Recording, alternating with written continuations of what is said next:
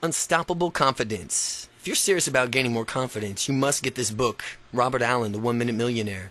This wonderful book will give you the boost towards success that you can make all the difference. Brian Tracy. Imagine having the confidence and courage to go after your goals, successful career. Part 1. Getting into gear. Why confidence matters. Without self-confidence, we are babes in the cradle. Virginia Woolf. Confidence matters more than almost anything else determining our success. Therefore, it's necessary to understand exactly how important it is. Why confidence is important? Confidence is vital because it's the difference that makes the difference. When people consistently take action and make the appropriate course corrections, they get massive results and achieve all their goals. However, if they lack the confidence to take action, they will stay stuck. It would be no different than if they had no dreams or no goals at all. And after all, what's the point of wishing for anything if you don't pursue it? Having confidence, especially when it comes to having the ability to communicate, is absolutely essential. Without it, people don't communicate effectively. The degree from which you are confident and communicate well with others is the degree from which you will succeed in life, no matter what context you're referring to. Business, family, friends, in which you'll experience in your career and so on. It is directly proportional to the degrees from which you will experience a rewarding and fulfilling life. We are naturally drawn to confident people. Imagine what it would be like to have people coming up just wanting to meet you simply because you're so confident that you automatically make an impression in their minds of being somebody different. Imagine how it feels to exude attractive energy, one that radiates out with and attracts people to you. Confident people appear to be more credible. Being confident will immediately turbocharge your success in the business and relationships because you will come across more credible. If people ask you a question, you look at him or her straight in the eye, you have confidence and physiology, answering with an authoritative tone. It took a few blown real estate deals for me to learn this lesson the hard way. After all, if you don't project that you believe in yourself, how are investors supposed to believe in you? Confidence can make your dreams come true. Right now, as I write this book, I'm actually dictating it into an audio cassette recorder on a beautiful Thursday afternoon in Oregon, and I hear geese quacking in the background. It's a beautiful blue sky reflecting off a lovely pond. It's a puffy cloud kind of day, and there you want to relax and enjoy yourself, but it is because of using these techniques I'm prescribing that I'm going to be able to do so. My journey to unstoppable confidence. Now, before you think I was always this confident, let me tell you my story. I share this miserable tale of shyness and let you know that no matter how shy or unconfident you are now, you can improve and become more confident. My shy self. I had always been a shy child, continuing to shy's into my shy young adult. I had a small, select group of close friends my entire life. I've never found enough confidence to introduce myself to strangers, and it led to a serious difficulties for me in dating and having relatings to women. And my friends and I excelled in school. It was our main focus, yet in the back of my mind I knew that I was missing out on something when all the other people in high school were going out on dates. I thought to myself, man, it must be different, or what's that something that must be wrong with me? Consequently, I found myself rationalizing that I could be a great Lothario, if I chose to, but in the main area of concentration and excellence was school. However, deep down I secretly desired to trade places with some of the other kids, just to experience what it was like to go out on a date, and even be comfortable with someone of the opposite sex. And the more I thought about it, and how much fun they were having, hanging out, and having normal teenage experiences, the worse I felt about myself. And it was as if I lacked the ability to really connect with other people on a deep level. Searching for the new way to escape, I turned my studying event harder into burying myself in the books, and at that time it was all I knew how to do. Now, in reflection, I can easily see that there were other choices available at the times, and we always have options, and it's important to be able to recognize many of these possible, and then naturally decide for ourselves which option suits us best. In 4 years of high school, I went to exactly one date.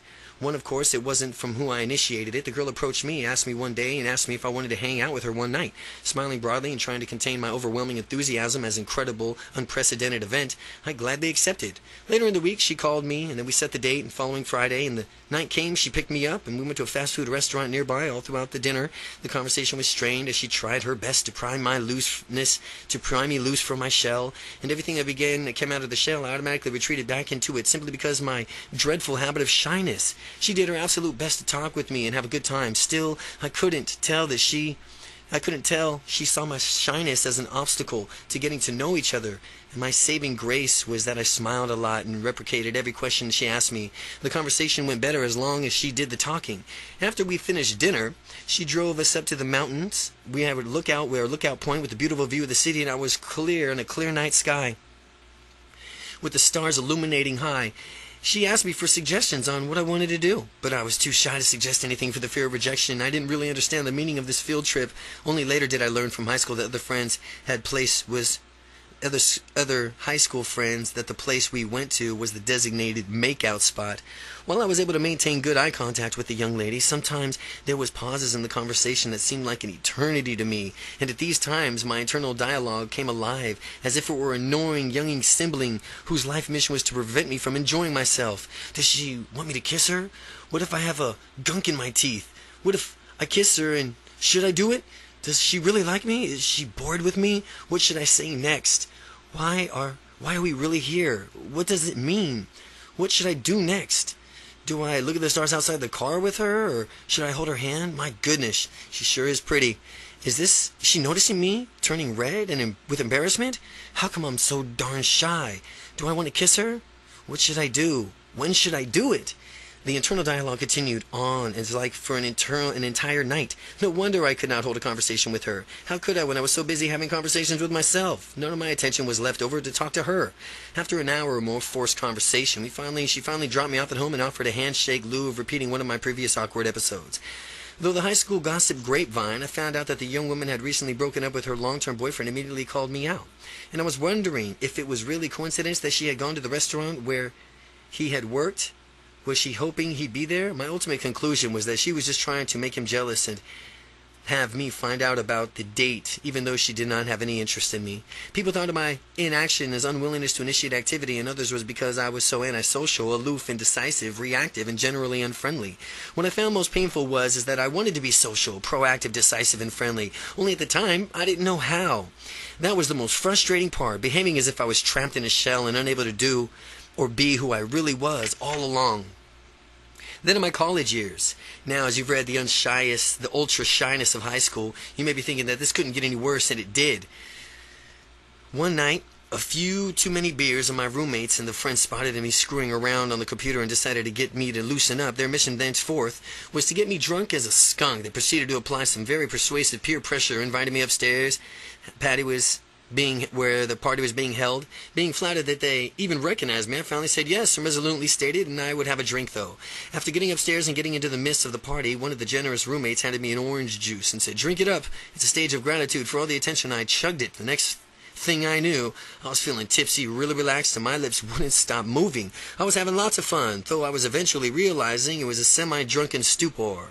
I figured out that the orange juice was spiked with alcohol. However, I was finally feeling accepted, so I chose to drink some more, and it was my first experience with alcohol. I found out I quite liked being able to drink to the point of obvious inebriation, since it allowed me to relax and stop being so shy temporarily. After the great first drinking experience, I decided that I liked it, and I did a lot more. Then, when the weekend came, I talked to a number of people to find out where the party was being held. Once the party, I proceeded to get seriously drunk. My faulty logic was that if one beer was good, then 2 beers was even better. By following this logic, and by following it, I was drunk in no time, and I transformed myself into a shy wallflower who spoke to no one, into a raving, whirling dervish of humorous drunk who spoke to people, told jokes, laughed out loud and long, and had a great time. But it was at these parties that my friends had to tell me it was time to go home. But I never wanted to leave. This was my escape from the shyness, and I wanted to last as long as possible. I needed it to last as long as I could make it. That was why I was metaphorically playing the doctor, prescribing alcohol to myself and self-medication for my shyness. And at this point in time, you'd be wondering whether one of the unstoppable confidence techniques to get sloshed and drown out the shyness with alcohol. The answer is no. It's just that at that time I didn't realize that there was other ways to overcome shyness, and as a result of these parties I woke up in strange places, forgot what I had done previous nights before I was drunk, felt miserable, hangovers still in my mind. Drinking was my ticket out of shyness, and what I hadn't realized was that I had other options. But without these other options to be more confident, I did the best I could with what I knew, and that, unfortunately, was to drink to excess. One day after having miserable hangover, I crossed the threshold and I knew it was time to stop. I decided that there was another way, and after all, I'd seen other people who behaved confidently without resorting to getting smashed. I decided I'd find out just what it was that they were doing. My search for solutions. My search for solutions began as I searching for answers. I found myself reading a number of self-help books. From the self-help books gained a little knowledge, useful exercise, and enhanced my confidence in myself and allowed me to relax in the presence of others. Finally, I promised myself that I would become confident in whatever I wanted to do. And I was fiercely determined to gain confidence, ultimately in the experience of breaking out of my shell that made it possible. Specifically in the case, I was talking to women. I decided I would approach every single woman I saw. At first, it was simply smiling at them, and you know what? They responded. Not all of them, but enough to encourage me to expand my comfort zone a little further. The small success catapulted me into the next step, expanding my comfort zone. Next, I would approach women and simply say hi. Again, the slight widening of my comfort zone encouraged me, and after all, I was an adult and had to take care of my confidence myself. I had two choices. I could either retreat back into my comfort zone and be shy, blaming someone else for making me that way, or I could take responsibility and go for it. Then my confidence really grew. I got to the point where I could meet women and gain instant rapport with them, conversation with ease. Following your dreams. Following your dreams confidence ultimately gave me the ability to leave my job and start my own business. Confidence is what I needed to follow my dreams.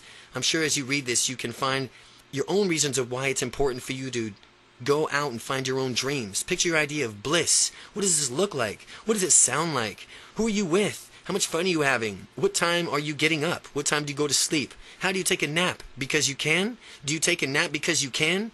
No matter what your dreams are, when you use the techniques in this book, you'll develop an unstoppable confidence to go after those dreams and make them a reality. By keeping your vision in mind, imagining it vividly and regularly, you automatically teach your unconscious mind to lead you to that day. And won't that day be wonderful? Chapter 2. Origins of Confidence. Courage is resistance to fear, mastery of fear, not absence of fear. Mark Twain. Up until now, how have you thought of yourself? Were you shy like I was? Were you tentative? Lack of confidence usually comes from one of the following areas. Lack of confidence usually comes from society at large, your parents, school and your peers, and then mass media. Well, in addition, you may have become shy because of hypersensitivity or even because you believe that you were born that way. In this chapter, we'll explore the reasons you may lack confidence. In the process, we'll debunk the false premises behind these reasons. And if you have children, we'll discuss how you can prevent shyness from happening to them. You'll instill unstoppable confidence in them. Society. In many ways, society's conditions people to go with the flow, or you better accept what is offered and not to make any waves or go against tradition. Well, sometimes this is falsely interpreted as advice to not follow your dreams. If you need to step outside of what is normal or usual to pursue your dreams, then do that exactly. So society is not your influence. Parents. Parents can be a major contributor to your lack of confidence. Throughout life, their purpose is to teach their children, to help them to experience their full potential, to be who they were meant to be. Yet sometimes parents strip away the child's individuality and inadvertently instill what the child perceives as limitations. Parents often try to get the kids on conform to the view of what they think is correct. And how many times have you heard these following phrases? Act like a grown-up. Stop acting childish as if that were a bad thing. Be realistic. Or get your head out of the clouds. And you're such a dreamer. Or you can't do that. No one has ever done that before. Parents usually have positive intentions motivating their behavior, yet sometimes they don't communicate that. Take the phrase act like a grown-up. What does that mean? Well, to have all the limits most adults do. But not to play and experience pure joy like a child, to not learn, wonder, or explore. If that's acting like a grown-up, I'd rather pass. Or consider the phrase, stop acting childish. Well, the notion of exploring, laughing a lot, or learning a lot, or really what life is all about. So it would seem like kids have the right idea after all. By this definition, acting childish or stop acting childish, it's a natural state of humans actually. What's about the notion of being realistic? What does that really mean? Realistic according to whom? Well, how specifically should I be realistic? The phrase is ludicrous, and calling people dreamers or telling them to get your head out of the clouds does not help them. It only instills limits in them and helps to bring them back into the blind of what is socially acceptable. School. School has a huge influence over children. They're mandated to go. Teachers are powerfully authoritative figures. The peer pressure is extremely high. With all taught to fit in, everyone wants to fit in. So how does the school create a lack of confidence? One factor is peer pressure. Some kids make fun of anyone who does anything differently. School can also divide kids into different learning tracks, which is also unfortunate. Kids can be quite intelligent, much smarter than typically given them credit for. They understand the labels that go with different learning tracks, and they integrate these into their identities. The students labeled slow integrated this as a belief, I stink at math, and as they beliefs help shape their reality and their whole way of being. A research study shows in the 1960s showed that powerfully expectation influences and performances influences performance. One teacher was told her class students was exceptional, but the reality is they were standard across the section students with exceptional. Class performed exceptional that year, and the teacher commented on how eager the students wanted to learn and how much they enjoyed teaching. How much she enjoyed teaching them. The next year, another normal cross-section students in her class. The time, the experiments told that her students were poor performers. An exception to the beliefs and create a reality, the poor students performed awfully. And the same teacher who had just had the exceptional students a prior year remarked how awful the students were, how much they hated learning, and how much hard it was for her to teach. Now, we could take this idea and project only positive expectations onto our children. Furthermore, we can expect excellence from all of these people we interact with. You can expect excellence from everybody, and it will surprise you to learn how often people will rise up to whatever standards that you set for them. Mass media. A lack of confidence also comes from the media, mainstream media funded in advertising. Ultimately, it's out to get people to consume. Network television programs free because advertisers give them networks large amounts of money in order to introduce their products to the captive audience. Terrestrial radio is free for the same reason. Individuality is dangerous to these advertisers because when you think of for yourself, you can decide for yourself whether the producer is right, the product is right for you or not. You won't be buying for the sake of conformity and keeping up with the Joneses. It is to the advertiser's benefit if you lack confidence. They have tactics of telling everyone else that the product is there for them, and it must be as well. If it's for everyone else, they teach you to feel bad if you don't have their product. They teach you that life can become an instant party if you consume their product. My favorite example is that this is a stereotypical beer commercial. To watch less than healthy guy watching TV endlessly, you see him giving a beer and you already know what happens next. At least according to the commercial, life instantly becomes a party. Beautiful women swoon over him if he realizes he has his dream sports car. He's vacationing on a tropical island. He can forget about any of life's ordinary troubles. It behooves the media to do this to sell more products. Hypersensitivity.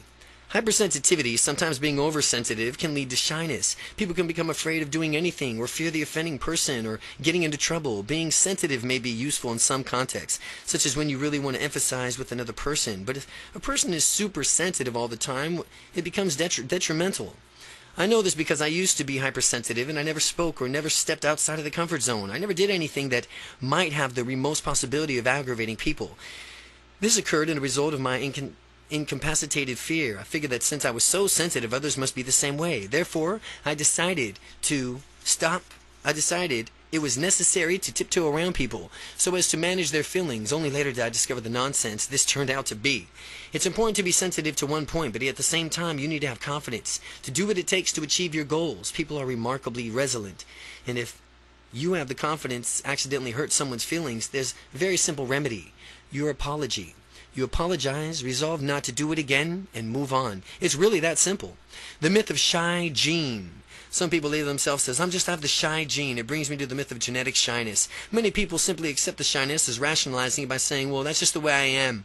Or what a loaded phrase. Step back again. That's just the way I am. Or that's just me. That's who I am. What a loaded phrase. These people need to stop saying that as if they are chanting negativity reinforcing mantra. The real secret is broken affirmations that keeps people stuck. The affirmation every day and in every way I'm getting better and better. What about that affirmation? Every day and in every way I'm getting better and better. It's famous affirmation by Emile Coe. It's an early self-help pioneer, and I'm shy because that's the way I am. That's also an affirmation. But it should be appended with the statement, according to me. You can decide that you were born with shyness, sure, but you can also decide that you could break free from it. And the myth that person simply is or is not shy is one of the worst myths ever passed from a disempowered people to the other disempowered people. Believing that your parents were shy and that's what caused you to be shy is no excuse. The same goes for kids. People do not become shy automatically. They are born. There's no shyness gene. People become what they've learned to behave and act like in a certain way. When I was shy around people, it was because I was in the habit of looking at a person and thinking he or she won't like me. This was always left in my mind. I was feeling bad inside, picturing the person rejecting me and feeling immense and paralyzing fears. Well, that was simply the way I've learned to behave. I only knew one way of behaving, but fortunately, I found more choices. Your parents may or may not have influenced you to be shy, but that's different from the inflicting that you is some untreatable genetic disease, which is really what this means when people say, that's just the way I am. The truth about shyness is, let me tell you the truth in the myth of I'm shy. It's an excuse that enables people to stay stuck. It is not straight. Shy is not straight. It's the only way of acting. And if you cannot act one way, and if you can act one way, that means you can act another way too. Shy is a behavioral mode. It's not an adjective or it describes a person. It's actually a behavioral mode. And it's not a state of being. It's a way of acting. And if you can behave in a confident manner too, then you can behave in a confident manner too. You always have the choice. People locked into that I'm shy excuses. They don't realize that they have a choice. Consider this. If you could choose your identity, if you could choose the way you see yourself, would you deliberately label yourself as shy, as a person lacking confidence, as hesitant and anything less than glorious? Absolutely not. And yet that's unfortunately what so many people do when they say, I'm shy, or I'm just not confident, or anything else of that nature. Therefore, it's important to avoid the phrase I'm shy. Worse than saying I'm shy, though it's talking about shyness as if some sort of disease or disorder. Yeah, he has a case of shyness. He has a shyness disorder. Well, that's the most ridiculous thing ever. If you walk into a room of shy people and bug that's flying around bites me, I do become shy too. No, that's a downright absurd. People don't go walking around one day and go, they crumple up to the ground and then get diagnosed with shyness. The fear and F-E-A-R, fear. Have you ever watched kids play? They really don't know to dig in and thoroughly enjoy themselves. They really know how to dig in and thoroughly enjoy themselves. When they're having a good time, kids totally embrace whatever they are doing in the moment with joyful abandon. Kids are true dreamers. Children, in essence, have not been trained yet to their own limitations the way adults have. In fact, children enter the world with only two natural fears, the fear of falling and the fear of loud noises. Aside from these, all other fears are learned. Human beings are magnificent at learning. Because they have learned from fear things, aside from the only two natural fears, you can naturally empower yourself to move past your fear by learning new ways of behaving. A study is conducted among adults to research their greatest fears, and the fear of public speaking rated highest other than any other fear or of death. This is irrational. Being more afraid of public speaking than of death is a direct result of learning to fear something that does not need to be feared. Fear can be characterized in an acronym. FEAR, meaning false evidence appearing real. False evidence appearing real. Fear. When people realize that public speaking is simply a process, not a life or death event, the false evidence disappears with it and goes the fear. With the fear gone, people can be in their more natural, confident selves. Confidence is our natural state of being. It's a state of confidence. Should we be natural in a state of being? The fact is that we were born and simply not self-conscious. It's not like we popped out of the womb and say, oh, I'm naked. Could somebody please give me some clothes here? Oh, I'm shy now. Oh no, everybody, look at me, I'm naked. Children are already in their natural state of being, absolutely confident, full of wonder, ready to explore the world around them. What if we were to adopt that same childlike attitude for going after what we wanted to in the world? When you were first born, did you immediately stand up and start walking around, though it were not completely normal to you? Obviously you did not. Well, neither did I, and neither did anyone else. In learning how to walk, children take that attitude. Hey, I'm going to do that walking thing. And I see others around me doing it, so I know I could do it too. I'm going to persevere. It didn't matter how many times I fall down. It didn't matter how many times I got up. All that mattered is, it only mattered that I just kept getting up. And if you get the chances, watch kids as they begin to walk. They crawl around, stand up, wobble, wobble, fall down, then they do it again, over and over again. Kids continue doing this until they learn how to consistently walk. Nothing will stop them from learning how to walk. When you have the same attitude in going after your goals, nothing will stop you from achieving them. What if kids infected you with the same useless attitudes of some adults have? What if kids were infected with the same useless attitudes? If we try something, it doesn't work, we just give up. We'd all have people who refuse to walk just because they didn't get up perfectly when they were kids. They tried it once and they didn't even work, or try it again, so they gave up and decided they weren't going to be walkers. Can you picture a little baby with his arms crossed, pouting, scowling intensely just because he took the lackadaisical adult attitude? If something didn't immediately work, then he just gave up? Can you imagine a little baby saying, in a snooter manner, "Walking isn't for me, I do other things. I tried it once and it really was not cut out for me. Walking isn't for me." Kids kept going on until they mastered their skills. That's what they do. We as adults need to learn from them and keep that same attitude that kids have towards learning and walking.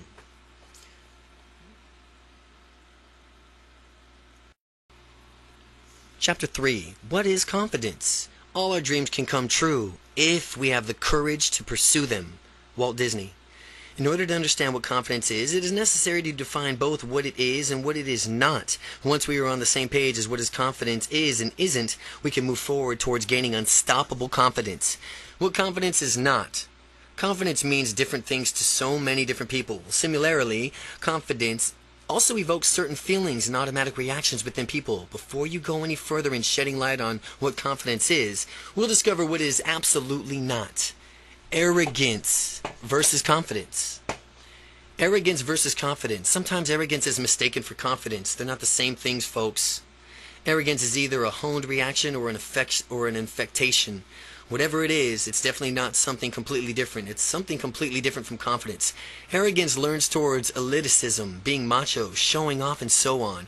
Have you ever seen those really huge guys with bulging muscles, the ones who are overdeveloped to the point that they find it necessarily to thrust their chest out and swagger in the utmost cocky way? This is an example of arrogance, but not true confidence. It is from what they consider themselves better than everyone else, solely because they're so large. True confidence comes from within, and when you realize you are confident, you do not feel the need to proclaim it to the world. Now contrast the example of arrogance with the following example of true confidence. Stop for a moment and consider the famous muscular movie star Arnold Schwarzenegger and Sylvester Stallone.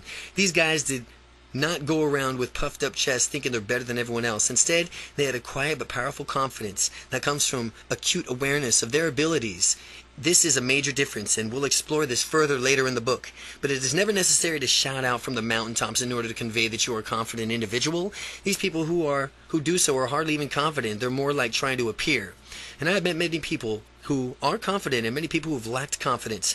The truly confident people have a similar trait. It's that their confidence came from within and it did not have to be voiced.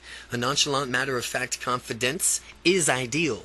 It's just a nonchalant, matter-of-fact confidence. Now, there's no need to brag about one's accomplishments. Those who brag are the only ones making their insecurities about themselves. Allow your results to speak for themselves. Action speaks louder than words. So, take your confidence and make it happen. If someone has to continually broadcast his or her confidence, it really makes me wonder. It seems that this person is not really confident at all. Instead, this person is often trying to convince himself or herself by proclaiming it to the others. In his or her own mind, this helps it more official. Makes it more official in their mind. But the person trying to gain confidence in an ineffective manner. Confidence comes from within, and when you believe in yourself, others will believe in it too. This is a universal law and a secret known to all leaders. It does not work another way around, no matter how much you would prefer it to. There are far easier and more effective ways to skyrocket your confidence than waiting for others to believe in you. You will learn them later on in this book as well. Now you have belligerence versus confidence. Now let's talk about the difference between belligerence and confidence. Using relationships as an example, sometimes women are apparently attracted to jerks. And I'm not sure many of us have seen the examples in our lives, or perhaps what someone has currently done in this situation on the surface. The jerk exhibits some bad boy traits that some women may perceive as confidence. The jerk is probably convincing himself that he has it all going on. What masquerades as confidence to the jerk is belligerence. This presents oneself in a form of super aggressive attitude. You can and should always assert yourself whenever you deem it necessary. However, this does not mean bullying people, treating them badly, or trampling all over them. Belligerence is what makes a jerk just that. The jerk is abrasive and cares little for the relationship he forms with others. Instead, he chooses to bulldoze his way through life. True confidence, however, allows to go through life easily, effectively, getting results that you want, to make people feel good when they have dealt with you. People making people feel good even if it's for no reason other than just because you can. The true confidence comes from within. Now take a moment and think of an area of your life where you may be confident and ask yourself this question. How do you know that you are proficient in that area? Name that area. Again, how do you know that you are proficient in songwriting, proficient in breakdancing, proficient in music? How do you know that you're proficient in dancing, period? And being completely honest with yourself, supply an answer. And if you absolutely know that you are proficient in the area you choose because your own thoughts are filling a belief system that you told so, congratulations! You are really confident in that area. Now, if you were not sure about the proficiency in your area or that you had to rely on external confirmation from your peers, spouse, supervisor, you are not quite yet as confident as you can be. Well, by the end of this book, after doing the exercises, you'll be right there. When you have done all the exercises completed in this book, you will have the true confidence that comes from within.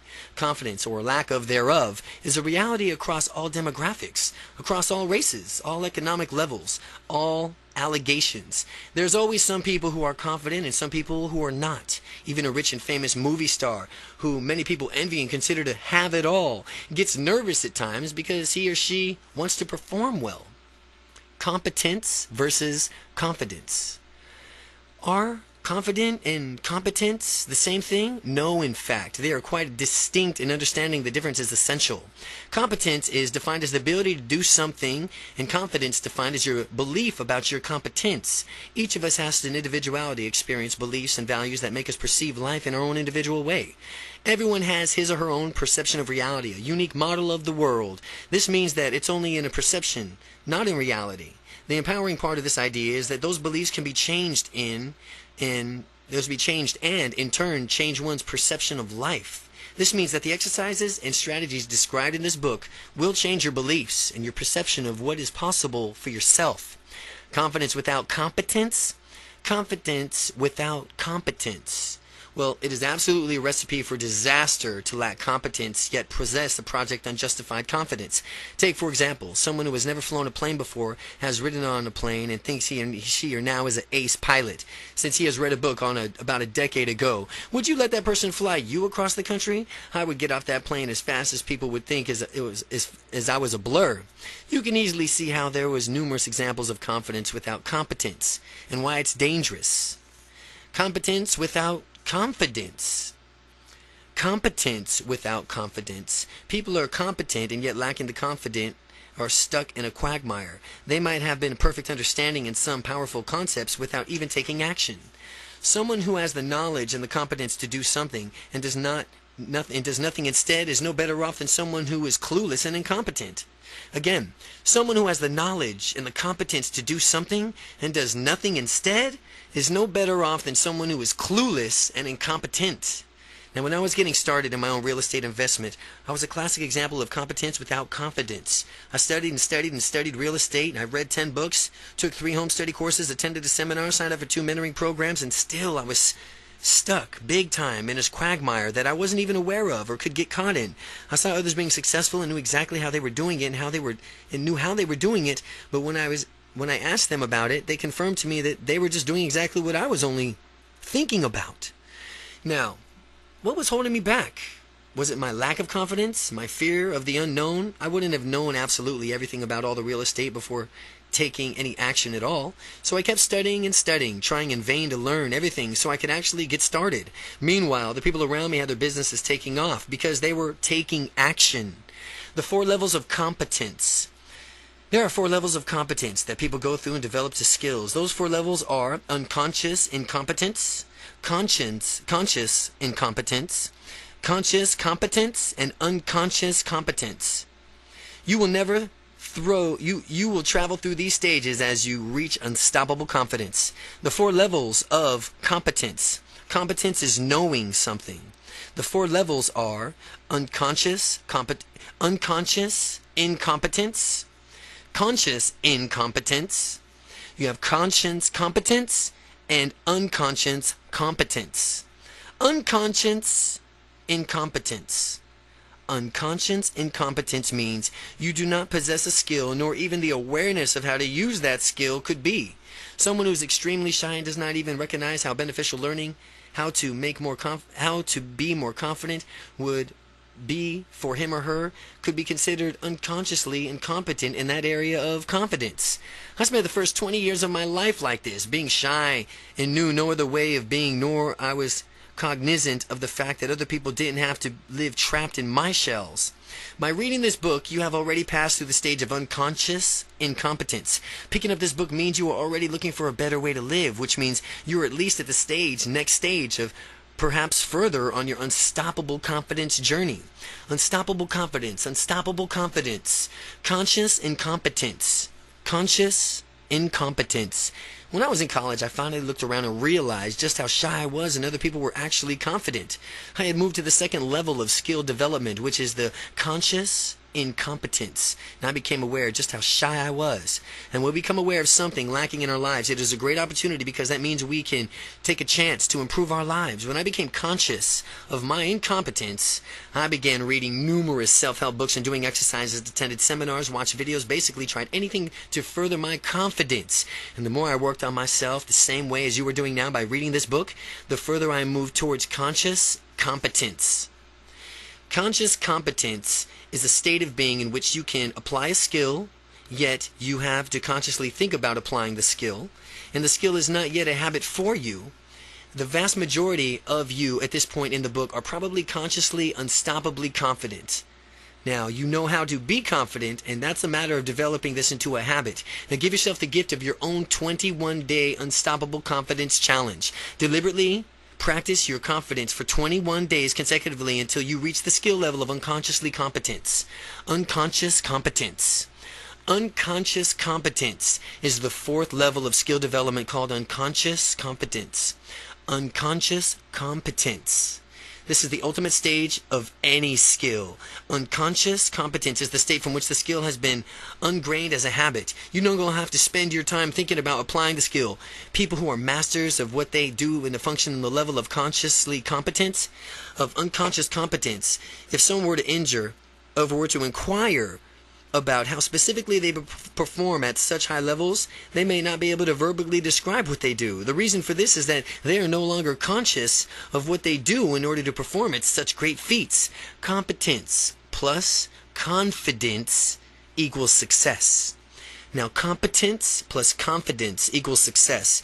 Being unstoppable means you have both competence and confidence and going for it. This is what this book is all about, having competence and confidence. And when you have the competence to do what you want and the confidence to follow through and take action, you're going to be unstoppable.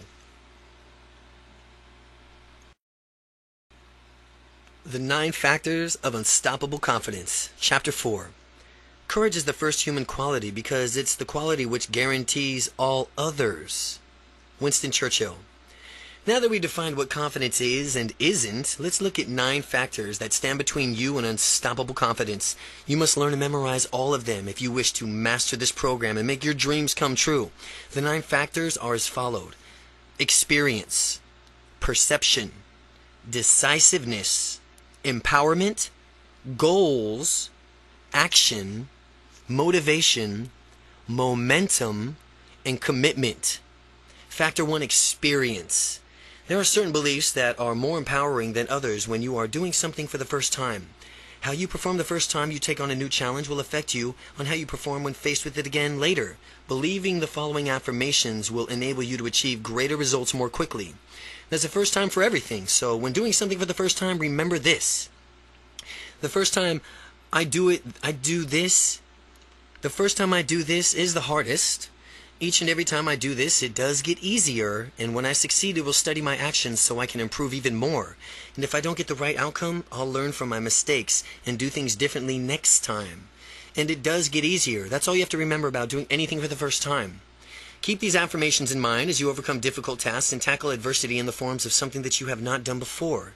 The Confidence Success Cycle. In this book, I've given you many generalizations about confidence, and it's important to define what confidence means to you specifically. Now, what do you expect to see, hear, feel when you experience confidence? The reason it's important to know is that so when you achieve the level of confidence you desire, you'll know when you've arrived. With ultimate confidence in yourself, and other people will believe in you too, also your belief in yourself will increase exponentially as others come to count on you. You will also have confidence to risk stepping outside of your comfort zone, and you will also find yourself achieving things that were previously impossible. This in turn will give you more confidence, and others will believe in you even further.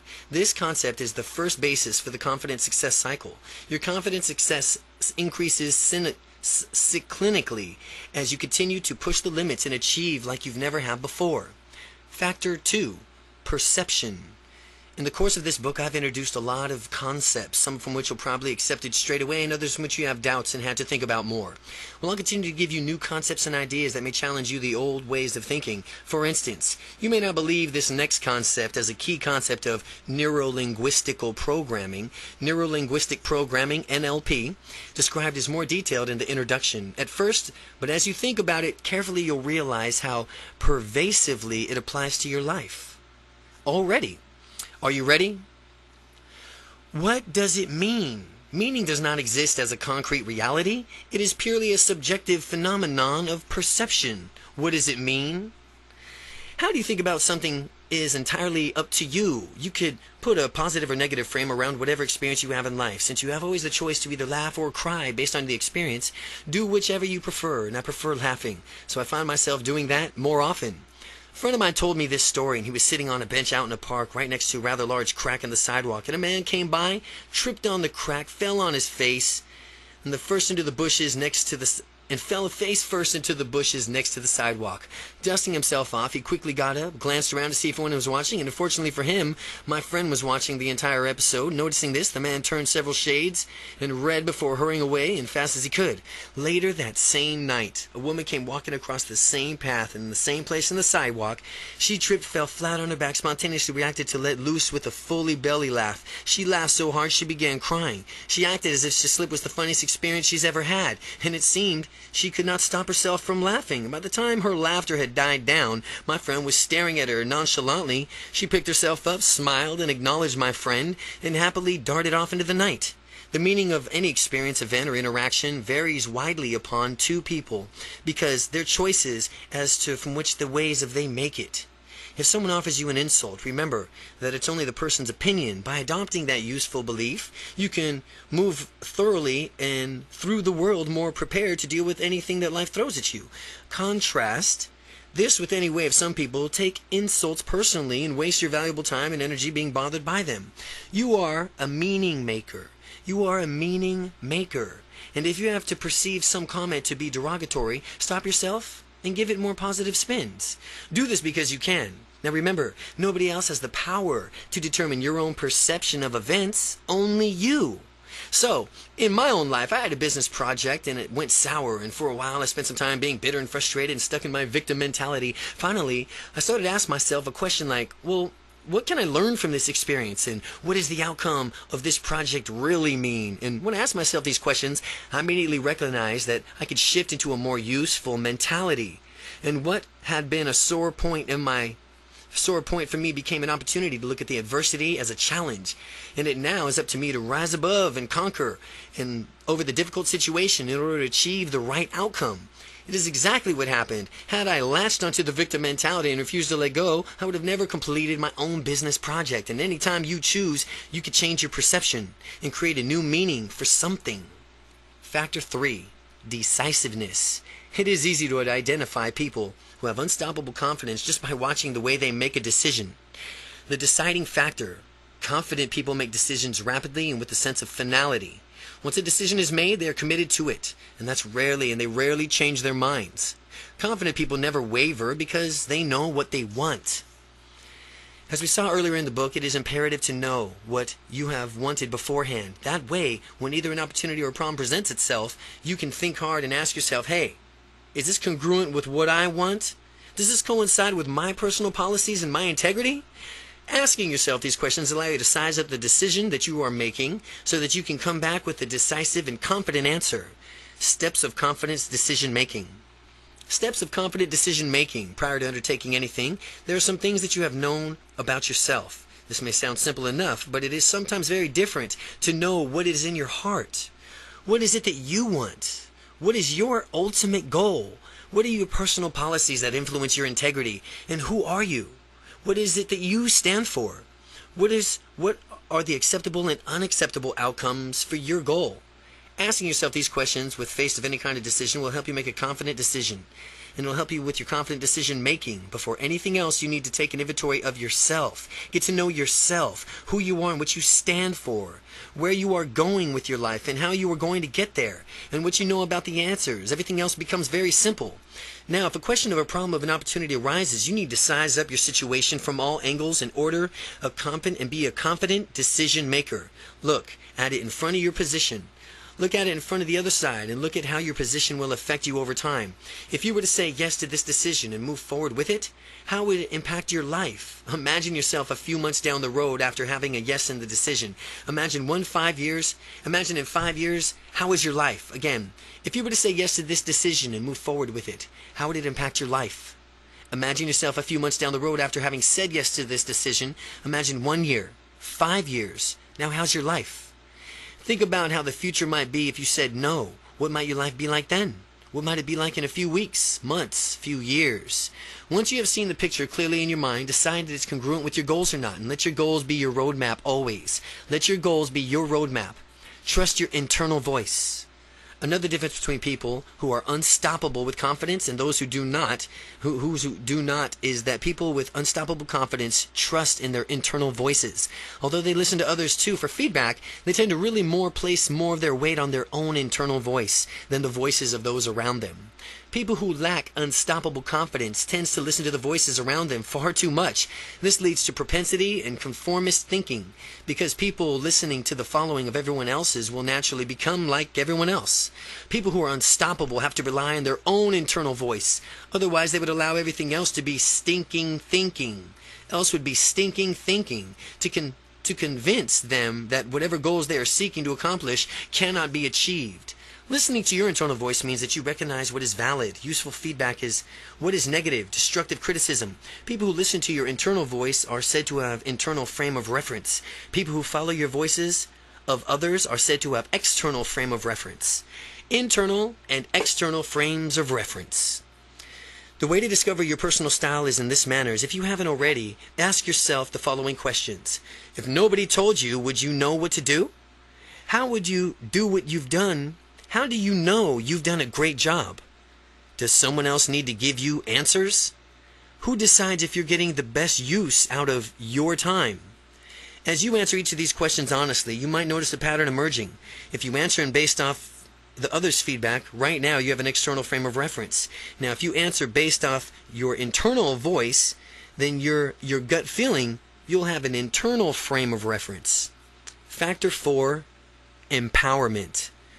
When you are unstoppably confident, there is a powerful difference between you and the normal population. The difference is control. You have more control over the environment, over the emotional state, over your beliefs, ultimately over your actions. That is the simple difference between people who are empowered and people who are not. People who are not empowered have excuses, control. People who are not empowered have all the reasons why it is impossible to be, to do, or to have something. Those who are unstoppable realize that everything that you want to do is under their own control. They are the masters of their own universe, and they don't know how to do something. If they don't know how to do something, they realize that there's some other resource that will teach them how to do it. And I like to think of myself as a reverse paranoid. A reverse paranoid is a person who thinks that the universe is perfect and that everything on the planet wants to help him or her achieve his or her dreams. I'm a reverse paranoid. That means that I believe that the universe is actually perfect and that everybody on the planet actually wants to help me achieve my goals and dreams. By the law of reciprocity, in order to fulfill my dreams, I'm going to help others make their dreams come true. The universe works for such rewards for those who serve others. The greater of the energy is that you put forth, coupled with the service you provide to others, the better the result you will enjoy when you ask yourself, how can I be of service to others today? How can I be of service to others today? How can I serve this person I'm talking to today? Always contemplate that. When you ask yourself that, you will experience a paradigm shift of great proportions. Greater empowerment equals more choices. Empowered people simply have more choices than dispowered people. People who do not allow themselves to find other choices available to them are likely to become disempowered. Although, always contemplate the number of choices that you have in any given situation and do your best to generate more options. Perhaps there's an option that you have thought of that you would like to have as ideal. All you need to do now is empower yourself to think of the solution and then act on it. With greater empowerment comes truer sense of freedom because you have the liberty to choose from more options. Adding more options to your life. There's an easy way to add more options to your life. Pay attention to people who use language. Language indicates how they view the world. It can easily empower us to limit us through what we say. Some people use their language to try to force limitations on you. Anytime someone offers you two choices, beware. Ask yourself if there are any choices that have not been mentioned. Is there anything stopping you from choosing your options? The more options you make, the more empowered you are, which means you will have a greater chance of success. Salespeople are taught to intentionally use their language to limit our apparent choices. For example, let's suppose you found a certain model of automobile that you like, and the salesperson might say something like in the effect of, well, now that you've decided on this car, would you like to pay for this in cash, or do you want to finance it through us? The question automatically assumes that you're going to purchase the car, and with the only remaining detail being now specifically of what you want to, or how you want to pay for it. Even if you did want to purchase the car, there might be another payment option that the salesperson's limiting statements hasn't covered. What if there was a hybrid part cash, part financing option? That is not reflecting in the salesperson's statement, is it? Well, here's some questions to generate more options when you're presented with only a few options. Well, what's stopping us from doing both? Or all? Or is that all the options only? Or what other options haven't we examined yet? What other options haven't we examined yet? Are these our only options? Disempowered people simply find themselves to lacking choices, which thus compelled to enact upon their addictions, not only of choice, but of our sheer necessity. Even if we were to consider psychopathic criminals, they appear as if they are forced to perform these evil deeds. In interviews, they often reveal how they went to great lengths to cover them up, as they did because they internally understood that it was wrong. Inevitably, the question gets posed to them of why they perpetrated the violent acts. As if they could truly understand the acts were immoral and wrong, they acknowledged that while they knew it was wrong, they felt as if they had no other options and their criminal acts were their only choice.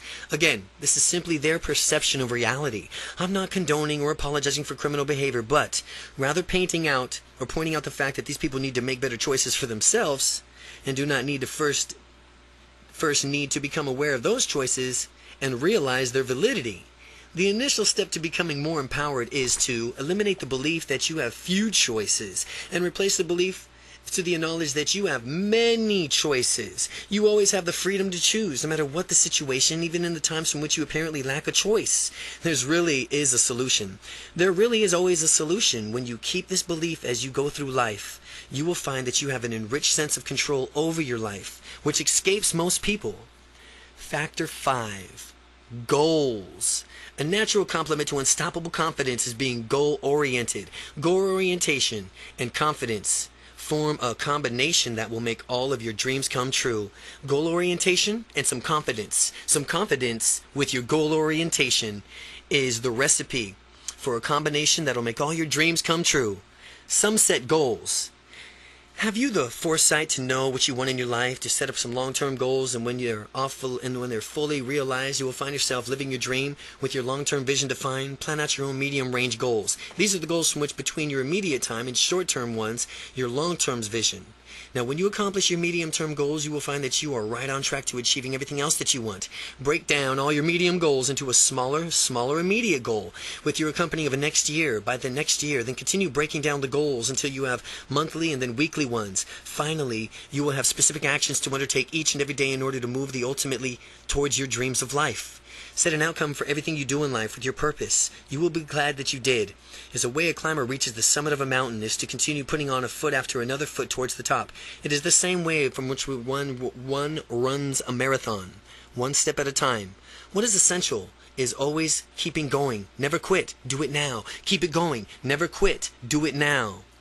At Harvard studies on goal setting that took place in the 1950s, in a Harvard study, there was a following study in the 1950s, and it followed up in the 1980s. The study is that in the 1950s showed that 3% of the respondents had set goals at the time of their graduation. By the 1980s hit, this 3% was financially worth more than the remaining 97% combined. Again, by the 1980s, the 3% was financially worth more than the remaining 97% combined. Now, these people had focus and direction, and these were displayed by setting their goals. To gain the maximum benefits from this book, you've got to set goals. We will begin this journey when we're taking together by setting goals in your own personal growths. Now, outcomes versus goals. Outcomes and goals are similar in scope, but they have subtle differences. Goals typically have weightier stakes attached, whereas an outcome is a mini goal. An outcome is a mini goal from which you desire from a particular situation. A goal is a dream with a deadline. When you hang out with your friends and the outcome is simply to have a good time, you don't have a goal when you're hanging out with them, but most recent goal in life is to sell a certain number of copies of this book within the next year. The magnitude of this goal, of this outcome, differ. Though outcomes are much smaller in scope, they are still very useful. By identifying what you want out of any activity or interaction, you will much more likely be to obtain it. Now, if you didn't know what I wanted out of this interaction or activity, would you know how to proceed? I wouldn't. Well, after you decide on your outcome or goal, figure out what it's going to take to accomplish it. Now, what kind of person will you have to be in order to make these dreams come true? Again, when you got your goal in front of you, you have to figure out what it's going to take to accomplish this. And what kind of person do you need to be in order to make it come true? And once you know, commit to becoming that kind of person. Smart questions for making smart goals. Smart questions for making smart goals. Stop for a moment and answer these questions. Smart questions. S.M.A.R.T. S.M.A.R.T. Goals. What do you want to get out of this book? What's stopping you from getting this right now? What's important to you about achieving your goals? What will it be like for you to have accomplished the unstoppable confidence? What will having unstoppable confidence do for you? Are you ready to eliminate all your fear, uncertainty, and hesitation and doubt forever? How will you know when you have unstoppable confidence? Well, after answering these questions, you are now ready to set a SMART goal for yourself. The acronym SMART stand for SMART. Specific, measurable, achievable, realistic, timed. Specific, measurable, achievable, realistic, timed. SMART. Specific makes your outcome specific when you state when you will see, hear, feel, and experience it. This will help you provide points from you can check to verify if you have undoubtedly achieved your desired outcome. A general outcome may be, well, I want to get confidence out of this book. And that does not work as well as following up specific outcomes. I want to gain 2 specific strategies from eliminating my fear of changing jobs and gain confidence in knowing I will succeed at whatever I have a job. Succeed at whatever job that I have. Measurable. Measurable. Your outcome is measurable when you have a clear way and know whether you have met it or not. An immeasurable outcome is, I will become confident by the end of this book. I'm using the techniques described in its pages. While confidence is sometimes difficult to measure, you can get creative and find ways to do just that. A more measurable outcome is, I will make direct eye contact with people in my new job. I will maintain confident physiology, posture, and bearing. And I will be more outgoing by initiating conversations with my coworkers. Achievable. Achievable ensures that your outcome is achievable. What is physically viable for you to accomplish? Ensure that you have a good likelihood of success. Remember that while you are unstoppable, you can achieve anything you desire, but you must simultaneously plan a smooth progression, driving a movement from point A to point B that stretches your comfort zone as you march towards success. Avoid setting yourself up for frustration by setting out outcomes that is unattainable in a realistic time frame. Plan your progression, know the small steps, and along the way you will be led to your ultimate goals. Achieving goals. Achieve them and reset your goals even higher. And if you feel like the shyest person in the world right now, setting goals to instantly be the life of the party will only set you up for a rude awakening. You can and will be the life of the party if you want, eventually. But first, with these early steps, like talking to strangers and confidently asking about how are they doing? How are you guys doing? How are you doing? When you start there, that's the way it goes. Realistic. Realistic outcomes are outcomes that are, by definition, obtainable. And if you want to grow wings and fly, that is not going to happen. Asking for an unrealistic outcome is sets you up for a failure. Now, when you set realistic outcomes, you will be proud of yourself when you achieve them. Before Neil Armstrong landed on the moon, few people in America believed it was even possible. However, when a team of U.S. scientists knew that it would work in theory to do this to the very end, they designed the Apollo missions, which went to the moon, and the rest is history. As long as your outcome has a basis in reality, the theoretical feasibility, it is realistic. Timed. Make sure your outcome is timed by attaching specific deadlines to the accomplishment.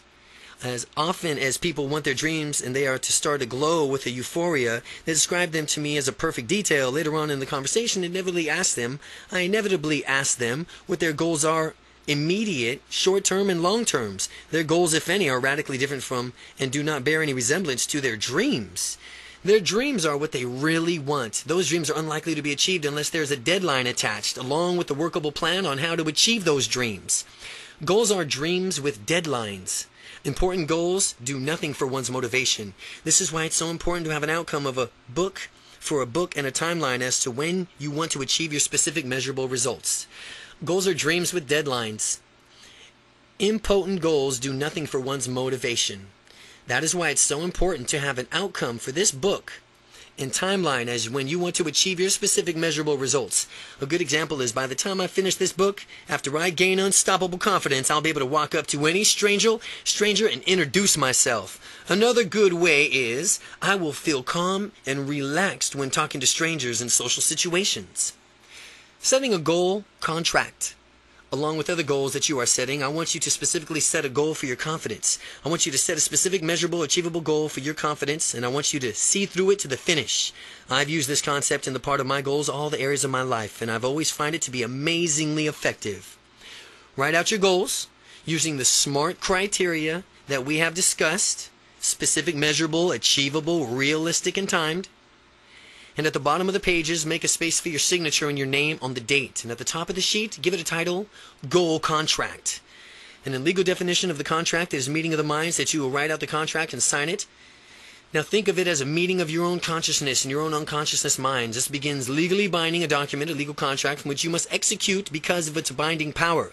Whether it's asking someone out for a date or demanding a raise from your boss, I want you to make it a goal to assert yourself confidently in at least one area of your life by a certain date near the future. Now remember, you're under contract now. Factor 6, action. Two young women both attended the same graduation class college 15 years ago. Samantha became a lawyer, and Kathy became an engineer in a high technology field. They are both proud parents, successful careers, faithful marriages. They own their own homes and by all appearances seem to be leading happy lives. The only thing missing is a sense of fulfillment in their careers. While they're both technically successful in their careers, they're equally disenchanted with them. Samantha does not find what she is doing fulfilling, and neither does Kathy. They do not eagerly look forward to work every day. 15 years later, however, something inside of them has changed, and they no longer find their careers rewarding. They both would rather pursue their true passions. Samantha has always loved baking and wants to open up her own bakery, and she learned how to bake as a child and has always enjoyed it. Samantha knows that she could do her own bakery and it could be a smashing success. She's envisioned it and people coming up from miles around to purchase her baked goods. Kathy has always loved music. She grew up listening to music. Every spare moment she could, she was singing in her church choir. She currently sings in a women's group, yet she visualizes what it would be like for her to be a pop singer with her own CD, performing for vast audiences across the country. Fast forward 5 years. Samantha, while still yearning for her bakery, she's taken no action to actually make her dreams come true. And during the days she passes, she feels like she's wasting time in her life, in her job, in someone else's dream. Instead of jumping out of the bed morning, she has to nag herself internally until she rolls out of bed and heads into work, and she yearns for Fridays, absolutely despises Mondays, spending the majority of her time waking hours doing something that she finds despicable. She finds as if she's wasting her life. Kathy has taken tremendous action in her past 5 years and consequently has an album out, tours the region, has the kind of fan responses to create sold-out shows. The ideal lifestyle that she dreamt of 5 years ago has manifested itself through her efforts. She cherished each and every moment of her life. Her time was been spent on stage singing the time she feels her most alive. She doesn't just exist. She knows she's living well. It seems as if her life is better and getting better every single day. Sure, she has her struggles launching her own new CD and getting her name out to be recognized. She has countless people to tell her so. In fact, of defeat, she persisted too. She never quit. She would have been easier to stay in her old job, and yet it would have been tremendously unfulfilling. Kathy paid the price through her commitment to live her dreams. She ultimately made her dream come true. Samantha and Kathy both had dreams and visions for their respective futures. Kathy took action and fulfilled her dreams. Samantha did not. The difference between the two is that Kathy had the confidence to put her plan into motion and take action. Samantha lacked the confidence, but the techniques Kathy practiced, combined with attitudes and beliefs she and other successful people hold while they pursue their dreams. These can be learned and put into use. Most successful people may not consciously be aware of these techniques, but it is subliminally applied techniques like these that can help you, and like them, achieve their intended results. Put it into action. Put it into action. Confidence comes by finding out what specifically you want and making a plan to get it and putting your plan into action. If you're doing well, ask yourself, how is it that you're doing so well? And consequently, you will know how to apply yourself and do it even better. And if you haven't been getting the results that you want, evaluate what you're doing wrong. Adjust your behavior accordingly and do things differently. As much as I'd like to say that all you have to do is incorporate these mental techniques into your life and get confidence, the truth is that unstoppable confidence comes from doing. Unstoppable confidence comes from doing.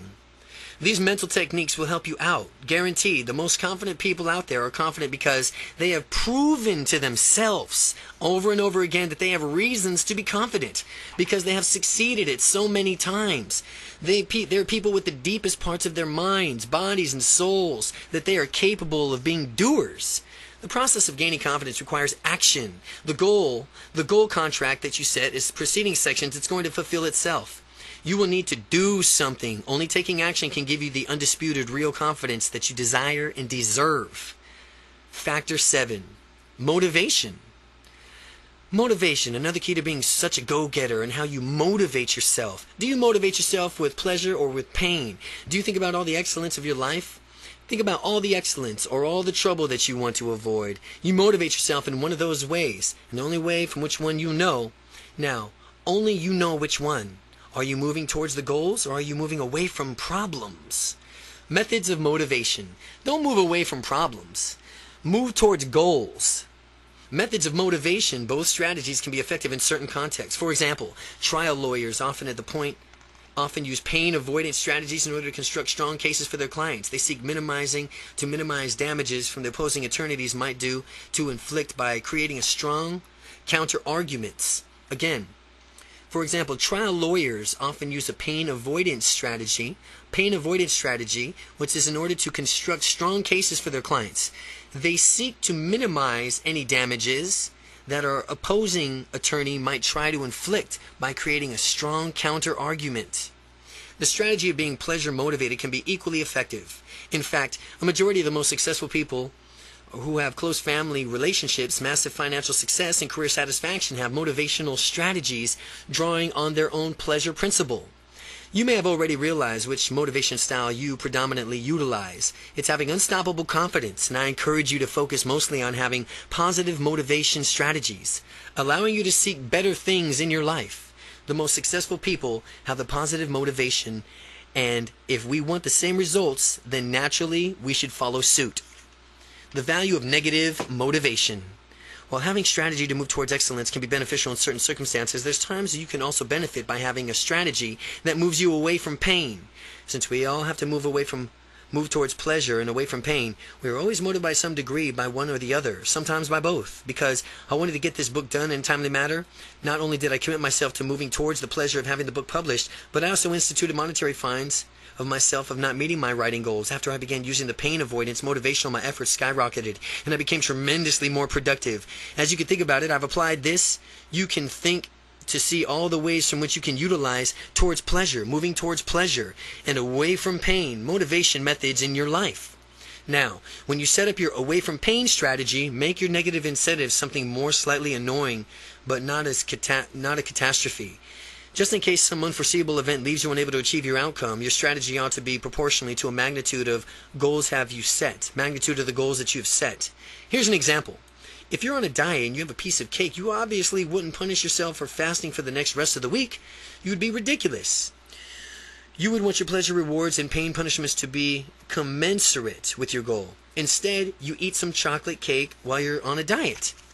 You might figure out how many calories are ingested, and next time you work out, you'll just burn that many extra calories beyond your normal workout.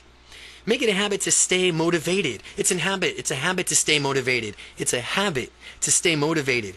Remember, people are becoming addicted to various things all over the time. Gambling, drugs, alcohol, a few of the many destructive addictions people have. The secret to aim for our addiction is a positive direction.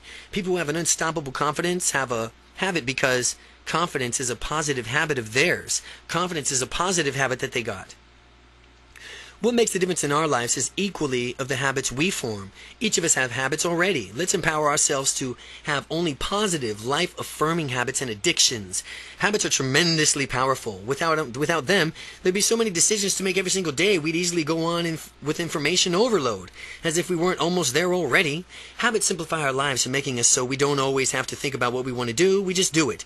And that's why it's critical to develop good habits.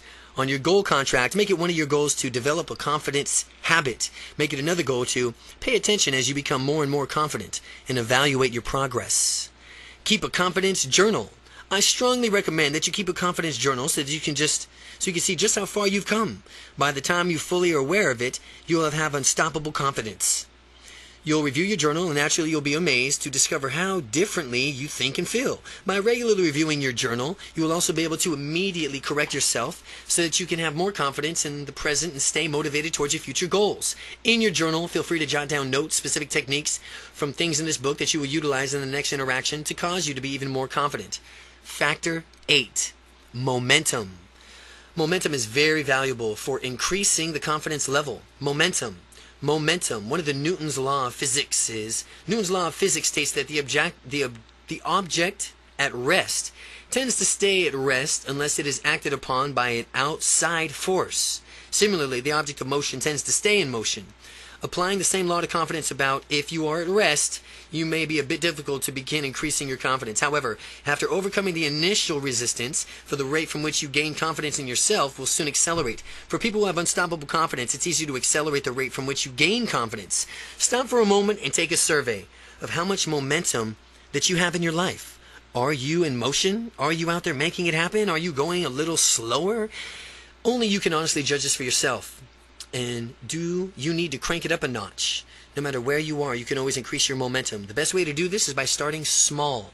As you continue to take small steps each day, you draw closer and closer to your goals. The small things add up, and it's pretty soon you'll be leading your life in the way of your dreams. After you're at the top of your mountain, having fulfilled all your goals, you can look back and you can say, wow, what you've done, and marvel on how all those small actions you took led up to this massive success. These small actions can be any number of things. They can be simple steps to educate yourself on the goals from which you're in your sights, buying books, attending seminars, and so on. The way I become a full-time, real-life estate investing entrepreneur was by subscribing to the aforementioned strategy. I learned a branch of real estate investing called creative real estate investing, and it requires neither money nor credit, because when I started I had neither, and when I did, to allow me to go fulfill full-time into the business was I had to read a lot of books, attend a few seminars in real estate, and made some offers on houses each week, and made calls to sellers after every single day, and work every day. Every day you are either moving towards your goals or you moving away from them. Personally, I would like to always be moving towards my goals. Momentum is infinitely powerful, and you can make it work for you or against you. So make it work for you. Factor 9. Commitment. Commitment. When people commit themselves to their destiny, they go for it, full tilt. Consequently, to achieve their goals, master motivational speaker Anthony Robbins says, Success is cutting off all of your options for failure. And as you realize what you're specifically wanting out of your life and decide that you're willing to pay that price to achieve it, you must be willing to commit yourself and cut off all options that lead to anything less than achieving your goal. Commitment is very powerful in fulfilling your dreams. Many people say, don't burn your bridges. It's just the opposite. I say, learn to burn and burn very well. Find out what you want to do, commit yourself 100%, and then burn away any options for failures. And ask yourself about all the excuses that might prevent you from accomplishing the goal. And after you do that, go through the torch of each bridge so that the only options is success. And because you've committed yourself to that result, when I left my corporate job as an engineer to a major semiconductor company, I committed myself mentally, emotionally, spiritually to living the lifestyle of my dreams by burning out all of my bridges, all of my ties to the company, potentially for getting my job back instantly vanished as options, potentially for getting my job back instantly vanished as options. Even if I went back to begging for my job, no job would be available to me. Success became the only option. You could do the same thing with your goal. Decide what you want, commit to it, and systematically burn all the bridges that might be standing in your way. Section 2. Gaining Momentum. Chapter 5. Confidence is a process. It's not what happens to you what determines how far you will go in life. It is how you handle what happens to you. Zig Ziglar. Confidence is not a thing, it is a process. You may still been thinking of confidence as something that you either have or do not have, but that's not the case. Calling something confidence is actually a misnomer. There's only such a thing as acting confident or behaving in a confident way or thinking confident thoughts. The same goes for any emotion, be it fear, sadness, depression, or anxiety. None of these are actual things. They are all results of processes, sequences of thought that you run in your mind. Up until now, you may not have been aware that you were doing this, but the vital point to realize is that you have complete control over these processes. You can decide whether mental processes are useful or which are not, and if they are useless, you can stop, interrupt, and banish them. By changing your language, you change your life. As we saw in the introduction, Neuro-Linguistic Programming, NLP, shows how language, both verbal and nonverbal, affects your mind. The language that you use to describe what you are feeling impacts your feelings tremendously. It is your knowledge and this awareness of these processes that gives you the power over them. When somebody says he or she is depressed, that person has done is built in the notion into his or her mind of that very being. People can't be depressed all the time. If they were, they wouldn't call it depression. It'd just be their normal state of being. Instead, people who consider themselves depressed should be saying, I run a process through my mind that causes me to experience certain feelings that I have collectively labeled as depression. The same goes for anxiety. Releasing the past. Think about who you were in the past, and who cares if you were shy, if you weren't confident in the way that you wanted to be. The past is behind you. There's nothing that you can really do about it now, and the best thing you can do is learn from it and behave differently in the future. To the end. And to that end, I want you to forgive your former self, being shy of not acting confident in the past. So often, people spend their valuable time and energy kicking themselves for the time and opportunities that they lost as a consequence of being shy. To stop now before you read any further. So stop now before you read any further. And if you were unconfident or shy in the past, forgive yourself now. Release all those feelings of negativity and frustration and anything bad you might have against your shy former self. Because that version of you is over. We're going to learn from the past and we're going to move on. Get rid of negative emotions. Getting rid of negative emotions. Let's begin to blow out all the negative emotions. A great place to interrupt and banish those useful thoughts processes is to consider the language that you use to describe them. Let's just say if you feared public speaking, you would have described as fears. If you say, I have a fear of public speaking, you are in a sense taking ownership of something that is just a mental process. What if you were to describe what is really happening and say, well, when I think about public speaking, I run a process in my mind that I have labeled as fear. How much does this change the things for you? How much better do you feel knowing that what you previously described as a fear of public speaking is really just a process that you can reverse? Beginning now to notice how you've been describing other negative emotions. Have you been saying anything like, I always get nervous when I talk with strangers, or talking to customers makes me anxious. I just feel depressed, or instead saying, I feel sad. Describe yourself for what's really going on. I choose to think in a certain way that results in my feeling sad or when I encounter a certain set of circumstances. It may sound a bit hokey at first, but as you continue to think about it and really dig into the meaning of that sentence, you will begin to gain a sense of how truly liberating this is. Add positive emotions. Now, after taking control of these processes, insert a positive emotion in place of the negative one. I have absolute confidence in public speaking. Try that one out. The negative processes it serves you. And if you catch yourself running in these negative processes, interrupt it inside of your mind and yell, stop. Make it a habit to stop the negative process and automatically start the resourceful. Chapter 5, Confidence is a Process. Part 2, Gaining Momentum. If not, what happens to the bitch better have my money voice to suit you. Congratulate yourself when you stop the negative processes and praise yourself when you start a confident process, because you get more out of what you reinforce. Praising yourself gives you the incentive to run the resourceful process. Naturally, you'll be more likely to do it again in the future. After all, you should treat yourself well. Some people have negative internal voices nagging at them all day. How awful would it be to live like that? Remember, the only person with whom you spend all your time with is yourself. So you might as well have a great rapport with yourself. Also, don't forget to congratulate yourself whenever you step outside of your comfort zone. Celebrate the successes and reward yourself accordingly. Consider the example of Janet, a rookie salesperson. Janet finds herself saying, talking to customers is scary. It's frightening to me. I feel fear when I go out and ask them to purchase my product, and I don't know what to do. What is occurring here is Janet has given up her personal power of using disempowerment language. And if we were to reward her language in a way that would allow her to easily change her perception of the situation, the translation would be, well, according to me right now, talking to the customers causes me to experience a certain emotion that I describe as scary. I choose to allow my customers to frighten me and feel something that I label as fear when I ask them to purchase my product, and I don't know what to do yet. Here is what Janet can do to immediately gain control of her emotions. Append, according to me at this time, onto every one of her sentences. This forces her to acknowledge that what she is describing is not absolute truth. It's not etched in stone for all time. According to me at this time, it's not the absolute truth.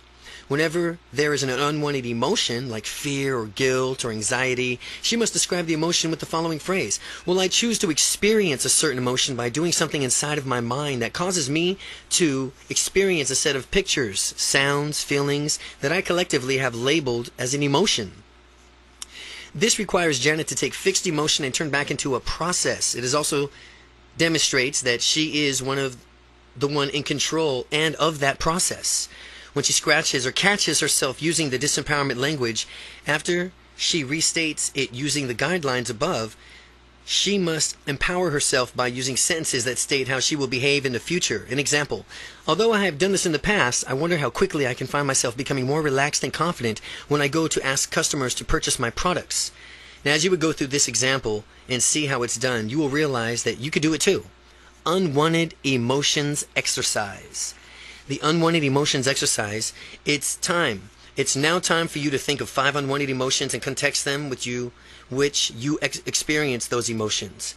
While you do that, become cognizant of the language that you are using to describe what you really do to experience those unwanted emotions, and think of emotions that would best fit in their place after you rid yourself of the unwanted ones. Following that, do the exercise of changing your current language and adding in more empowering language. Remember, what you do to change your language is what you'll do to change your life. Throughout the rest of this book, you'll be learning many more effective, simple ways to use language and many more mental processes that will give you unstoppable confidence. Chapter 6. Your beliefs and how they affect you. If you develop an absolute sense of certainty that powerful beliefs provide, then you can get yourself to accomplish virtually anything, including those things that other people aren't even certain are possible. Anthony Robbins. The next step is to take a close, hard look at our beliefs and to find out what they really are and what we really want out of life. Your current beliefs realized. Pause for a moment and consider everything around you. Everything that you have, everything that you lack stems directly from beliefs of yours. Similarly, all of your experiences that you've had and all of those experiences yet to be had are because of your beliefs. Beliefs are pervasive throughout our areas of life. They influence what we do and how we do it in any extraordinary degree. Your quality of life depends upon your quality depends upon the quality of your beliefs. The more useful and empowering the beliefs you hold, the more success you will attract. Understanding why we have beliefs, and more importantly, how can we consciously change them, is the most important of the key precepts of NLP. Beliefs are very influential in our lives. They have the ability to spur us into action and fulfill our dreams, or to keep us stuck in a mediocre situation. The difference that makes the difference is the quality of your beliefs. By observing a person's actions, you can deduce what beliefs he or she holds dear. If someone has a successful and happy relationships, you can deduce that he or she believes strongly in commitment to his or her partner. If someone has well-adjusted children, you can deduce that parents believe in taking pride in being good parents. If someone is fit and muscular, you might as guess that this person has a firm belief in health and fitness. How beliefs are formed. As we go through our lives, each of us gains different sets of experiences, learns to derive meanings from them. These lessons go long ways towards forming our beliefs. We acquire beliefs not only through our own experiences, but through and also learning from authoritative figures in our lives. These people have a way of passing on our lives and beliefs to us. Usually, when we are young children, the authoritative figures are our parents or school teachers. During this period, we do not consciously filter out what we don't want to believe in or try to determine whether a belief is empowering to us. Since they are authority figures, we simply adopt their beliefs as if they were uncontestable facts. And this is useful since there's so much for children to learn, yet sometimes the same well-meaning authority figures passes on a less than beneficial belief. As adults, however, we should realize that this is a better way, which is to adopt beliefs based on their utility to us. Ask yourself whether a particular belief serves you. If so, keep it. If the belief keeps you stuck in a station of your life where you've already outgrown it, then get rid of that belief and replace it with a more empowering belief. You can learn something from each and every person that you encounter, whether it's something positive that you want to incorporate into your own life or something negative that you want to avoid. When you find what that someone has as far as empowering beliefs in a certain area, you can adopt those beliefs for your own. Similarly, if someone tries to pass a limited belief onto you, you can filter that one right out. Consistently remain aware of your beliefs and about certain things in different contexts. For example, you can wear a rubber band around your wrist and snap it every time you catch yourself uttering something less than empowering. This will cause your mind to associate that belief with pain. And since the mind wants to avoid pain at all costs, eventually you eliminate that belief. Make it a habit to eliminate the beliefs that you notice tend to be useless or that are holding you back. Make it a habit to believe even more strongly in the empowering ones. Sometimes people mislabel their feelings and create faulty beliefs. For example, if someone gets excited before making a sales pitch and mistakenly labels the feeding as fear, this person may create a belief that selling is always going to be scary. The next time he goes out to sell, he will be even harder for him to sell, to perform at his optimum level, since he believes he's about to get scared. That's a belief that should clearly be lost. Pay close attention to how you label your emotions, because that will determine whether you create useful beliefs or useless ones. The structure of beliefs. Beliefs are structured in one of two ways, meaning or causality. Meaning or causality. When you either meaning or causality language explained below, you'll know someone is sharing his or her beliefs with you. A person finds it useful to listen for signs of other people's beliefs in case they have a more empowering belief one than the one you currently hold. So listen to people's beliefs. If they do, I know that I can replace my beliefs with theirs. Using the same idea, if I notice that they hold beliefs that I find less than useful to myself, I simply respect their belief and avoid adopting them as my own. Meaning beliefs. The meaning beliefs reveal that someone's considering a definitive explanation of a given subject. Causality beliefs reveal what someone considers the definitive correlation between two subjects. Whenever you hear one of the following words, someone is imposing one of his or her beliefs. When someone says means, when someone says is, or causes, or because, means, is, causes, because. When you hear someone else's beliefs, it's important to realize that they are not necessarily true. Sometimes people forget the fact that it's accidentally take on one less than empowering beliefs as their own. This is especially true for people listening to authoritative figures. They may forget to question what purpose it serves by the beliefs the authority figure is trying to promote. The qualities of beliefs. Beliefs are certain qualities that allow them to be encoded as beliefs in your mind. Each belief, certain visual, auditory, emotional quality associated with it. See the appendix for a list of specific qualities. By altering any of these qualities, we alter the belief. By consciously directing our minds, we can deliberately manipulate these qualities in order to keep only the most empowering beliefs. Visual qualities of experiences. Movie stars are often adored to the point from which they are modeled by fans depicted in a larger-than-life. This reason is because they are literally presented to the audiences larger-than-life on a huge movie screen in theaters. In the same way, you think about certain things that, though, are viewing them on a mental movie screen. These things will seem quite compelling. If you have something positive that you want to experience more vividly, you enlarge whatever you are visualizing, make it a movie screen size in your mind, and notice how the feeling becomes more intense. You can make the belief even more intense by making it brighter in your mind, picturing it being closer. It's just like switching seats to move the front row in a movie theater. When you visualize a belief or a memory as a brighter and close, you will experience the feeling as much more intense. The reverse is also true. If you want to make something less powerful, you can visualize it being small, dark, and far away, and to listen to intensity even further. This can make the picture of what you're thinking about grainy, black and white. And though you are viewing it on the ancient television screen, high-definition color movies are more compelling, and they inspire people in ways that black and white movies cannot. Remember, make all the positives in your life big, bright, close, and colorful. Push away all the negative in your life into a small, dark, far away, black and white. People often encode their experiences to make the negative ones big and glaringly bright, while their positive experiences are small and much less vivid. Doing this will give people more negative dispositions because the negative images are so compelling in their minds. Deliberately taking charge of your own mind means encoding your experiences and beliefs in the most useful way. Auditory qualities of experiences. Just as visual qualities experience the beliefs affect their intensity, so do the auditory qualities. Going back to a movie theater analogy, people have more intense experience with the sound is loud. Engulfing them in stereo surround and crystal clear bass reverberates with their bodies. Contrast the idea with a movie theater that has a low volume monotone sound that constantly interrupted by a popping static. The latter kind of sound is much less compelling than the former. Consequently, there is much less feeling associated with it. Listening to a movie in a theater with a weak sound is a completely different experience than going to a theater that has a powerful sound. We can deliberately alter our experiences and power of our beliefs by altering the sound qualities associated with it. By turning the volume up and down, changing the location or pitch of the sound, we can experience feelings differently. Emotional qualities of experience. By altering the visual and auditory qualities of our beliefs and experiences, we change the feeling associated with them. If you want excellent feelings, you need to see and hear excellent sights and sounds. Now you need to understand how to deliberately change your memories, experiences, beliefs. You can practice making your positive memories even better.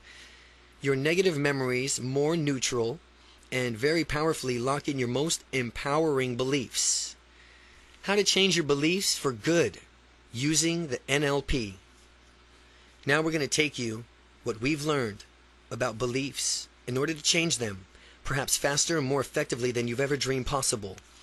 Bust the shy gene. In earlier chapters, we saw that there are really no such thing as being shy or having a shy gene. So the first belief that we will change is the belief that you are shy. You are going to take an old thought of self-esteem and images you have had about being shy and replace them with thoughts of images of being confident, moving through the world in a whole new way. Don't confine yourself into using this technique. Just one belief. You can use it for any beliefs that you have been holding, that have been holding you back. Use this method to change whatever beliefs you find less than glorious or less than resourceful. Read throughout the instructions a few times to familiarize yourself with what you are about to do. You may also want to get a partner to help you guide you through it. Someone who is supportive of your transformation, perhaps someone who has similar transformation journey. Your partner can read these instructions out to you, or you can simply take a note of these instructions and then close your eyes and then do it then. You have certain mental pictures, sounds, and feelings that are associated with beliefs. What we're going to do is change the structure of the belief and thereby change the belief itself. By altering the structure of the belief, we alter your mind and how your mind encodes it. The mind encodes powerfully. The mind encodes powerfully held beliefs differently from weakly held beliefs. First, we will find out how you doubt something, the way in which we encode doubting beliefs in your mind. Then we'll bring you back to the normal neutral state of being. Third, we'll discover from which way strong beliefs are encoded in the mind. We'll again bring you back to the normal neutral state of being. Finally, we will bring about a change in your beliefs. We will take your limited belief and turn it into a doubt. By doubting your limited belief, you will free yourself from it. We will then take a new and more empowering belief and lock it into your minds to be held strongly. Step 1. Discover how to doubt. The first thing you need to do is close your eyes and think of something that you've used to believe is that you believe no longer. For example, you might think about as a child you believed in Santa Claus, from which you no longer do. And as you recall the belief, become aware of everything you see that is associated with the belief. More importantly, since you are paying attention to the structure of the belief, look at the different visual qualities of the belief and make note of them. Reading what you see, your belief that is no longer true but used to be. Answer these questions. Is it flat or three-dimensional? What size is it? Is it clear or out of focus? How bright is it? Your eyes still closed. Tune into the sound that's associated with a belief of yours that is no longer true. Listen closely and pay particular attention to the sound qualities as you answer the following questions. Do you hear a voice of doubt? Do you hear a voice of authority? Do you hear other sounds? How loud are the sounds that you hear? And step 2, break state. Open your eyes, take a deep breath, and name 3 different things in the room that will help you shift from a state of doubt back to your neutral state. You will even want to physically move around a little bit and helps you return to your neutral, normal state. Step 3, discover how you believe. Think of something that is absolutely true. Pick out something that you have no question about, that you believe 100% about to be true. Choose something simple like, the sun will rise tomorrow, or I need to breathe in air to live. We're going to elicit the same visual and auditory qualities in this powerful belief that we just elicited for the doubted belief. Just as you did before, when you think about this absolutely true belief, become aware of everything you mentally associated with it. Remember, since we're paying attention to the structure of the belief, pay attention to the structure of the belief, look at the different visual qualities of the belief, and make a note of them. Regarding what you see and your strongly held belief, answer these questions. Is it flat or three-dimensional? What size is it? Is it clear or out of focus? How bright is it? With your eyes still closed, tune in the sounds that are associated with this belief that are absolutely certain. Listen closely. Pay particular attention to the sound qualities as you answer the following questions. Do you hear voice of doubt? Do you hear voice of authority? Do you hear other sounds? How loud are the sounds that you hear? Step 4, break state. When you're done making note of all the qualities from which you see and hear, open your eyes, take a deep breath, name 3 different things in the room that will help you shift back to a neutral state. You may want to physically move around a little to help you return to your neutral, normal state. Step 5 is change the belief. Think of limited beliefs of yours. Since this book is about confidence, think of one that relates to your confidence or shyness. A good example is I can't go up and meet strangers easily. This belief that limits many people whose social and business lives would improve if they rid themselves of it. Once you've selected your limited beliefs regarding confidence or shyness, close your eyes and notice all the visual and auditory qualities of that belief. This is just what you've done in steps 1 and 3. After you've gotten the visual and auditory qualities of your belief, begin to change each and every visual auditory quality of your limited belief to match all the visual and auditory qualities of something that you used to believe but no longer do, an old belief. This process recodes your limited belief, transforming it into something that you no longer believe.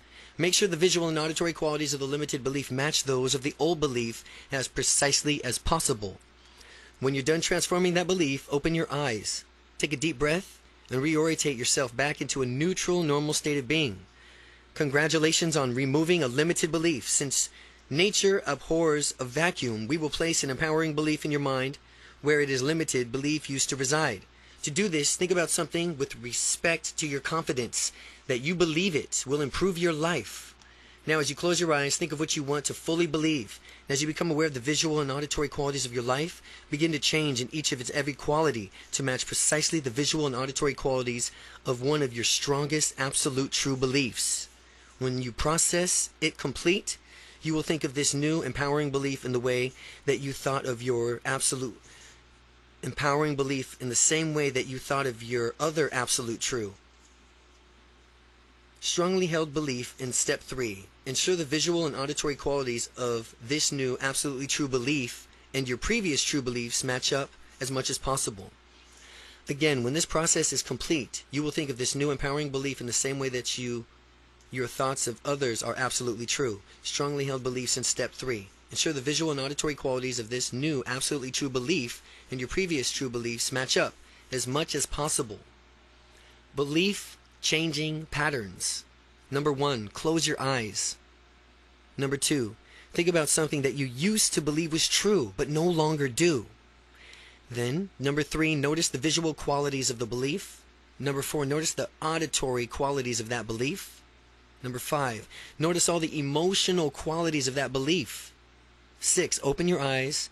Name 3 different things in the room to clear your mind. Number 7, close your eyes again.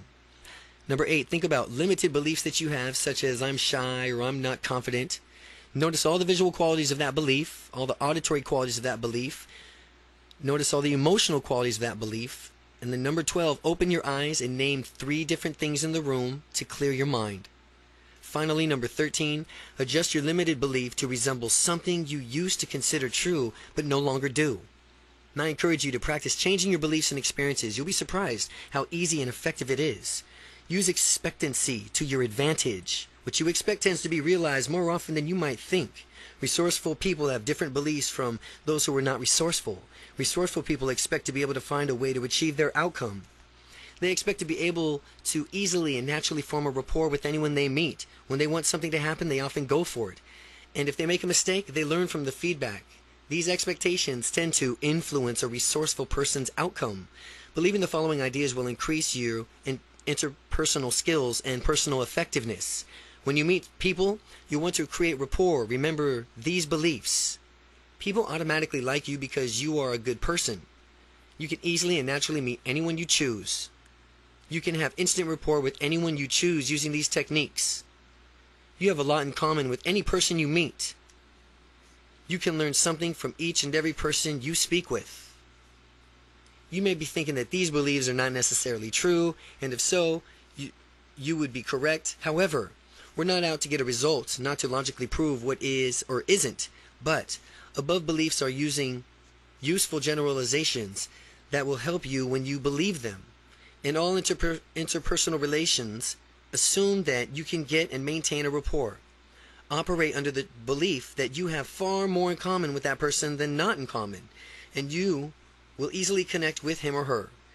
Diffuse limiting beliefs with the power of question.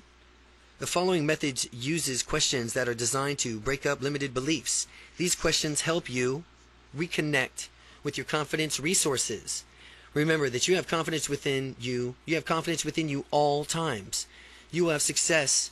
You will have successfully been confident in the past. The key is to summon the necessary confidence whenever you choose. Now, if you hesitate or behaving tentatively, ask yourself, what's stopping me from doing what I want? Once you have the answer to this question, you can transform the frame of mind, your internal dialogue, and your physiology into a state of confidence. If in fact you do find yourself acting shy, never beat yourself up over it. Remember that there's a positive intention behind every behavior. That means that the way you were acting served as a purpose to ultimately do some good in the past. Figure out what positive intention of your shy behavior is by asking yourself, what is the positive intention of this tentative feeling? Be silent, and allow the genuine answer to pop up in your mind. When you get an answer, take a note of it and then remind yourself that shyness is an outdated way of behaving and that you will choose confidence from here on onward. Be good to yourself at all times. Never ask yourself a question like, why am I shy? Asking questions like that will only keep you stuck because your unconscious mind will come back to you with the answers about why you are shy, thus reinforcing the shyness even further. That's the last thing you want. You want to ask questions that reconnect you to your resources of confidence. Ask yourself, what would it be like if I were feeling unstoppably confident right now? How would it feel? How would you feel? Would you feel different? How would you look at the world as a supremely confident person? By merely answering the empowering questions, you will be forced to access a state of confidence, thereby meeting your desired outcome. Chapter 7, Unstoppable Confidence in Personal Relationships. Do unto others as they would like to have done unto them. The Platinum Rule. Interpersonal skills are fundamental to gaining unstoppable confidence. Simply knowing these interpersonal skills will dramatically increase your confidence. Because you know how people function, you will naturally be able to relate to anyone and everyone easily by the time you finish this book. The universal characteristics of friendship. Stop for just a moment and think about your best friend. You can probably picture that person clearly in your mind. as you hold onto that image, I want you to notice what it is specifically that you like about that person. Chances are the qualities that you like about your best friend are related to the following three universal characteristics that make people like one another. All friendships are based on these three. All friendships are based on similarity, cooperation, and praise. Similarity. People like people who they perceive as being similar to themselves. You and your best friend have things in common. These things may include attitudes, beliefs, hobbies, goals, dreams. More likely than not, you like to do the same things. Furthermore, you and your best friend probably have similar dislikes as well. The similarity principle can be used to enhance your interpersonal relations and increase your own personal confidence. There's a distinction between true similarity and perceived similarity. True similarity is actually having something in common with someone, while perceived similarity is matching someone's behaviors. Example, mirroring. So, that his or her subconscious mind perceives you as similar. Both kinds of similarity can help you improve your interpersonal relations. See Part 4 for the exercise using perceived similarity. Cooperation. Cooperation. The next ingredient that ensures people will like each other is cooperation. It is the absolute necessity. Without cooperation, there can be no basis for friendship. People who cooperate with you, participate in activities with you, and generally agree with you are undoubtedly more likable to you than people who don't. If someone you consider your friend decides to stop returning your phone calls, starts canceling appointments on you, or is generally uncooperative, you would obviously be difficult to maintain the friendship with them, no matter how similar you are to this person. Praise. Praise is the third factor in making one person like another. The importance of praise is obvious. People like to be praised, complimented, and recognized for their achievements. At work, employees often become disgruntled, not because they are uncompensated well monetarily, but instead because their hard work goes unrecognized. Just a praise unites people in harmony, puts down insults, and divides peoples. It is much harder to like a person who puts you down than someone who consistently praises you. If your best friend did nothing but insult you, you would quickly dissolve that friendship. Perceiving others. How you perceive people will influence how they perceive you. If you love people and enjoy their company, that belief will impact your life tremendously. Again, if you love people and enjoy their company, the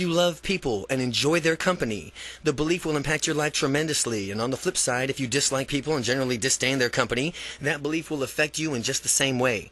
The better you can get along with people, the higher quality of life you will lead. Intention. Let's discuss the concept of intention. Intention is the subtext of the interaction between people. The intention. If you intend to connect with someone before beginning to talk to them, him or her, you will project the intent of the person will unconsciously pick up on it, responding to you more positively than he or she may have otherwise. People want acceptance. They want to relax and be themselves, free of any judgment. When you set someone else's comforts as one of your own outcomes, that person will find him or herself automatically more comfortable in your presence. The person may not know why he or she feels relaxed around you, but he or she will feel it. A positive frame of mind. Do the following an experiment to reveal the influence of your frame of mind. For a week, make yourself believe that people are all unfriendly and don't like to meet you, and they don't like to meet new people. Imagine that they don't want to be bothered at all. After temporarily adopting this frame of mind, you go out each day, night, and week and try to strike up conversations with strangers, and it will be difficult because of your frame of mind. What the thinker thinks is the prover proves. The prover proves.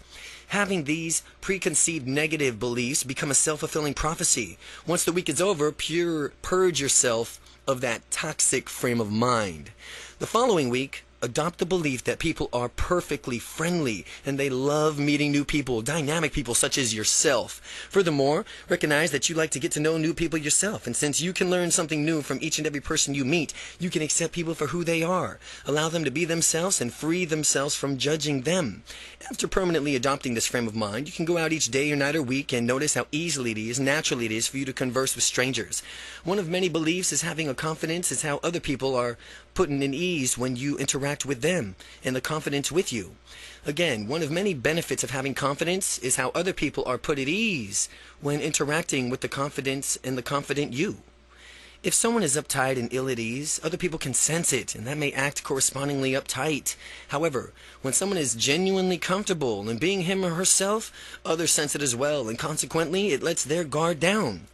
While you do these experiments and see yourself on how influential positive frame of mind works and is, remember to have fun.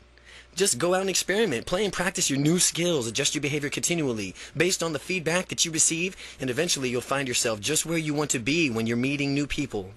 Pitfalls to avoid. There are several pitfalls to avoid as you develop unstoppable, confident interpersonal relationships. As you develop your unstoppably confident interpersonal relationships, overcome intimidation. One thing that you may encounter on your journey to connect and click with other people is feeling intimidated and intimidation. Many of these things can cause a person to feel intimidated, including beauty, fame, fortune, social status, others. People possessing these qualities can seem intimidated. It is important to remember, though, that feeling intimidated, like shyness, fear, anxiety, and other emotions, is a result of mental process. Remember, who's in control? You are. If you ever find yourself feeling intimidated while dealing with someone, recognize the feeling as soon as you feel it, and by becoming aware of it and identifying it, you could do something about it. Take a few steps back and look into the picture. You are two people talking to and interacting. Take a few steps back and look at the big picture. You are two people talking or interacting in some fashion. It's really not such a big deal. The other person is simply a person the same way you're a simple person. When you strip away everything else, whoever it is that intimidates you puts their pants on the same way that you do. Remember, this will eliminate intimidation and help you build the unstoppable confidence within you. In terms of dating, some people always think that the object of their affection is way out of their league.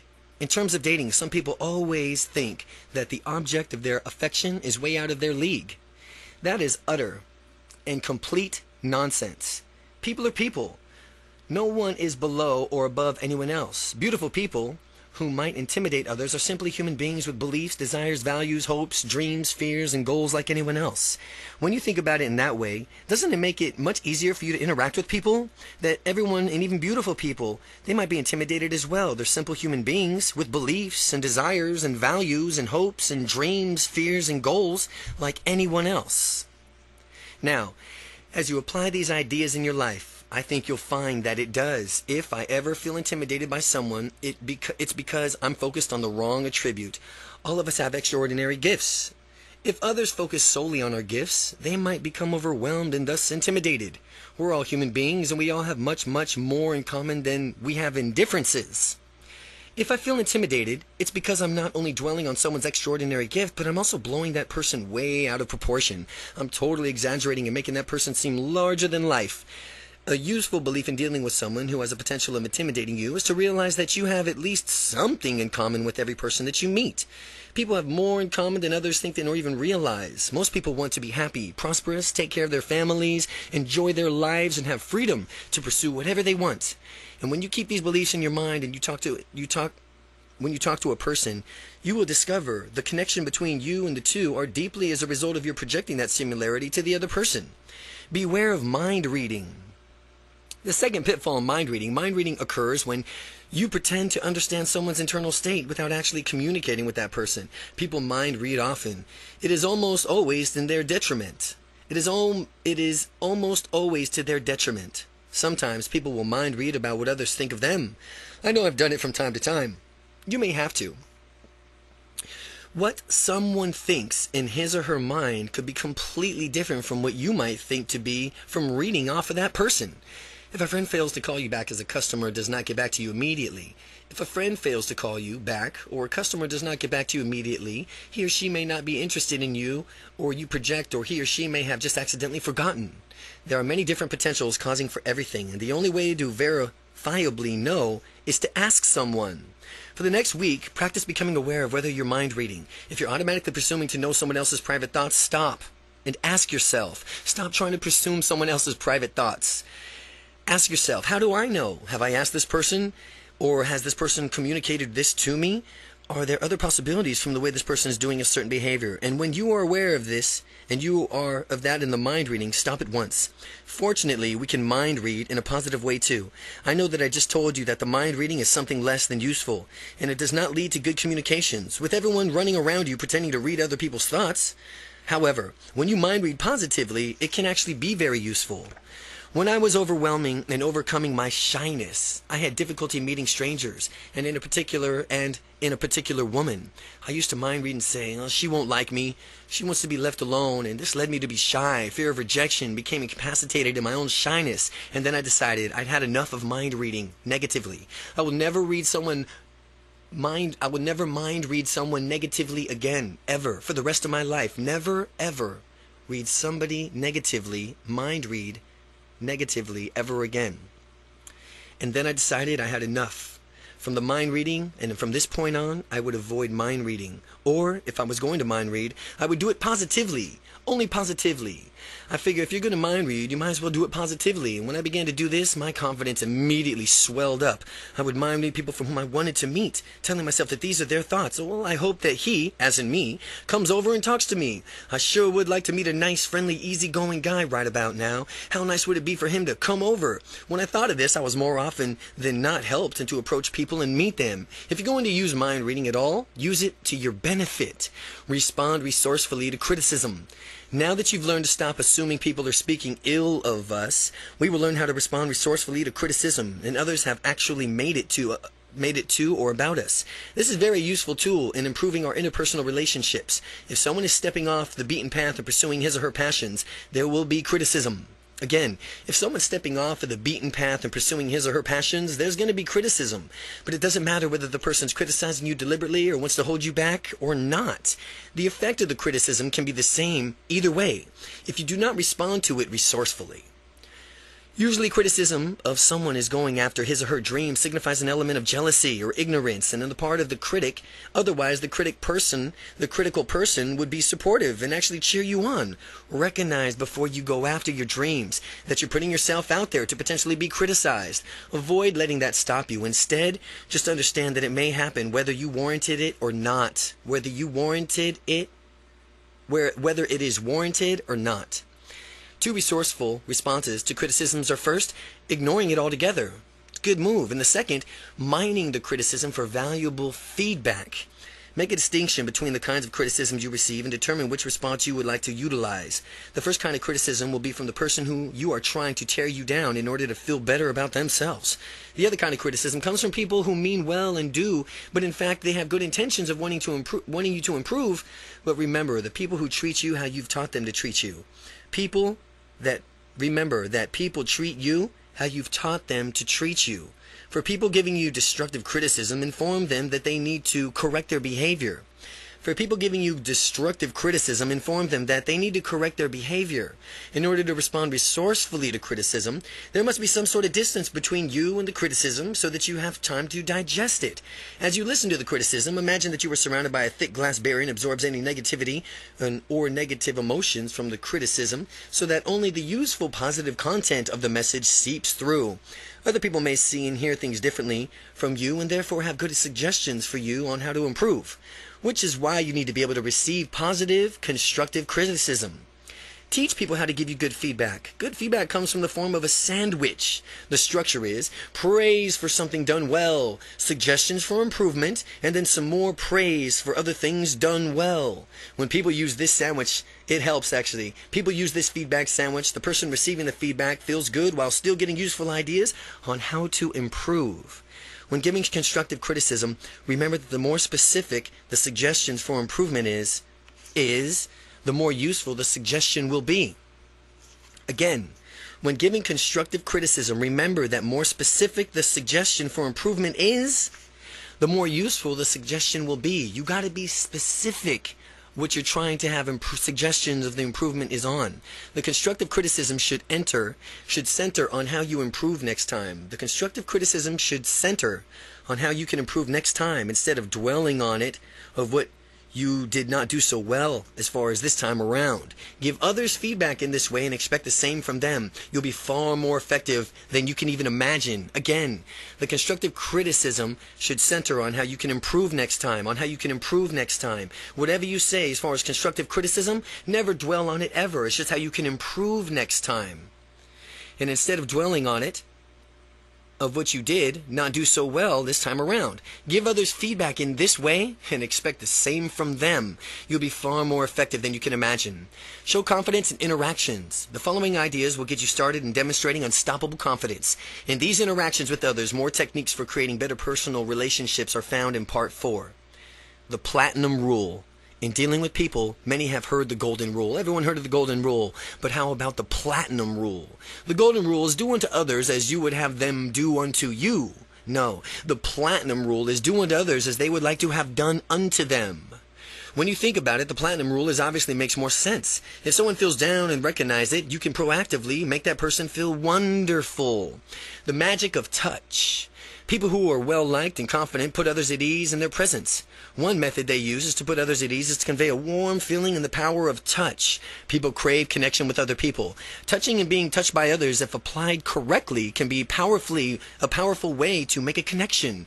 Whether it's a handshake or congratulatory pat on the back or a warm hug, people often respond to touch. As an example that demonstrates the power of touch, it is a study that was conducted with the waitresses. The researchers set out to determine how to touch would influence the tips the other waitresses earned. The first group of waitresses touched each customer while he or she ordered items off of the menu. The second group acted just as friendly, only they didn't touch the customers at all. The researchers found that the waitresses who touched the customers earned tips that were 50% higher than those of the waitresses who did not. What this shows is that the customers perceive the waitresses who touched them as more likable and open. Finally, a word of warning.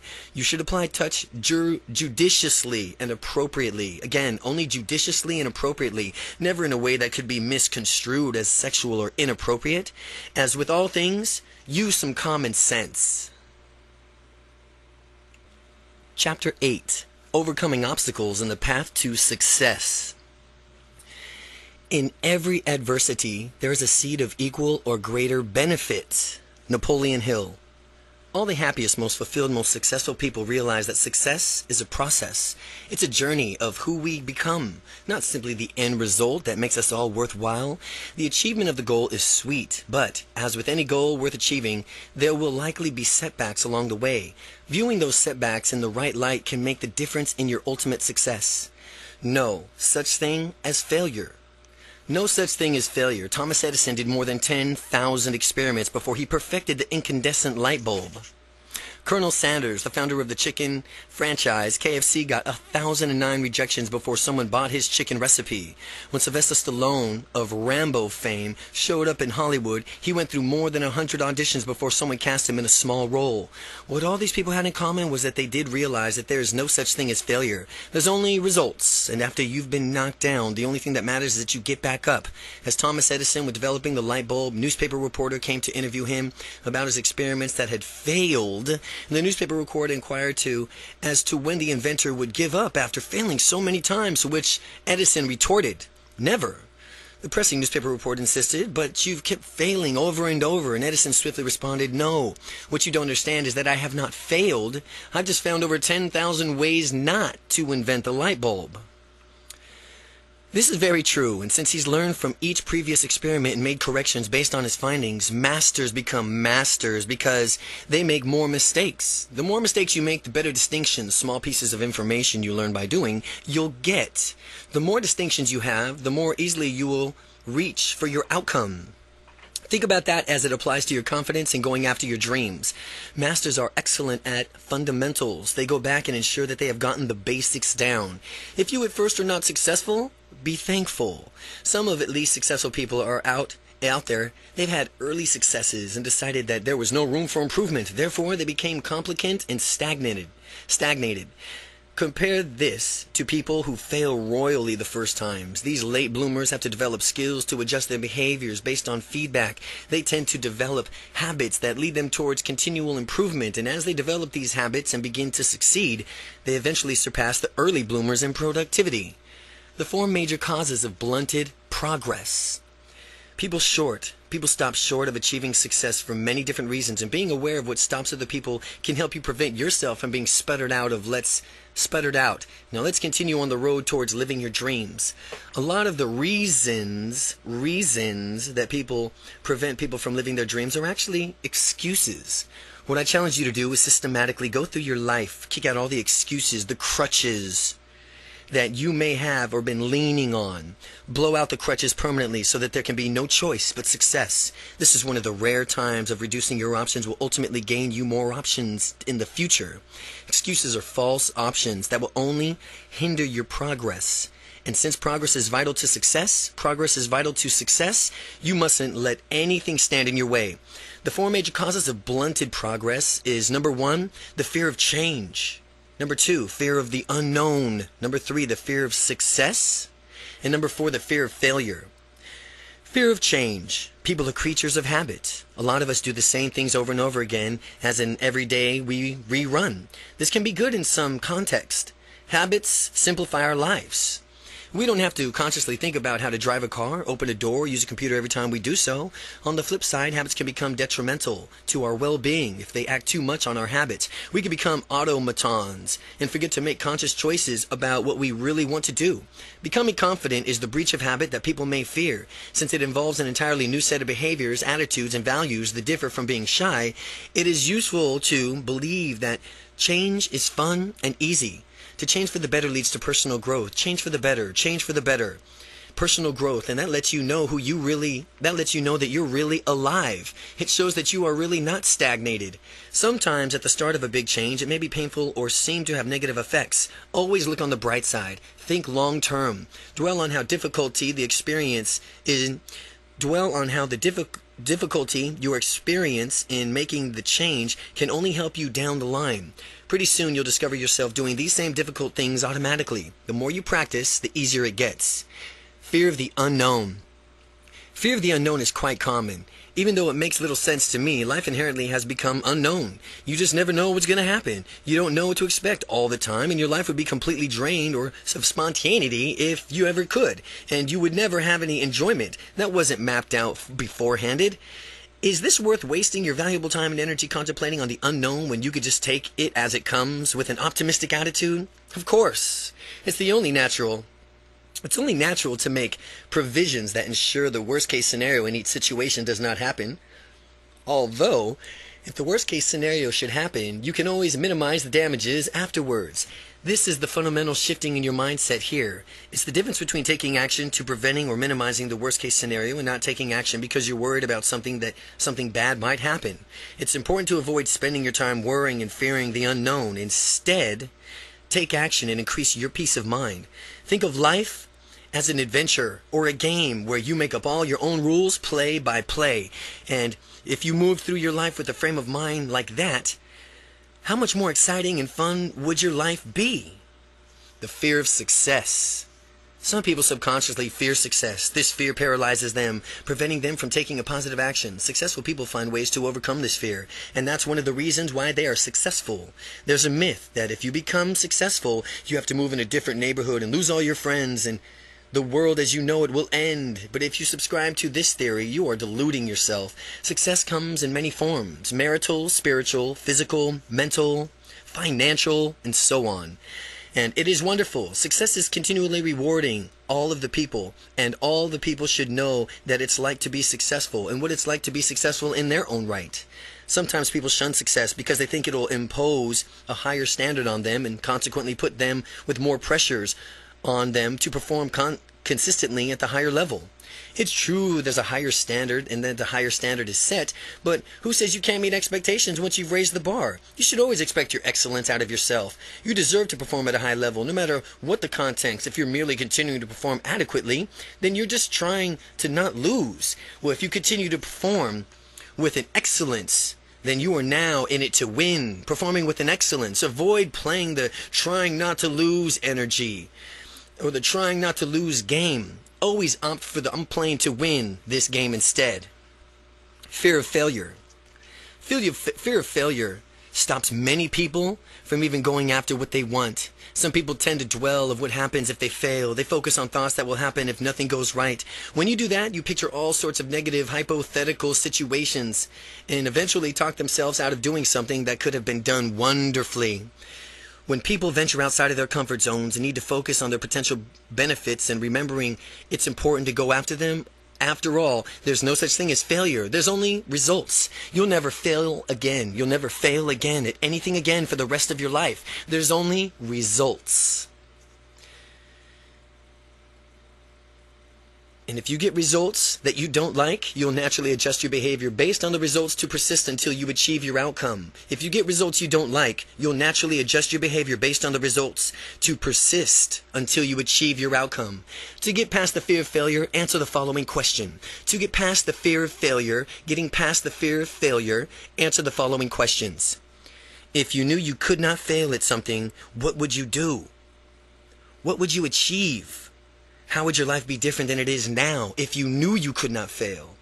First, you must conceive it. Then you must believe it. And then finally, you will achieve it. Your initial answers to these questions are outcomes that you should pursue. Go for it. Make them a reality. Remember, the mistakes are great ways to learn. Mistakes are just a great way to learn. We all make mistakes sometimes. And the more we make them, the more better off we are. And since this means we're all learning faster than better off we are. Since that means we'll be learning faster than if we weren't making any mistakes at all, as long as you avoid making catastrophic mistakes, the little ones can be your best teachers of how to do something the right way. Even if you did nothing and tried your hardest not to make a mistake, mistakes could be impossible to avoid.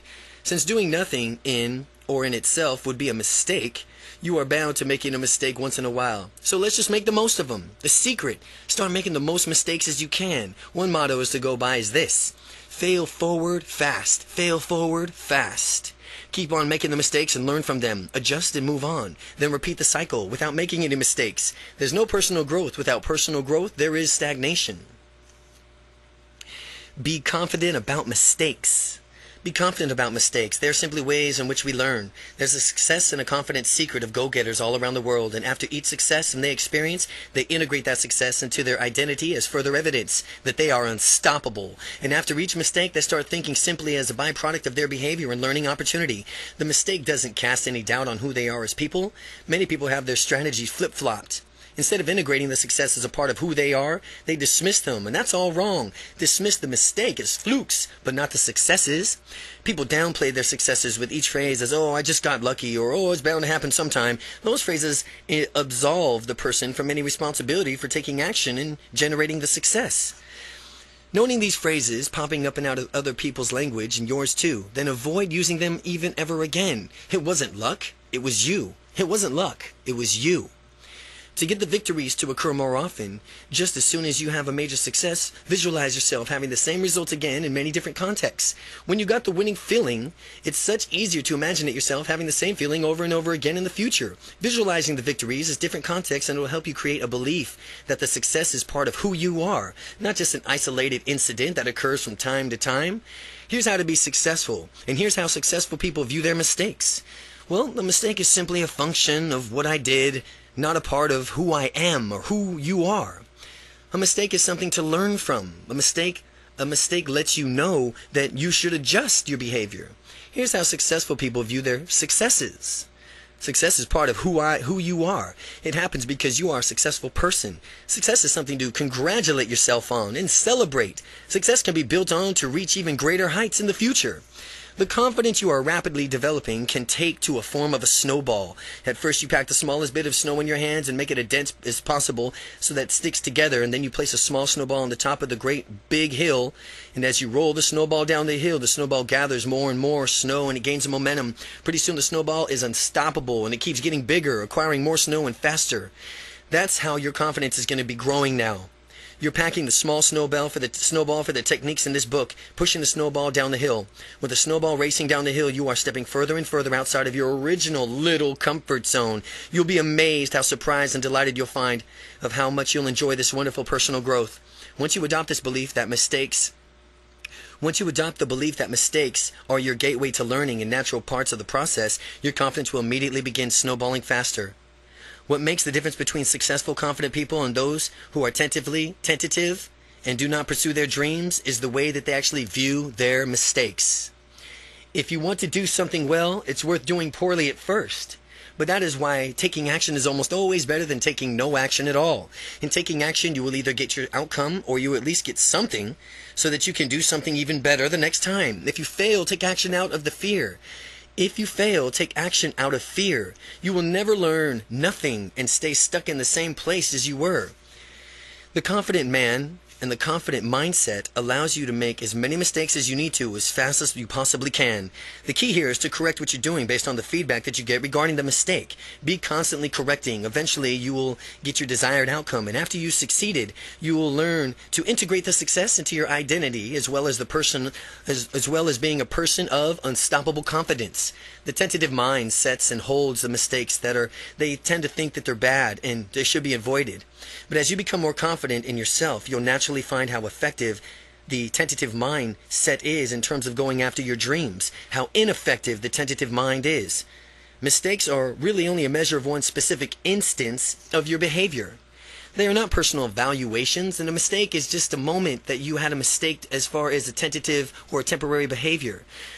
They are not a personal evaluation of your worth or you as an individual. Avoid taking mistakes personally. Don't take mistakes personally. Instead, learn from them and move on. Failure from an unstoppable confident perspective. Failure from an unstoppably confident perspective. Confident people are confident because they know that they can achieve anything they want.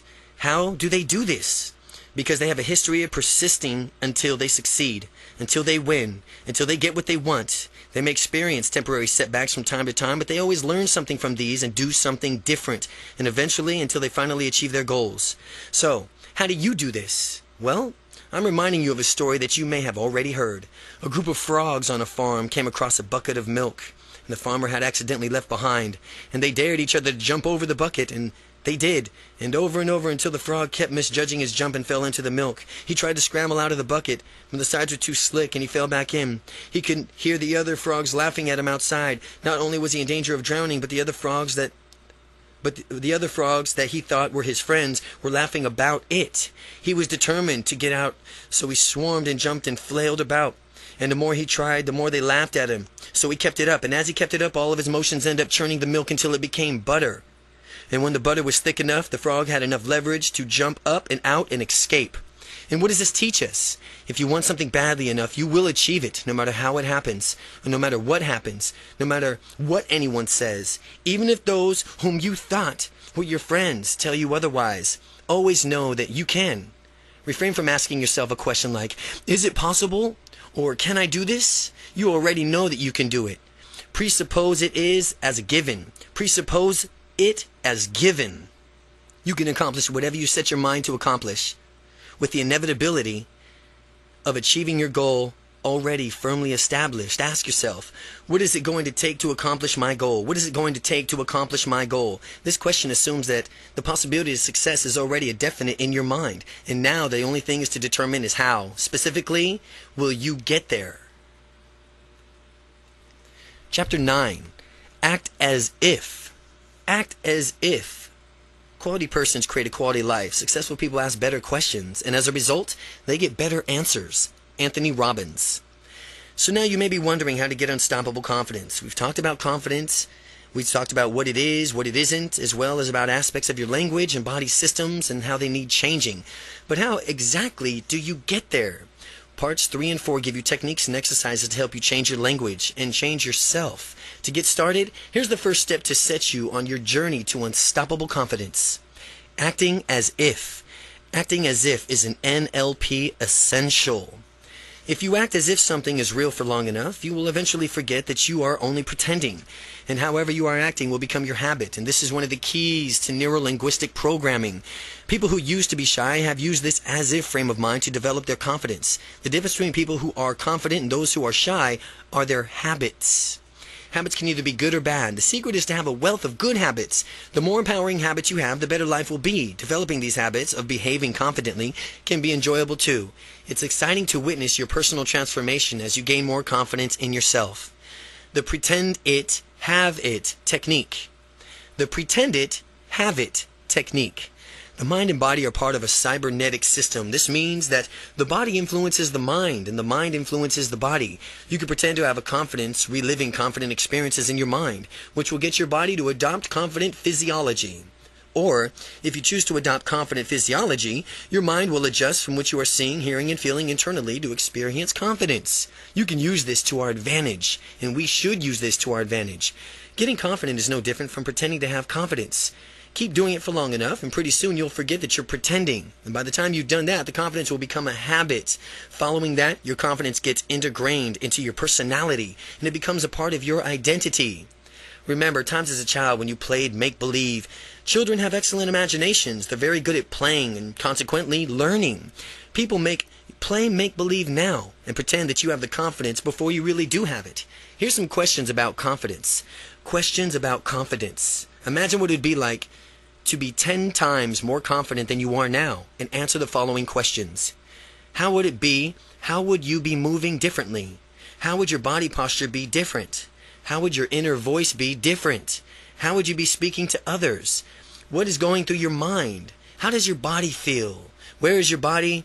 Where in your body do you feel the confidence first? How could you intensify that confident feeling in your body? By answering the questions, you can do what they invite you to do. You will see your unstoppable confidence soar. You will see your unstoppable confidence soar. When your confidence soars, forget that you are pretending and take action to do whatever you need to do to get done. When I was learning how to walk up to strangers and begin talking, I would ask myself these questions one by one. With each question I answered, I adjusted my behavior and pretended as if I already had the confidence that I was seeking. And after answering all the questions, I could actually feel unstoppable confidence within me. This propelled me to introduce myself to strangers and begin talking to them. The reverse of this technique is also true, so be forewarned about that. If you think about shyness and adopt your body language, your mind and body will make you feel shy. But if you catch yourself doing this, acknowledge it, and then begin asking yourself the confidence questions, which are designed to get you into a super confident state, Now work on your way through the techniques and strategize in parts 3 and 4. Before long, you won't be acting unstoppably confident.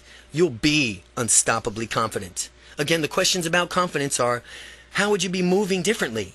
How would your body posture be different? How would your inner voice be different? How would you be when speaking to others? What's going through your mind? How does your body feel? Where does your body feel the confidence first? And how could you intensify this confident feeling in your body? Chapter 10. Mastering your internal voice. Make a game of finding something positive in every situation. 95% of your emotions are determined by how you interpret events to yourself. Brian Tracy. Imagine a private radio station in your mind that broadcasts just for you. If the DJ put on a record that played a whining, droning voice constantly cataloging your failures and griping of how hard life is, you'd feel pretty bad, wouldn't you? Wouldn't you want to turn it down or fire the DJ? Conversely, what if you could listen to rich, warm voice reminding you of all the great accomplishments of your life, the things that make you happy and thankful, the goals and your dreams that you have? Wouldn't that feel just great? Wouldn't you want to listen to that a lot? With the volume high enough for you to feel it vibrating throughout your body? Well, that's exactly what we are going to do in this chapter by mastering some basic NLP techniques, neuro-linguistic programming, or self-talk. You are going to learn to be useful with your internal voice to positively change your state of mind and direct your thoughts in resourceful ways. No matter how you have been using your voice your whole life, using your voice ever in the past, you will master your internal voice so that your state of mind becomes and stays absolutely fabulous, squashing negative internal dialogue. Many people have a negative internal voice that is constantly eating away at them. This negative internal dialogue often dwells on bad things in life and is quick to put down in some other nasty comment. Consequently, it's difficult for people who moved ahead if they don't first conquer their negative internal voice. This kind of internal monologue can use and cause a negative self-fulfilling prophecy. If you let it rule your mind, it'll also rule your world. What occurs far too frequently is that negative internal dialogue discourages someone from doing something bold and constructive. Then this person attempts to take the initiative and fails, and internal voice rubs it in. This further drives home in the false belief that a person cannot do whatever he or she has set up to do. This negative internal voice that becomes more powerful because it was right before, and it incapacitates the person again next time he or she dares to try to step outside the comfort zone. This cycle must be stopped. Considering all of this, how would you like to silence this negative internal voice once and for all? First, identify the qualities of your negative internal monologue by answering the questions listed here. When you're aware of the specific qualities of your negative internal voice, you can more easily silence it. Whose voice do you hear? Where does the voice seem to come from? At what level is the volume of that voice? Does the voice speak rapidly or slowly? Now that you are more consciously aware of the voice than ever before, you can squash it. To do this, you must actively choose to change the qualities of the internal voice. You can do this by imagining the same voice with no vocal properties altered. Sometimes the negative internal voice is that one of both of your parents. Sometimes the negative internal voice is your own.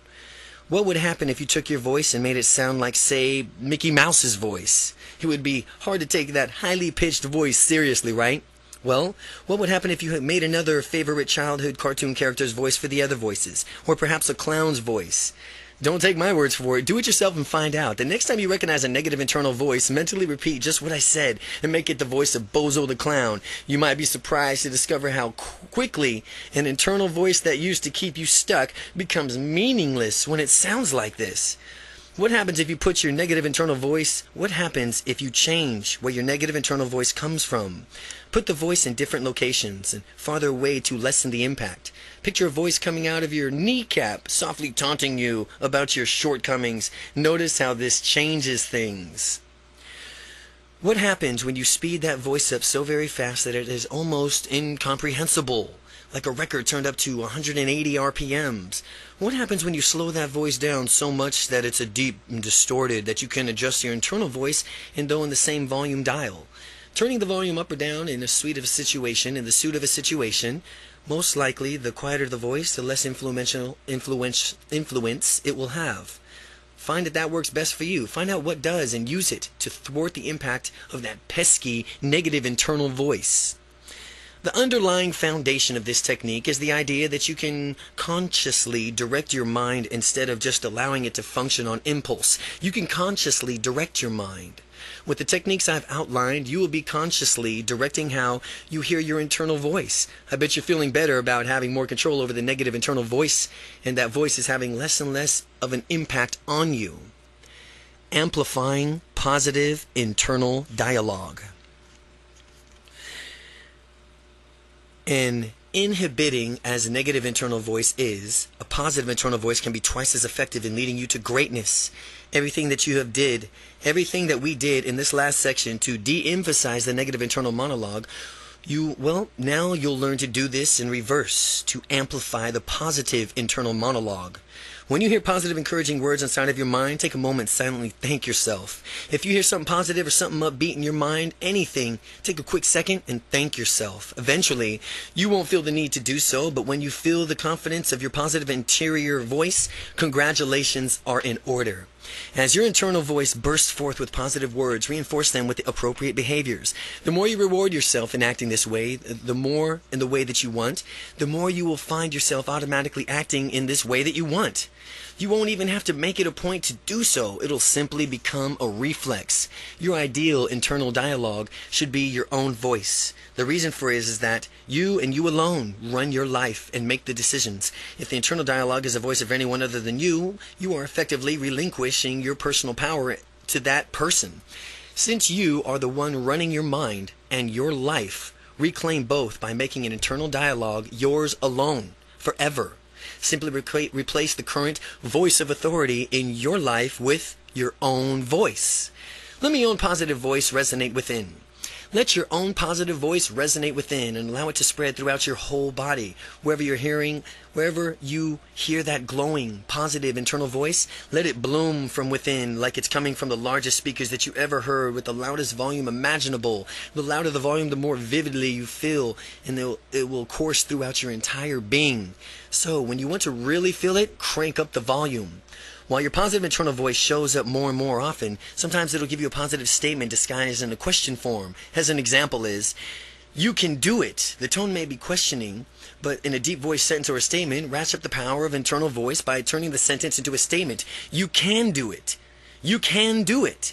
Repeat in your mind a few times if you need to, and next make an internal voice even stronger by converting it to the statement into the exclamation. Like instead of saying you can do it, now you say you can do it.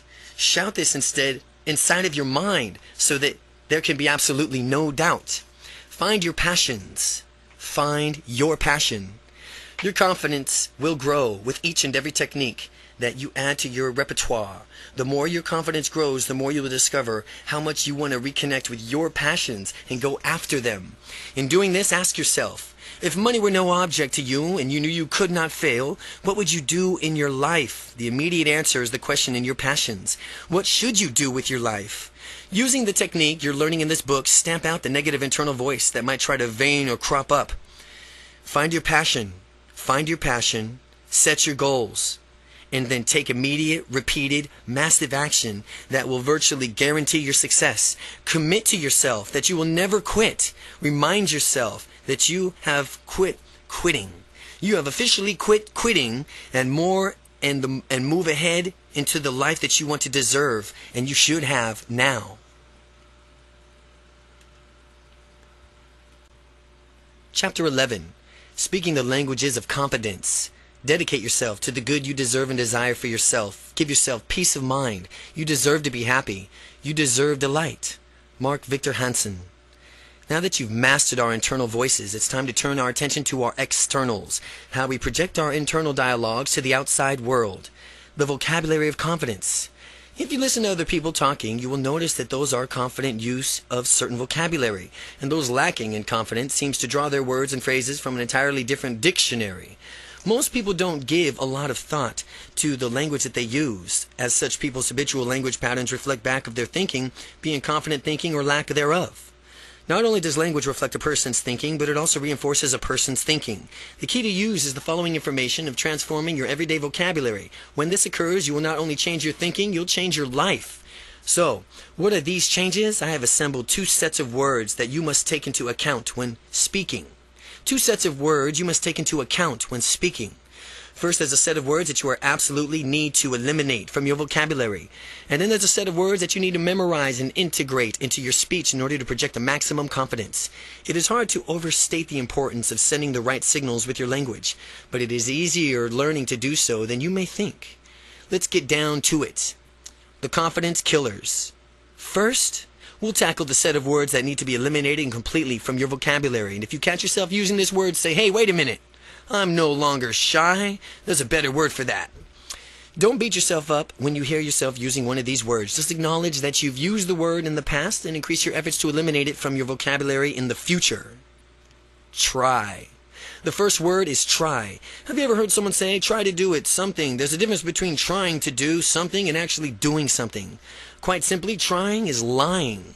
In Star Wars, Yoda said, there is no try, only do. Yoda was right on the money. There is no try. If you ask someone to do you a favor, the person can't say, well, I'll try. No, you can count on him or her for not doing the favor for you if they say, I'll try. Otherwise, the person would say, I'll do it. The word try communicates a maybe attitude in the world that craves certainty. Instead, use the word do. Say, I will do it. Eliminate the word try. Try is gone. Never say try again. Never say try again. Don't try to eliminate the word try. Just do it. The shy sentence. I try to do the laundry. I'll try to do the laundry tomorrow. The confident sentence. I will do the laundry tomorrow. Try becomes do. Try becomes do. Try is gone. No more try. It's do. Hope. Hope is another word that is not for confident people, is hope. Now, hope is a nice and pleasant word. However, it announces a lack of action. For example, I hope things will get better, or I hope my situation resolves itself, contrasts with I'm going to make it better, and I'm going to make my situation better. Hoping that something is to happen is being reactive, whereas taking action and expecting success is proactive. The shy sentence, I hope I can take a trip to Hawaii someday. The confident sentence, I'm making plans to take a trip to Hawaii next year. But negates every word that precedes in its sentence. But negates every word that precedes it in a sentence. As an example, I want to go to the movie, but I have a lot to do. In this example, it sounds as if the person will not be going to the movie. When someone hears the word but, he or she immediately knows that what was just about said should be just disregarded. If you want to communicate the same thing without using the word but, substitute the phrase with and yet. And yet. The shy sentence, I want to go, but I have something else going on. The confident sentence is, I want to go, and yet I have something else going on. The three oods. The three oods. Would, could, and should. The oods. Well, here's the oods. Would, could, and should. As Dr. Seuss might have said, it was concerned with confidence. Here of the three oods, there are no good. As we go through each ood, we'll discover how its usage in some places decreases confidence. The oods are no good. We'll learn how to replace these words that will propel you with furtherness into your success, propel you even further into your success. Would. Would is a conditional word.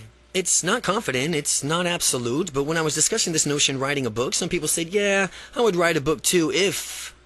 And then they'd give some reason why they supposedly precluded them from writing a book. Would is conditional and presupposes there's something standing in the way of success. It's pointless to use the word would because nothing can stop a confident person from achieving success. Eliminate the word from your vocabulary. The shy sentences. I would talk to strangers now if only. The confident sentence is I will talk to that stranger now. Could. If someone says, I could go meet that person, then my question is, well, what's stopping you? Using the conditional word could implies that there's an certainty attached to your action. For example, I could go meet that person, or I could go market my business to 10 new people and expand it. Just as we've seen with the word would, could also suggests that there's something preventing you from achieving your goal. Could implies that there's a chance by the message it sends to don't count on it. Eliminate it from your vocabulary. It's much better to use more definite phrase such as I can or I can't. I can or I can't. Could is, it's letting there's a chance that it won't be done. It's either I can or I can't. The shy sentence is I could try to make a speech in front of my peers. I could try making a speech. Confident person says, I can make a speech in front of my peers. Should. Should is the worst of all the oods. Should implies expectations and limited options. Think of the sentence, I should be doing this right now. Well, you should be doing this according to whom? Ask yourself that. Whose expectations? It's all within your own expectations. At least it's all about your own internal frame of reference. After all, you're running the show. You're leading your own life. You're a unique individual in charge of what you're doing. Saying should is like keeping yourself hostage by limiting your choices. Should. If you have preconceived notions that you should always do certain things in a given circumstance, then you're not going to investigate other options because you're not going to do what you should. And that's a limiting perspective because whenever you have fewer choices, you have less control over your life. Confident people don't have that problem, regardless of whether or not the situation dictates they should. The shy sentence. It's late and I should get home now. The confident sentence. Well, it's late and I choose to go home now. Confidence builders. The confidence builders. Now that we've talked about the words that we're going to be eliminating from our vocabulary, let's discuss the words that will skyrocket your confidence when you integrate them into your daily thoughts and speech. The underlying principle and definition of purpose. Words that show confidence and let people know what you want.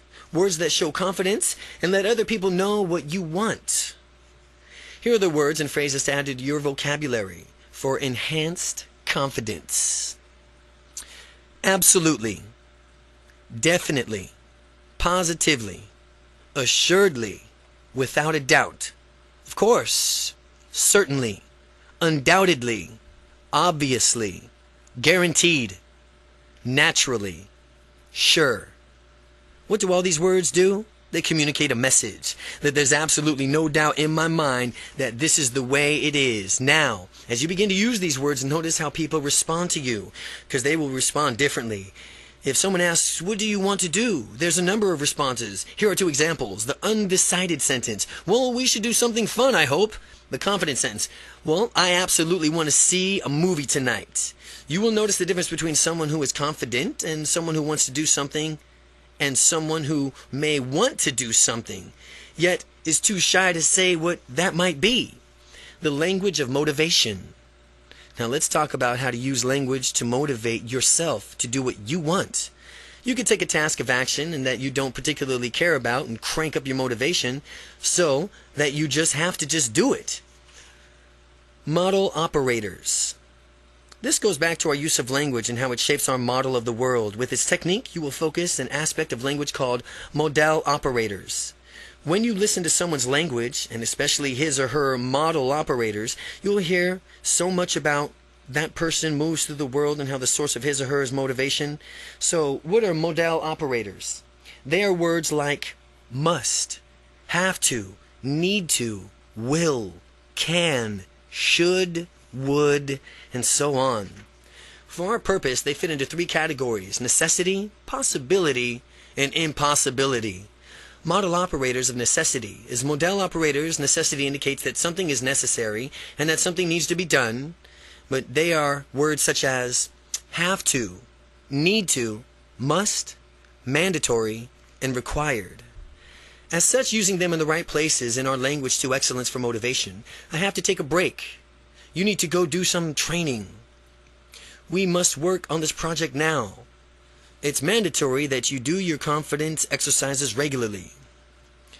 Modal operators are possibilities. Modal operators of possibilities are words such as can, could, might, possibly, maybe. These words are possibilities to us. When we use them correctly in our language, a modal operators, not only one is the dreaded uds, they imply choice.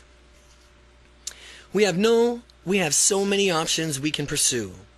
I could make it at 9:30 p.m. sharp. Easy. I can make it 9:30 p.m. sharp. Easy. Perhaps we might consider the new developments. Modal operators of impossibility.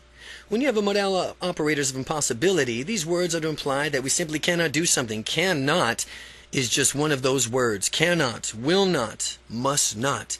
Notice most modal operators of impossibility close off options that may have been available to us. I'll never go back to the old way of being. You must not neglect the following these instructions carefully. I can't go a day without doing my unstoppable confidence exercises. How to easily motivate yourself. So how do we use this knowledge of the modal operators to crank up our motivation? How do we simply start chaining them together? I want you to follow along in this example. We will begin by saying a set of phrases. Each of them will differ in just a few subtle but powerful ways. Now, the purpose of this exercise is for you to fully experience the impact of this technique. I want you to say each of these phrases out loud, confidently, powerfully, and take on the confident physiology and sit up straight and say these phrases with an authoritative tone of voice. We will begin by thinking of a moment that's taking tomorrow off from work. Or, if it's a weekend as you read this, taking off an upcoming Monday. Notice that it's like motivation. Your beliefs from whether or not you can do this will be influenced by how you say the words in the exercise to yourself. I want you to say to yourself, I can't take tomorrow off. And notice how you feel about taking the day off tomorrow. Can't is a modal operator of impossibility in the present tense. Now say, I couldn't take tomorrow off. Notice how using modal operator of impossibility closes off that option. Then say the following sentence, I can't take tomorrow off. As if you fully assume the confident physiology, say aloud, I couldn't take tomorrow off. While you do this, notice how it feels to you internally each time we exchange one of these modal operators for the other. The feeling will change. Next, say aloud, I could take tomorrow off. Using the could will alter the experience, as if you find a saying, it produces a different feeling. It might be compared to a contrast of the difference feeling between all the sentences that you think about, how one word can so drastically alter the meaning and feeling of the sentence. Could shifts your thinking from that the impossibility into thinking that something is possible, albeit with conditions attached. Well, to paraphrase the sentence, you could take tomorrow off and some condition were met. The conditional aspect is implied through the usage of the word could, as I explained earlier. Now, say the same sentence replacing could with can, and I can take tomorrow off. Your thinking has become shifted from possibility of taking tomorrow off, if some condition were met, to a very real possibility in your mind that you, in fact, can take tomorrow off if you choose. To amplify this possibility, next replace the modal operator in the sentence with may. Say to yourself out loud, I may take tomorrow off. May pre-proposes that you may or may not take tomorrow off, and implies that not only the fact that you can do something, but it suggests that you are considering whether or not to do it. Where we've gone now to absolute impossibilities to serious consideration regarding taking the day off. Now use your next modal operator. I should take the day off to tomorrow. Next, say to yourself out loud, I shall take the day off tomorrow. This exercise has taken you from a conditional probability to almost certain.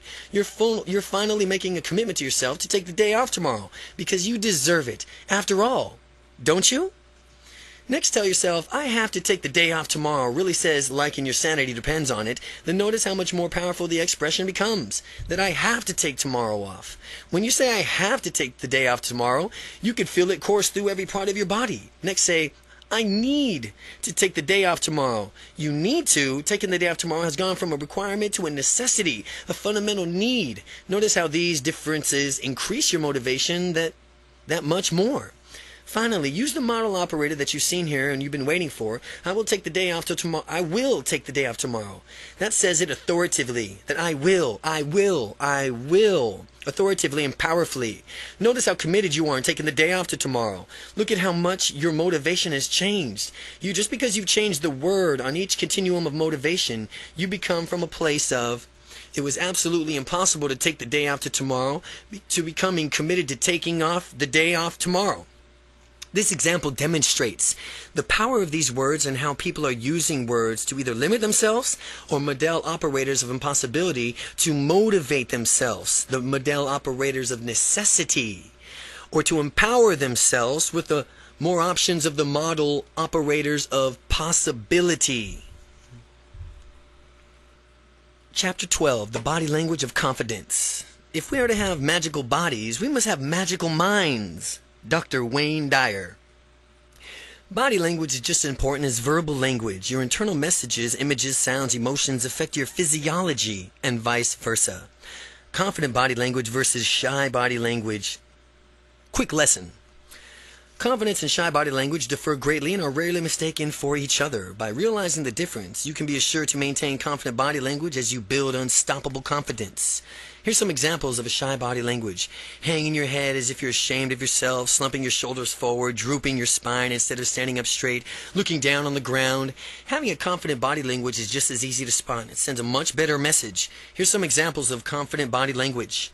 Keeping your head held high, having your shoulders thrust back, keeping your abdominal muscles tucked in, standing up tall and proud. And if you don't feel confident in any given moment, you can project confidence through your words, gestures, and body language. Avoid wimping gestures. Some people resort to blaming and placating in stressful situations rather than communicating their willingness to find a way out of the situation. They become panicked and are concerned with who's at fault. These people clearly lack the confidence. If they were able to alter their behaviors by maintaining a powerful, confident physiology, their internal states would match them on a calm, cool, collected, becoming a calm, cool, collected person.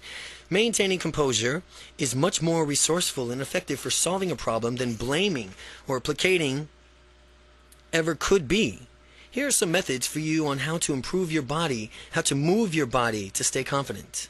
Never use placating gestures. Confident people never make placating gestures. These gestures convey that you are inferior, submitting to others person. A classic placating gesture is when someone shrugs his shoulders with palms facing upward, as if you're pleading, I didn't do it, or this conveys a need to absolute oneself of responsibility of the situation.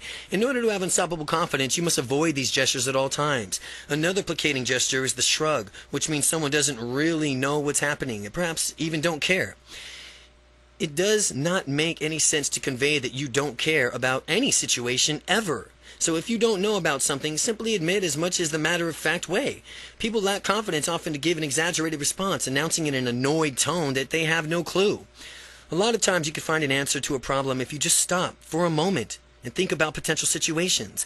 Instead of giving up so easily and pleading ignorance, Henry Ford said, thinking is the hardest activity there is to do. That is why so many people engage in it. People who are confident may not necessarily have the answers, but yet they do know that they have all the resources to find the answer. When I ask someone a question and the immediate response is I don't know, it indicates to me that this person is not even willing to make an educated guess to the initiative to finding out an answer. The better response when you genuinely do not know is to say, well, I'm not sure yet. Well, this indicates the truth about your uncertainty and proposes that you will probably be sure to sometime in the future indicated by that word yet. So never say I don't know again. Just say I don't know yet. Never use blaming gestures. The opposite of placating is blaming. Unstoppable confidence people will never do this. Blaming takes place when you're accusing someone else in your stead. This blaming frame of mind is a very negative frame, and it does not empower you at all. The classic gesture associated with blaming other people is pointing fingers, or for some people to learn when they're young, when your finger pointer is aimed at someone else, that there are 3 other fingers actually pointing right back at you. Too many people blame, and it is not useful. Confident people come from a place of wanting to find solutions.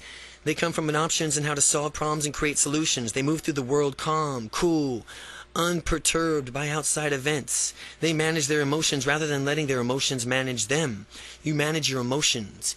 Avoiding both blaming and placating gestures will help you and who you are, an unstoppably confident person who solves problems and gets the job at hand done efficiently. Who and what caused the situation is irrelevant. The main idea is to solve it. You don't care who or what caused the situation. Your main idea is just to solve it and prevent it from occurring again in the future. Practice unstoppable body language. And if you want to feel like the most charismatic person around, project good thoughts outward, they will manifest themselves in your body language as well. Walk confidently. Confident people have a certain walk. When they enter a room, it seems as though they belong there, even as if they own the place. As you practice walking in confidently, remember that the situation is whatever you make it. Keep your head held high, your shoulders back, your tummy tucked in, and move through the world in deliberate steps. Feel free to walk at your own pace instead of adopting the speed everyone else is using. Avoid shuffling your feet, looking down at the ground. You'll notice a difference as you practice your confident body language and pay attention to the way you walk. Steeple your hands for confidence. Steepling is a gesture that conveys confidence by pressing your fingertips together while keeping your palms separate, touching each of the fingertips to the opposite hand. Many unstoppable confident people steeple their hands to exude confidence. In fact, so many confident people do this gesture that it's now associated with confidence. Get in the habit of steepling your hands when you want to convey confidence to others.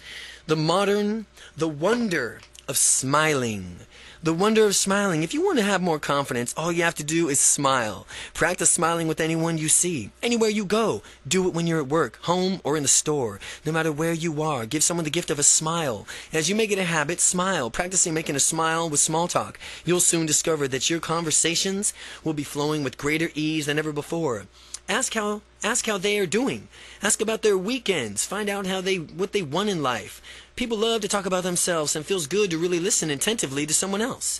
Even for me, in the depths of my shyness, smiling was a very effective technique. Bringing a natural, happy guy smiled often just because he was in a mood and the mood struck me. But what I discovered is that when I smiled at people, they would naturally smile back. And in fact, I'd make a game out of it.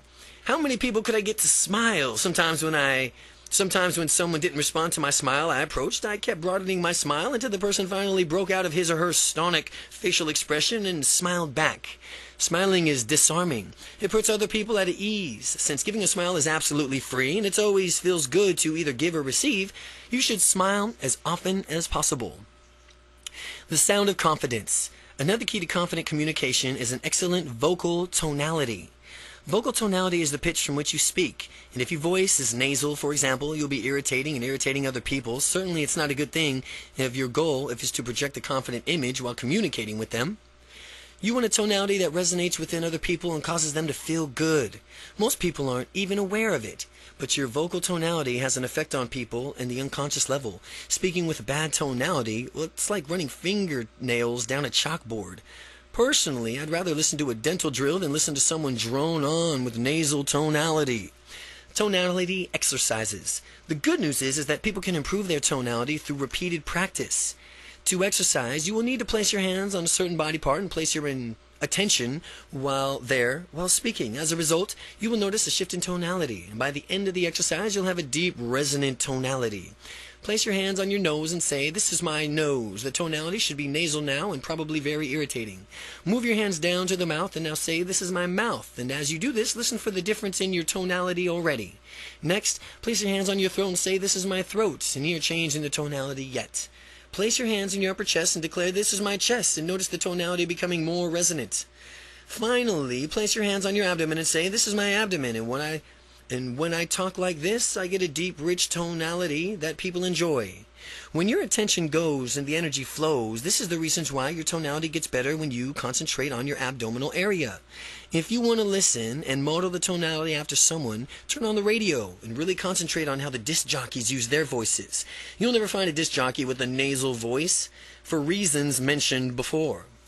The look of confidence. Confident people are always able to look at others straight in the eye and tell it like it is. By looking someone in the eye, you will perceive as being more sincere, genuine, and honest. More sincere, genuine, and honest. No matter what you are saying, if you just look them in the eye. Then if you are shifty-eyed or avoiding eye contact, people who lack confidence tend not to look others directly in the eyes. This elicits suspicion from the person from whom your non-confident person is interacting. Because most people, when they are telling the truth, look others directly in the eye. If you have nothing to hide, focus your attention on looking people in the eye. You can even practice feeling good while doing it. Now, if you have a tendency right now to avoid eye contact, that's just fine. Call it a starting point. But after you do the following exercise, you'll discover how easily and naturally you could do it. And by the end of the exercise, you'll have informed the beginning of the habits. The difference between confident people and shy people, in summary, is that confident people have the habits that cause them to behave confidently. Conversely, shy people have the habits that cause them to act shy. Eye contact exercise. This exercise is designed to give you the ability to be present with someone and look that person straight in the eye, giving you more confidence. You'll need a partner for this exercise. A great partner would be a supportive friend, spouse, or relative. Read through all the directions first and then begin. Read through all these directions first and then begin. By doing this exercise, you'll naturally find yourself breaking through the limits of your confidence, and it'll rise in an unprecedented level. Set an outcome for what you want to get out of this exercise. One good outcome is to be able to look people in the eye anytime. Tell them anytime that you choose and feel at ease while you're doing it. Get a timer that will let you know when 5 minutes is up. What you're going to do is sit across from your partner in a complete silence and be present with him or her. All you have to do is be silent. Look the person straight in the eye and beware. This is harder than it sounds. But as you do this exercise, you may have certain urges to laugh or look away. That only means that you now have an opportunity to break through the previous held limits. Stay with the exercise and continue looking your partner in the eye. Meanwhile, your partner will be doing the same with you. And if you do laugh or glance away, your partner should gently say, "Stop. Be present. Start again." Similarly, if a partner laughs and glances away, give him or her the same instruction. Continue on doing this for the entire 5 minutes. Having this skill means that you can confront any person to be there for him or her as a good listener. Your direct eye contact with another person means that you're neither superior nor inferior, but you are merely two equals communicating on a level ground.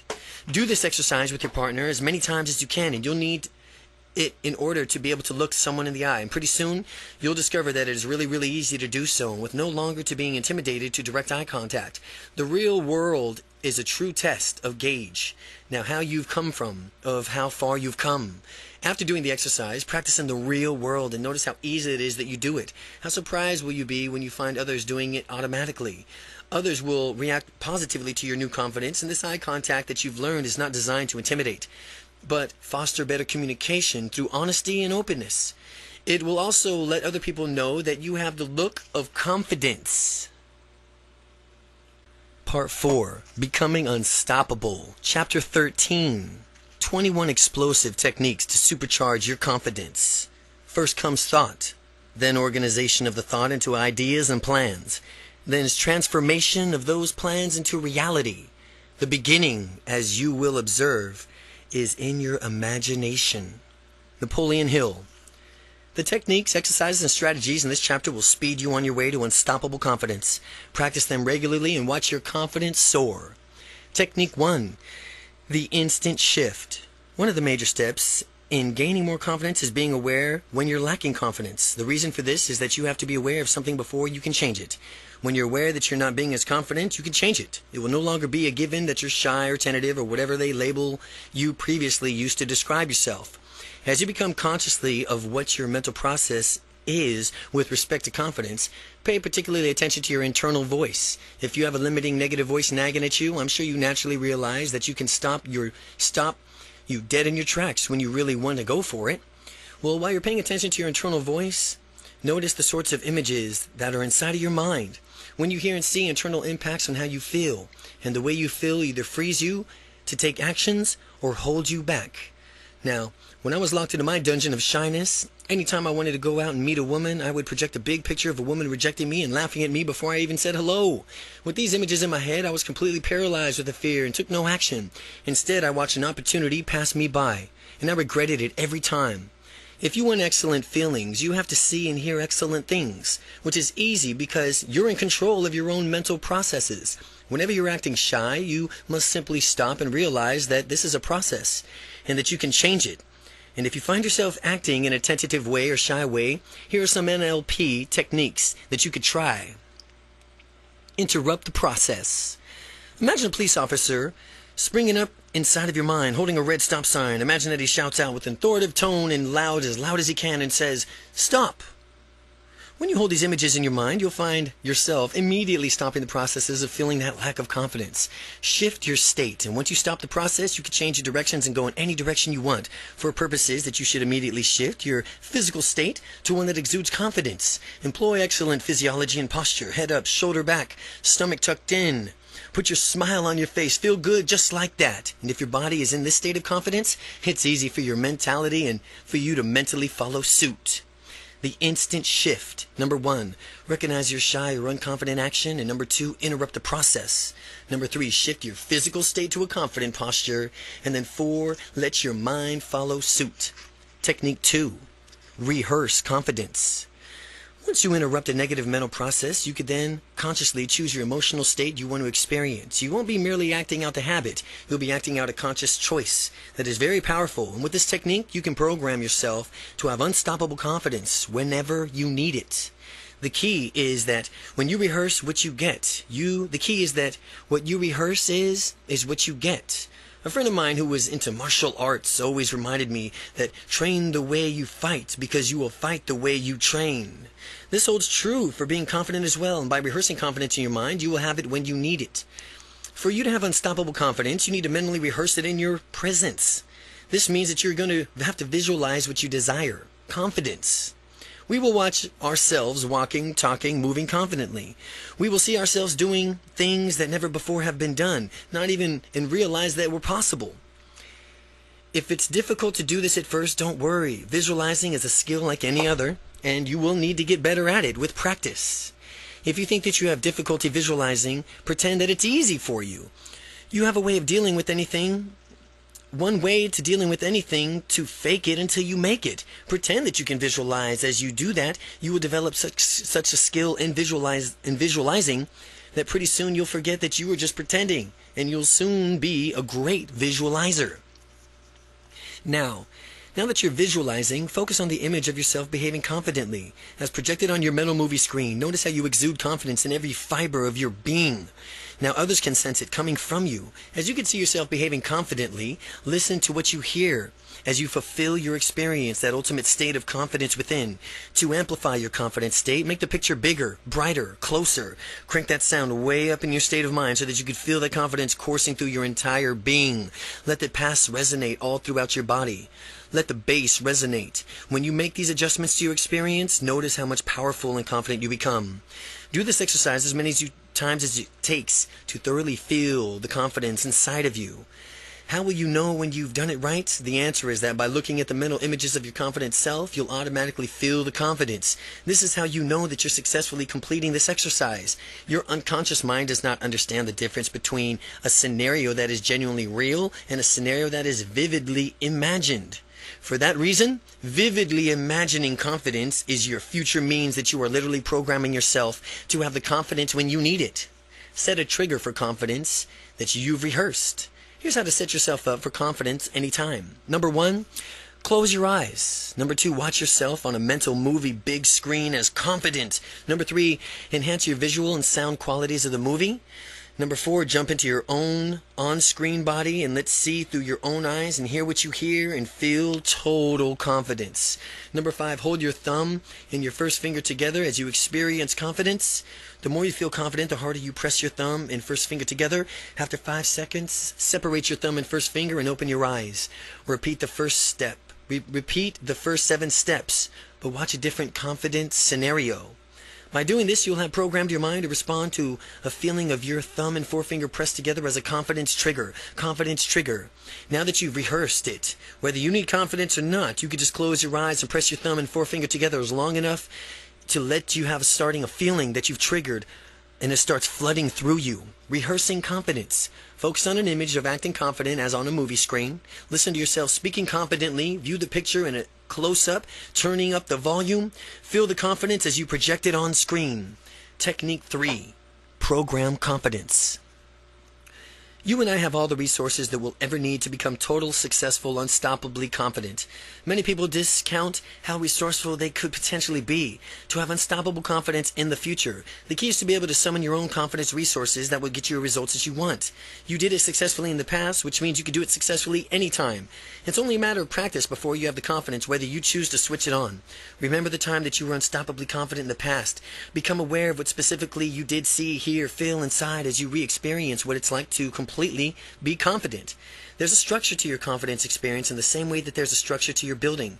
There's certain qualities that you see, hear, feel, and building this specific to that building. Similarly, this is a certain thing that you see, hear, and feel only when you are in a confident state.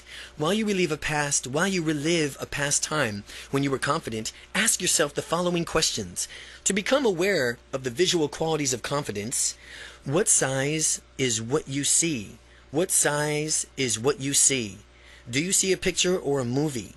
Is it three-dimensional? How clear or fuzzy is it? How bright is it? How close is it? Is it in color or is it in black and white?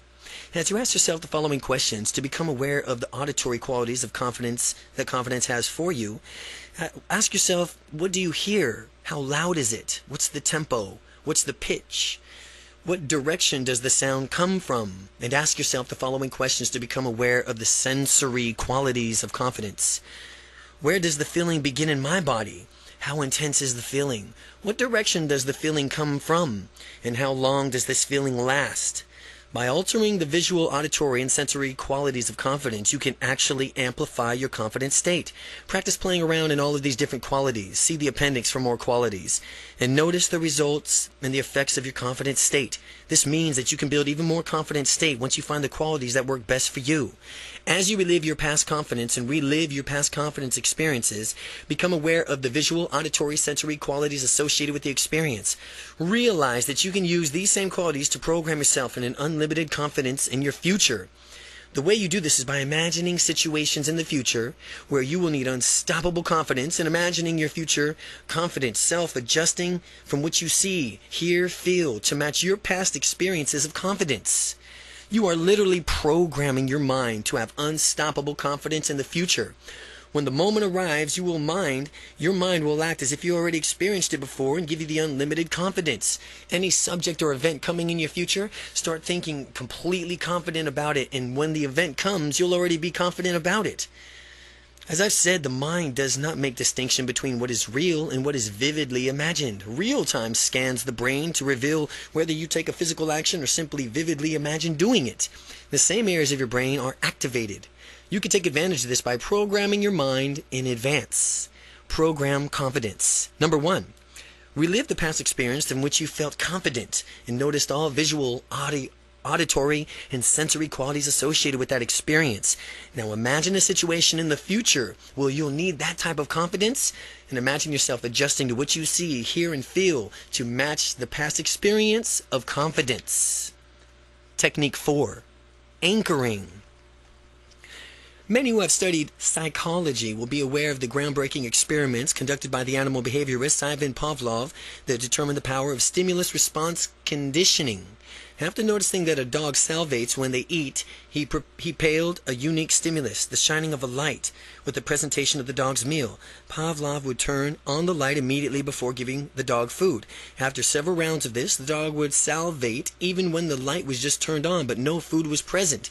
Prior to this pairing, shining the light had no effect on the dog's salivation, but after the stimulus, the light, had been paired with the response, salivation, the dog would reliably salivate when the light was shone.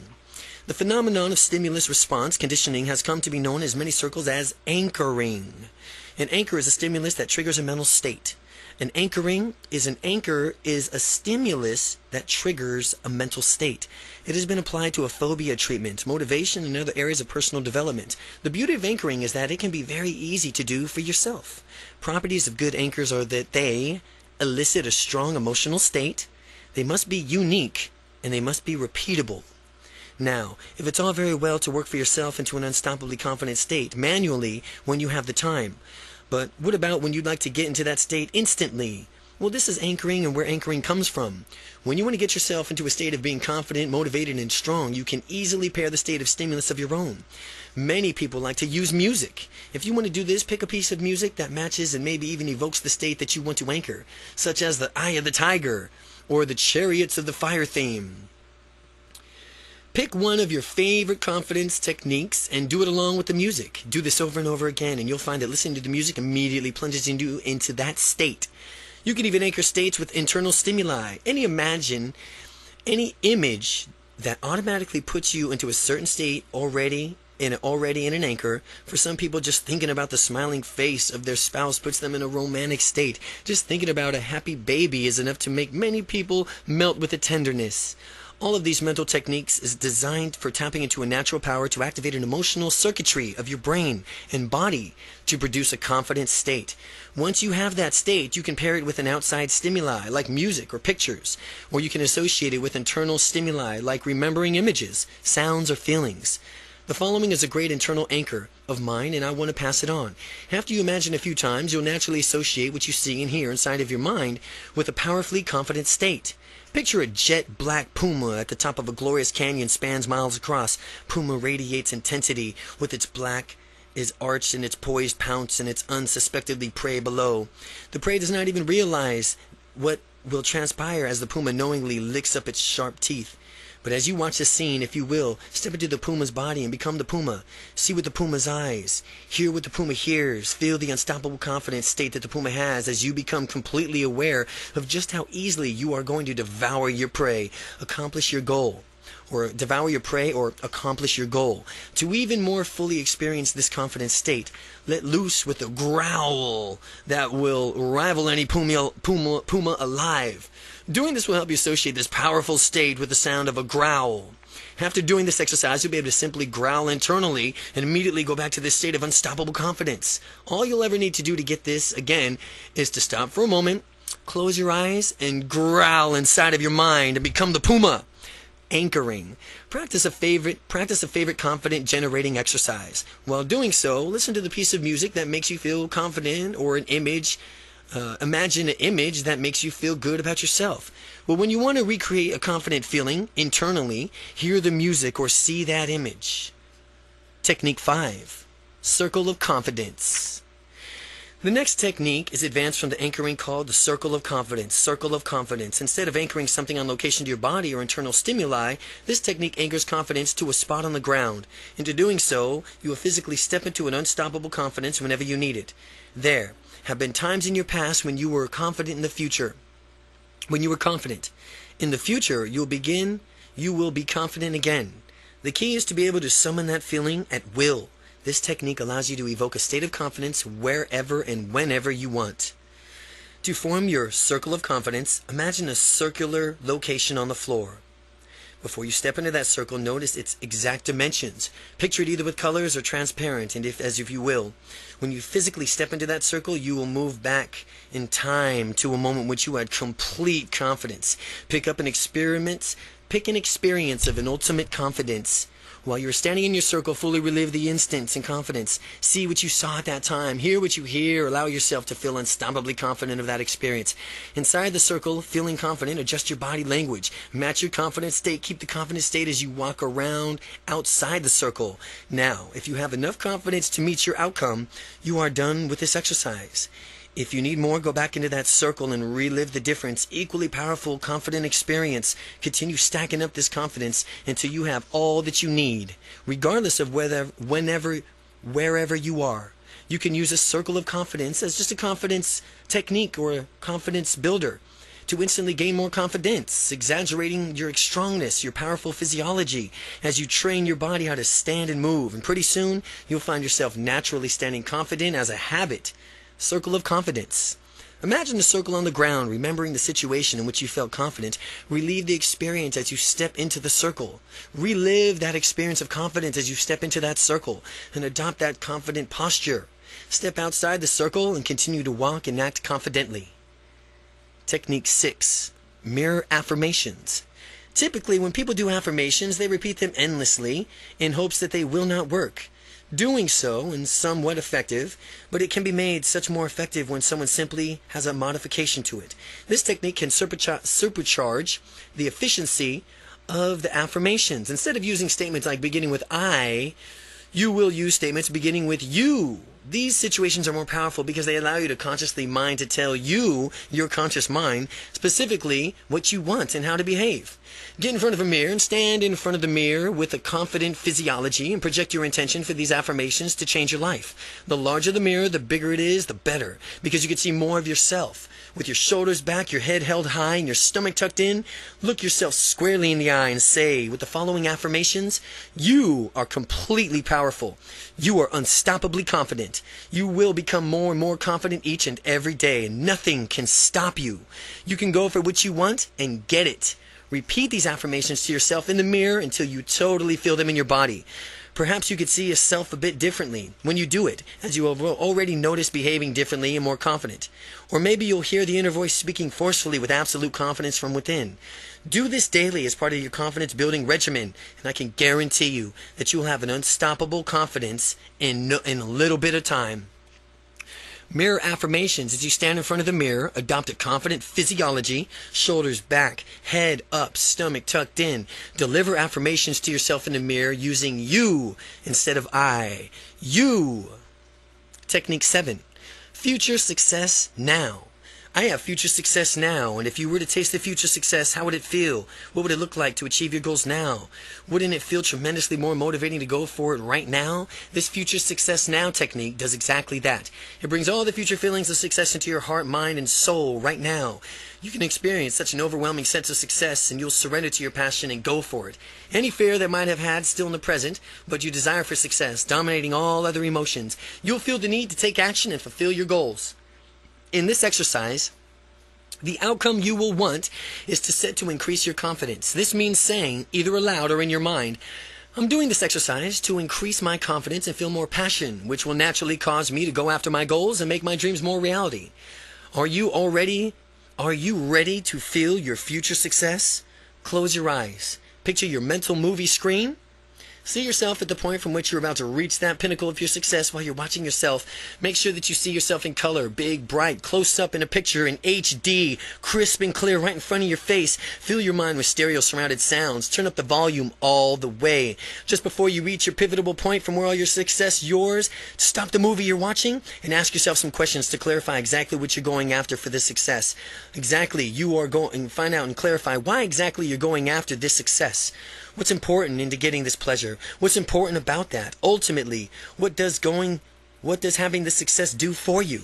Now restart the movie and witness yourself achieving your goal and getting all the massive success and pleasure that you deserve that comes with it. Right as you see yourself on the mental screening fulfilling your goals and experiencing the wonderful feeling of victory, jump into your on-screen body.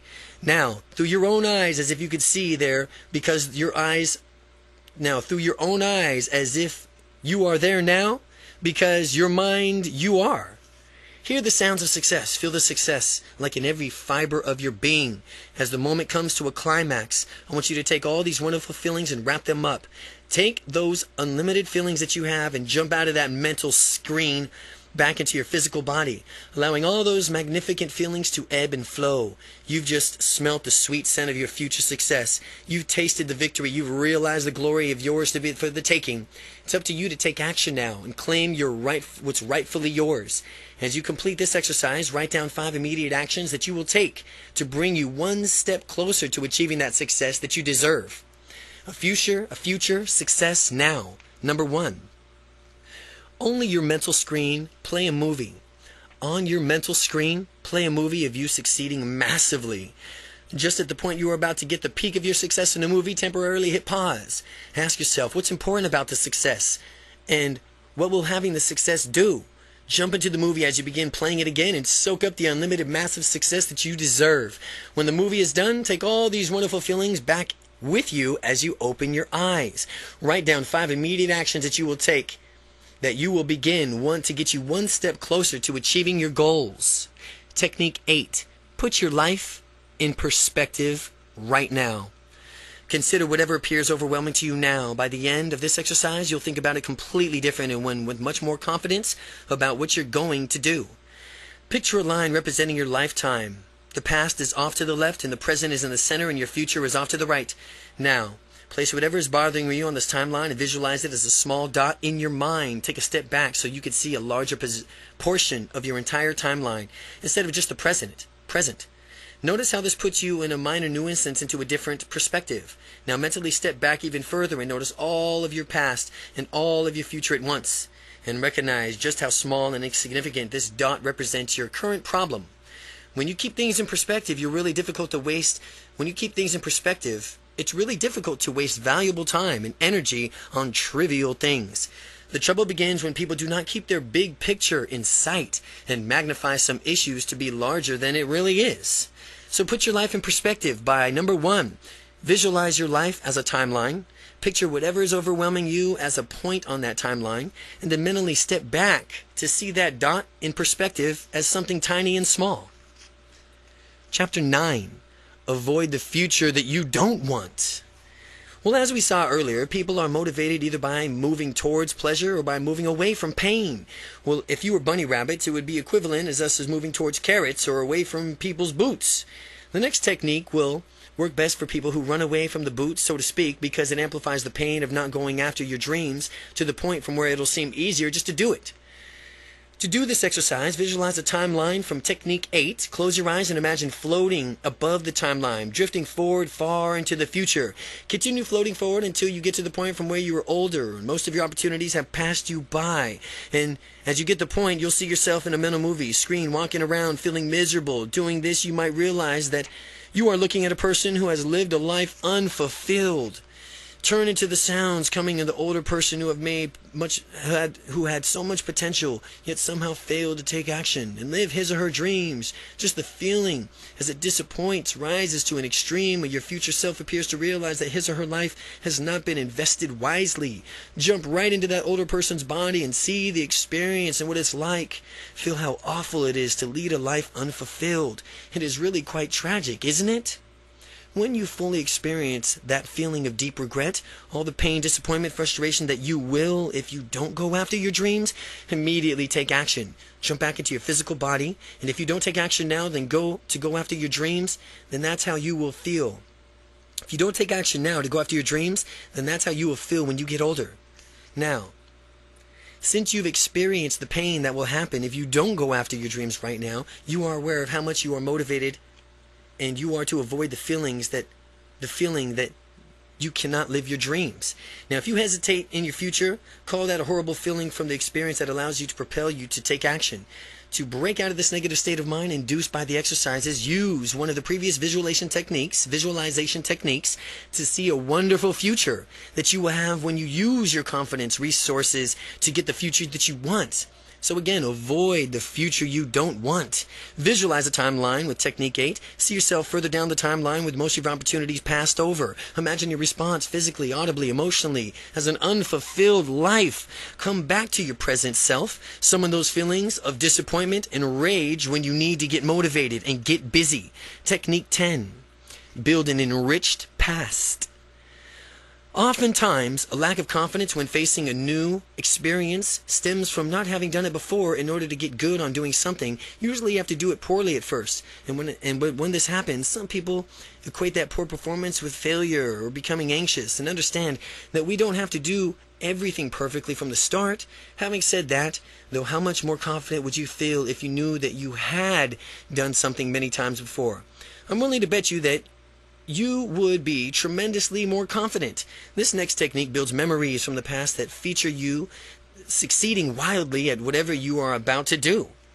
You may or may not have heard of false memory syndrome. False memory syndrome occurs when someone gets something else to create memories of events that didn't really happen. However, the false memories are so vividly imagined that they seem so real to the person to whom they are implanted, and consequently the person acts as if they are. In situations like this, the memories of usually disempowered, what if we were to create false memories in ourselves, having massive success that we really are about to do for the first time? How much confidence will we have when we do this? Build into the past as many successes as you can find necessary, and you will have done this by visualizing success, which you've done, and imagine happening to the past as you create your past successes. Really intensify the experience so that you can catch the feeling and confidence that you've needed. When I was starting out in my public speaking, I had no experience at all, but since I needed to rapidly gain experience to be credible, I went back into my past and created an entire series of memories. Even though I consciously knew that they were all false memories, they were all so vividly imagined that my unconscious mind knew no difference, and which consequently allowed me to behave as if I've already been speaking a lot. And I imagined that I had an entire history of making wonderful speeches, motivating audiences, and receiving standing ovations for my abilities. To go one step further, I imagined people taking my message to heart, acting on it, transforming their lives. By creating all these memories, by the time I got up to actually speak for the first time, I was delightfully simple. I radiated confidence from the beginning, and anyone can use these techniques to better himself or herself. It's just a matter of knowing the techniques and applying them in your life. To build an enriched past, number one, see yourself in your past on your mental movie screen, massively succeeding at what you actually are about to do for the first time. Crank up the visual and sound qualities to make the new memory really intense. Do this 10 times. Create 10 different positions, memories of your successes. Technique 11. The technique goes back into a past of implants, new memories into similar fashions to exercise the technique 10. Only this time, instead of giving yourself a history that will be rewriting your history, go back to the time from when you really blew it. Perhaps something you were expected to accomplish was not smashing success that you intended it to be. Close your eyes and watch yourself on a mental movie screen as you just about to make the mistake or screw things up. Just prior to the instant in the time from which you're about to start deviating from the success path, start making mistakes or stop the movie. We stop the movie now because we don't want to rehearse the negative incident, but we only want to reinforce it in a way of behaving. While the movie is stopped, think about how the situation ideally would have turned out if you could give it an ending. Well, restart the movie and replace the old ending with an ideal ending. See, hear, and feel something succeeding in the way you deserve. After you've watched the movie from the start, finish the third-person point of view. Just jump into the on-screen body and run the movie from start to finish with a new ideal ending. As you see, hear, and feel the massive success, that's yours. Now, run the entire movie from start to finish 10 times. This will recode the past incident as a success in your mind. Furthermore, rehearsing and reinforcing success teaches your mind to create success in the future. As you look back on your past, you'll notice things are different. The way you look at all the failures are actually bridges to the success. Your past has been enriched now. You can enrich your past, and you'll discover yourself moving through the world more resourcefully. One thing about the technique is that it's versatility. You can correct any part of your past in whatever way you want. Correct past mistakes. The technique of correcting past mistakes, number 1. Watch yourself in the past on your mental movie screen. Right up the point before you made the mistake, and at that point, stop the movie and think about what the ideal ending would be, and then finish the movie with the ideal solution. You're behaving resourcefully and getting your outcome. Run the movie from start to finish with the new ending, feeling what it's like to get your outcome. Now jump into your on-screen body and run the movie on the success 10 times and lock it in. Technique 12, the domino effect. As you recall from earlier in this book, beliefs come in 2 different forms, casualty and meaning. Again, as you recall from earlier in this book, beliefs come from 2 different forms, casualty and meaning. X causes Y, or Y means, or X means Y. Again, X causes and Y, X causes Y, or X means Y. Causes or it means. Understanding how beliefs are structured means that we can consciously choose those beliefs that are empowering to us. For example, if someone believes public speaking means it's time to be fearful and lack confidence, then obviously this belief will be made manifest in that person's behavior. As he or she gets nervous before making a speech, it's necessary to understand how beliefs are formed. To use this next technique, think of something that is so far outside of your comfort zone that you would be absolutely amazed, surprised, and delighted if you actually did it. In thinking about this, keep in mind that it should be something that is feasible, something you could immediately do, and should make this decision to take action. Become aware of of what specifically you would see, hear, and feel when doing it. Now, just ponder what sort of confidence it would take for you to do this shining and to do this thing that you are so afraid of. Once you've thought of something completely outside of your comfort zone, you will naturally realize that if you were actually to do this, you could do anything you wanted in the world. After all, if you could step out that far out of your comfort zone, you can continue to expand even further outside of it. Can't you? To make this exercise really work, lock in a belief that doing whatever it is that you are thinking of right now, that you are afraid to do so, means that you could do anything. I chose to skydive as my activity for this exercise. I can lead a pretty conservative lifestyle, keeping risks a bare minimum, and so I had never done anything so daring before. Some risks, I soon learned, are worth it. To gain more confidence in myself, I built in this belief that as I jump out of an airplane and hurtle to the ground in rapid speeds, I'll be stepping far outside of my comfort zone, and by proving to myself that I could do things I wasn't quite sure of that I could do, means that I could do anything in the world. For me, skydiving demonstrates that anything is possible for me. When you do this in your activity, you'll realize that anything is possible for you. Your example can be whatever you want it to be, and as long as it is a big stretch outside of your comfort zone, it could be marching into your boss's office and asking for a raise, speaking publicly, running a marathon. The most important part is that when making it happen, you will realize that anything is possible for you when you set your mind to it. When you've decided on what you're going to do, take immediate action to ensure that that's what will happen. Get things in motion so that you can, taking immediate action to starting your excellent habits to develop. Taking immediate action is an excellent habit to develop. Taking immediate action. I take immediate action. Take immediate action. The most successful, unstoppably confident people take immediate action, and accordingly to manifest their dreams sooner.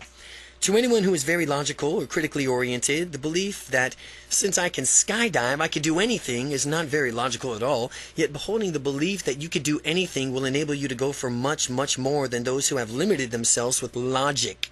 You may not be able to do anything, but you'll definitely go past your old limits.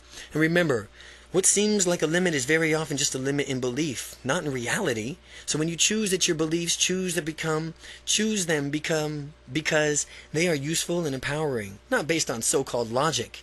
Choose your beliefs because they will help you live your dreams. The domino effect is, number one, choose an activity that is far outside of your comfort zone, and number two, realize that in doing this activity, it makes it possible to do anything that you choose to do. Follow through with this activity as quickly as possible and hold on to the new belief that you can make anything happen. Technique 13. Technique 13, borrow confidence. A great way to gain confidence is to model yourself after someone else who has already had a lot of confidence. Anyone who has an absolute belief in himself or herself will make a good model for you. One way to supercharge your results is using the techniques to repeat it, using several different people as your models of unstoppable confidence. Once you've identified the person who embodies confidence to you, get to know as thoroughly as possible this person as this moves through the world. To do this, spend as much time as you can with that person and talk about his or her opinions of confidence, life, taking action. If your model of confidence is not accessible to you, perhaps you can get to know the person very voraciously by purchasing his or her books, or CDs, or home study courses, or by attending a seminar. If it's a rock star that you could go to his or her concert. If it's a star athlete, perhaps you can attend his or her sporting event. The idea here is to expose your mind to this person so much as possible that you get a better grasp on how to model your beliefs, attitudes, and values. The more effectively you can model his or her the better you can model his or her confidence. Set a strong outcome for this exercise, such as, I want a confidence like, and then name the model of the confidence. For these reasons, and then list the reasons. By the time you reach the point, you have already familiarized yourself with the model of confidence, and you have a good grasp on his or her perceptions of the world, the self, and what he or she does. Close your eyes and envision your model of confidence behaving in an unstoppably confident way in a movie, in your mental screen. Pay attention to how the person speaks, moves, gestures, and walks. Become aware of how this person interacts with others. Imagine his or hers internal self-talk. And notice anything else that you can about this person. Make the movie big, bright, and close, HD, digital, crisp. Turn the sound up all the way that you can and resonate it inside of you. Next, step into the movie. As you are stepping into the confidence model's body, take on this person's entire being as though you're seeing through their eyes and your confidence models through their eyes. Hear his or her ears and feel what it's like to completely immerse yourself and be unstoppably confident as this person. Now, as you are inside this confident model's shoes, physically do all you can to be like this person. Gestute, speaking, move, use the facial expressions your model does. Continue doing this until you fully understand what it feels like to make your models unstoppably confident. To make your models unstoppable, to have your model as unstoppable and confident. If it helps, imagine yourself as this person in different contexts. When you fully have that feeling down, you'll see yourself stepping out of your own person's body and back into yours. And as you float back into your own body, take with you that unstoppably confident feeling that you just created. Integrate that feeling into your body, your mind, and your identity. By having your model's confidence once, you can have it anytime anytime you want, simply by just doing the exercise. Remember to borrow confidence. Number 1. Find someone who's confident that you'd like to have for yourself. Who's confident you'd like to have for yourself. Expose yourself to that model of confidence as much as possible. Watch your role model behaving confidently as your mental movie screen. Notice how this person moves through the world, how he or she speaks and gestures. Make you imagine really compelling by turning into a visual, auditory, sensory quality. Step into the movie and become that model. Gesture, speak, and move through the world as this person does with their unstoppable confidence. Then step into a model in 5 different contexts. When you feel that you have to handle this person's confidence, a handle of their confidence, step back into the model's, step outside of the model's body and take his or her confidence back with you. Technique 14. Schedule your dreams. Successful people plan their work and then they work their plan. This technique will help you decide on what you want and focus your energy towards pursuing it. Goals are dreams with deadlines. For that reason, this technique gives you some specific deadlines for achieving your dreams. What I want you to do is imagine yourself 5 years in the future, living your ideal lifestyle with what sort of job would you have? What have you accomplished? Where do you live? What is your lifestyle like? Focus on the answers to these questions, and once you have the answers, build what you call an expanded resume. A typical resume charts for what you have accomplished and the skills that you possess now. An expanded resume encompasses your entire life, your family life, your career, your social circle, your spirituality, your finances, and so on. Creative and expanded resumes, what will be true for you in 5 years. Reread this resume once a week and more often, if you can invest the time, and in 5 years in time, you will have accomplished much, if not all, of what you put down. A similar technique for channeling your energy into a direction is to construct a future magazine cover with yourself on it. The magazine could either be real or fictitious, but it should show us succeeding in whatever area of your life that you choose. When I did this, I used a computer presentation software to import my photograph and design into a magazine cover, and inserted catchy headlines and prescribed what I would achieve. When this cover was finished, I printed it out and proudly displayed it on my desk. From time to time, I would glance over at it and find it there, and I automatically became more motivated to take action and move towards my goals. Schedule your dreams. Number 1, scheduling your dreams, the expanded resume. Number 1, imagine where you would like to be in 5 years from now. Write down the details, family, work, leisure time, friends, and so on, and review this expanded resume at least once a week. Your future magazine cover. Well, create a real imagining magazine cover for yourself succeeding in some area of your life, and use catchy headlines, images, and describe what you want to achieve. Review your magazine cover periodically to keep you motivated in reaching your goals. Technique 15. Swish into confidence. The next technique is called the swish technique because in it you redirect your brain as rapidly as a basketball makes the swish sound when it flies through the net. Our mind is trained to go into a certain direction. Sometimes if we have not consciously directed our minds, we tend to gravitate towards less than resourceful behaviors, such as shyness. The technique redirects the brain, in the effect telling it not shy, confident. If you act shy, you do it out of a pattern that you've either consciously or unconsciously set up for yourself, and there are triggers that you cue to your brain that the shyness pattern. What we're going to do is take those same triggers, reframe, and retrain your mind so that when you spur towards a confidence, you'll spur towards confidence instead. Think of the times when you act shy. Decide on the initial cue that lets you know that it's time to get nervous and tentative. And for some people, arriving in a party full of strangers is looking at an unfamiliar face and a cue to begin acting shy. For others, seeing an attractive member of the opposite sex sitting down nearby might set them off. Find out what your cue is. People do not randomly become shy. There's always a cue that precedes it. Now that you've discovered the cue that has led you to shyness in the past, put yourself into the picture of experience from a first-person perspective. Practice making the picture of what you see smaller, darker, and farther away. Take the normal picture of the cue image and make it small, dark, and really so far away in a way that in the time it takes for you to say out loud, swish. Do this unless you feel that you can take the picture of your shyness cue and make it disappear in an instant. Any issues, make it smaller, farther away.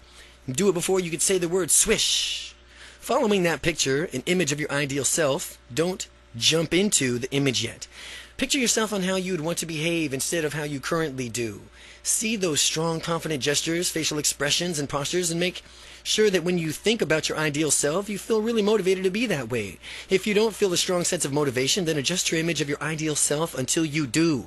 Make this picture small, dark, and far away at first, and then practice making this picture really big, bright, close up, rapidly as you can, as fast as you can say swish. Practice the exercise until you can do it easily. Now, what we're going to do is redirect the mind so that whatever it's experiencing, the cue image it will automatically flash to your ideal self and therefore draw you into being that person. When you've done this successfully, you will see the trigger that used to make you shy and immediately experience an unconscious shift in confidence. Close your eyes and see what cue image in the forefront of your mind. See it big, bright, close up, HD, crystal clear. Just like you would if you were experiencing it for real. In the lower right corner of your vision, see your ideal self-image smaller, darker, farther away. Make the swish sound and simultaneously flip the two pictures so that you cue the image becomes small, dark, far away. An ideal self-image becomes really big, bright, and close. Remember to make the swish sound as you do this exercise because it will help you unconsciously move the pictures around. Swish. Pause for a moment, open your eyes, and then reset your picture so that you see the cue image big and close in your confident self in lower right corner. Then you can make the swish sound and it toggles the screens. So you transpose them in the same way you did previously.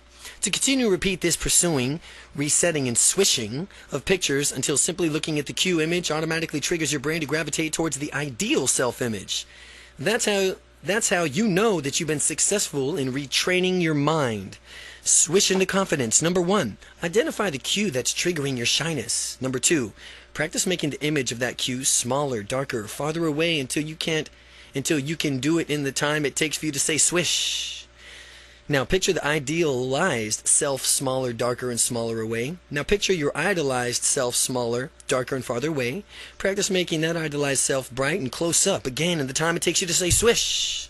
Finally, practice transposing the two pictures as if they sound of the word swish in your brain. Makes the shyness trigger from small and far away while bringing your idolized self to the forefront. Now however you're feeling, screen it, swish. Now you're in the other image.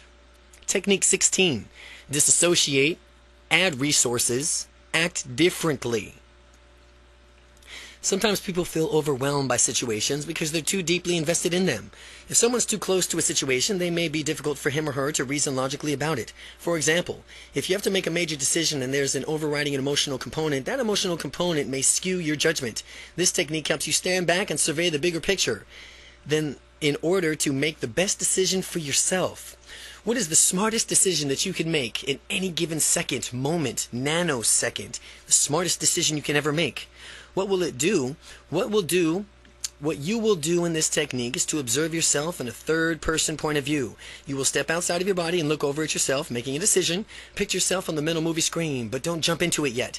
Just look at your on-body screen. You are a detached observer. Pretend that you are the narrator, and you refer to yourself into this as third person by repeatedly using your name. Well, as Randy currently walks over here, and then Randy went this way, and think through the decisions-making processes out loud and detach the frame of mind. As you narrate your thinking process regarding to the decision, you should be sure you have confident physiology and tonality. This will help you make a firm commitment to the decision from which you are ultimately going to arrive at. As a result, your decisions will be more rational, emotionally literally giving yourself some distance from the situation. Another way to perform this technique is with the confidence resource triangle, described next. The confidence resource triangle. It's a confidence resource triangle. The main difference is that the triangle uses physical locations to represent the different states. The confidence resource triangle has 3 legs. Stuck state, location, a disassociated observer location, and a resource location. Again, they have 3 legs: a stuck state location, a disassociated observer location, and a resource location. The stuck state is the state where a person will experience indecision and need a resource. The disassociated location is where a person can stand back and objectively look at the situation from a third-person point of view. The resource location represents a resource that will get a person unstuck from his or her indecisive state. Find 3 different spots on the floor and label one S for stuck, one D for disassociated, and one R for resource. First step onto the S location. Close your eyes if it helps you. See, hear, and feel the element of the context where you need more confidence. Just when you're getting a taste of it, step outside of the location. Name 3 different things in the room to break your state, thus get you out of that state of stuck. Second, step onto the D location. And look at the same situation as you did in S location, but do it with a third-person perspective. Now, how different is it that you can perceive things more objectively? Think of confident resources that will help you conquer this stuck state. Third, step onto the R location, and as you do this physical step, you will mentally step into a resource by completely reliving a past time when you were confident. See when you saw, heard, and hear, and felt what it's like. Remember what it's like and crank it up. Crank up that confidence level. Now, with overwhelming confidence at your disposal, step back into what used to be the stuck state. How easily and naturally you do not get unstuck now. With all this confidence oozing from every fiber of your being, if for some reason your stuck state did not change for you as much as you would like, do this exercise again, continuing stacking up confident resources and bringing them to the stuck state until things change. Do it again, the exercise over and over until you continue stacking up confident resources and bringing them to the stuck state until things change. Disassociate, add resources, and act differently. Number 1, envision yourself in a stuck location. Number 2, step out of the stuck location and name 3 things in the room to balance yourself. Number 3, step into the disassociated location and watch how you can resolve the situation in a confident manner by looking at it third party, away from yourself. Number 4, step into the resource location and think back to a time in your life when you were exuding confidence. Technique 17, matching and mirroring. When 2 people have rapport with each other, an interesting thing occurs. Their body language becomes similar. They begin to match each other. How can we use this to our benefit? We can consciously match someone else's body language in order to increase our perceived similarity to the person. You can use matching to increase intimacy or almost in any human interaction. This technique is called matching and mirroring because your goal is to become a mirror and image the partner in a conversation. When I first learned this technique, I was confused with it as mimicking. Mimicking is something that younger children do to annoy each other's parents, or monkeys do to play with visitors at the zoo. We are not mimicking anything else. Instead, we are increasing our similarity to another person by mirroring that person's body language, which will help engender a greater understanding of his or her points of view. The way you match and mirror someone is to adopt the same body posture that that person has. When the person moves, you must move and hit with him or her. Be sure to allow a certain lag time so that matching does not creep into the person's consciousness awareness. And the idea is to gain rapport at an unconscious level without attracting or notice that you're doing it. The intended effect is that the other person will feel that you are similar to him or her without even being quite sure of why. That the rapport deepnesses, as the rapport deepens, you can trim the lag time and until pretty soon you're moving exactly with the person. Rapport is like a dance. One person leads, the other one follows. Up until this point, you've been involved in the dance and only been following. After sufficient rapport has been established, you have the opportunity to lead the dance of rapport. Begin by moving your body into a new position and seeing if the other person follows you. Now, when the person does follow you, you will know that you are now the one in charge. And if you move and the person does not allow you to go back to the matching, mirroring and build up the rapport further. When you lead non-verbally, you can match and mirror people in other ways. In addition to matching body language, you can match a person's breathing too. This person will serve the unconscious synchronize. This practice will serve to unconsciously synchronize. You and another person can facilitate rapport. To match someone's breathing, watch his or her shoulders. Most people's shoulders rise when inhaling a breath and fall when exhaling. People exhale as they are talking. So remember to match someone's breathing as the person speaks to more similarly to you and how another person, even in barely perceptible behavior, such as breathing. The deeper the rapport you will create. As we're matching someone's breathing, you can match hand gestures as well. When another person's talking, notice how he or she gestures. No matter whether one is wild, demonstrates gestures, or slight, precise hands using some gestures. I don't care if you feel awkward or it's outside of your comfort zone. You are matching the other person in order to better understand and communicate with him or her. Facial expressions are another great way to match and mirror someone by developing greater rapport. Someone frowning is raising of an eyebrow or another facial expressions can be matched. You can even match someone's muscle tone. If a person's uptight and stressed out, you can tighten yourself up too. If the person's loose and relaxed, you can do the same way to be with him or her in the moment. Suppose that you match someone who is tense. You could develop a great rapport with the person and begin to lead the dance rapport gradually by relaxing. If the rapport is sufficient, the person will follow you and relax as well. The level of perceived similarity between you and another person is directly proportional to the rapport that you will experience. Again, the level of perceived similarity between you and another person is directly proportional to the rapport that you will experience. The greater level of rapport you experience, the more freedom you will have to relax and be your own confident self around that person. A good rule of communication is to remember that nobody is going to get a message across for you.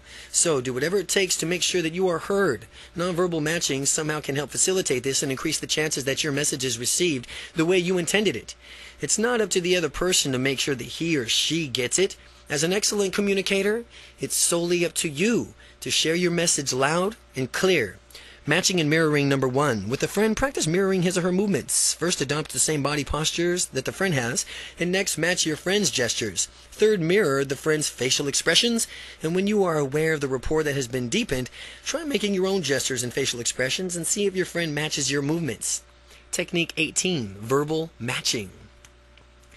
You now understand how to create rapport by non-verbally matching someone, and of course, you can further deepen rapport by matching someone verbally as well. Typically, verbal behaviors can match our tone, voice, volume, voice, rate of speech, inflection, for example, questioning and manding. The word usage, if someone speaks rapidly, for example, you shouldn't speak much more slowly. You should keep up with that person's speech rate. If someone speaks slowly, you don't want to be a motor mouth when talking with that person. You want to just speak near to the same rate that person is speaking. Listen to people's key words, the words they say over and over again, like they call them a trigger or hot buttons, words from which you hear these words. Use them right back and notice how the rapport skyrockets. My trigger words sprinkled throughout this book. If we were to meet and you spoke with me using some more prevalent words in this book, you would notice how delighted I became and more rapport would skyrocket. Some of my trigger words are unstoppable or fun or powerful or delight or awesome. Here's an example of how to match someone's trigger words. The conversation between an artist and her friend. The artist may say, I like my art because it's expressive and freeing. I get to be myself, and the paint landscapes there are breathing, are breathtaking and wide open. It allows me to express myself in a way that I didn't get to before. Painting is liberating because I can see the beauty of things around me and express it to others. The friend can match the numerous trigger words by saying, yeah, it makes sense. I understand where you're coming from. It seems like it would be liberating to really lose or express yourself to others, to be able to see a true beauty in things, to point where it takes and how it takes your breath away. That would be really awesome. I can see why you like painting so much. The result of this communication will be that rapport is deepened because of the trigger words. The painter then discusses her passions of painting, elicits someone's passion, listen to the trigger words, and then use those words when you're speaking with that person. You will be amazed how much quickly you develop an excellent rapport. Verbal matching. To increase rapport, practice verbal matching with a friend. First, practice your friend's tone and volume of voice. Next, match the rate of speech. Finally, pick up on your friend's trigger words and use them as you respond to what your friend was saying. Technique 19, parroting. Parrots are interesting birds because they repeat certain words or sentences that are used frequently enough. To act like a parrot, you can increase rapport. With someone speaking in pauses, repeat the last few words of the sentence. Right back to that person. The person's word has special significance for him or her, or they wouldn't have even chose to say it that way. Be like a parrot and repeat the exact words back. You'll discover how easily this causes a greater sense of rapport. Parroting validates the person's point of view, and the point of view validated, and they enjoy being listened to, which is why parroting works so well. It proves you were listening. As a friend, Fred, for example, Fred and Carolyn. Fred, how are you doing today? Carolyn, excellent. I have a flat tire on the way to work, but I made it here all right. Well, you made it here all right. How has your workday been since that? Well, it's been pretty hectic around my office. I've got a team meeting this afternoon at 4. You got a team meeting at 4? Uh-huh. Yeah, I'm really looking forward to it. The product should be unveiled here really soon. Oh, really soon? Yeah, next week is our scheduled launch. We've been working really hard to get this project going. Wow, you must have really been working hard to get this project going. The parroting is delivered as a mere echo of what the person previously said, with the key points echoed back to the person. The speaker, upon hearing his or her own words parroted back, will either say yes or agree non-verbally, perhaps with a nod. When people are in agreement, they generally are in excellent states of rapport.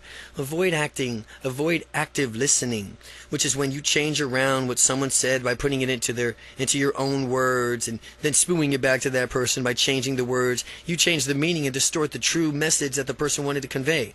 People like when they get their message across, and parroting their exact words back confirms that you did receive them.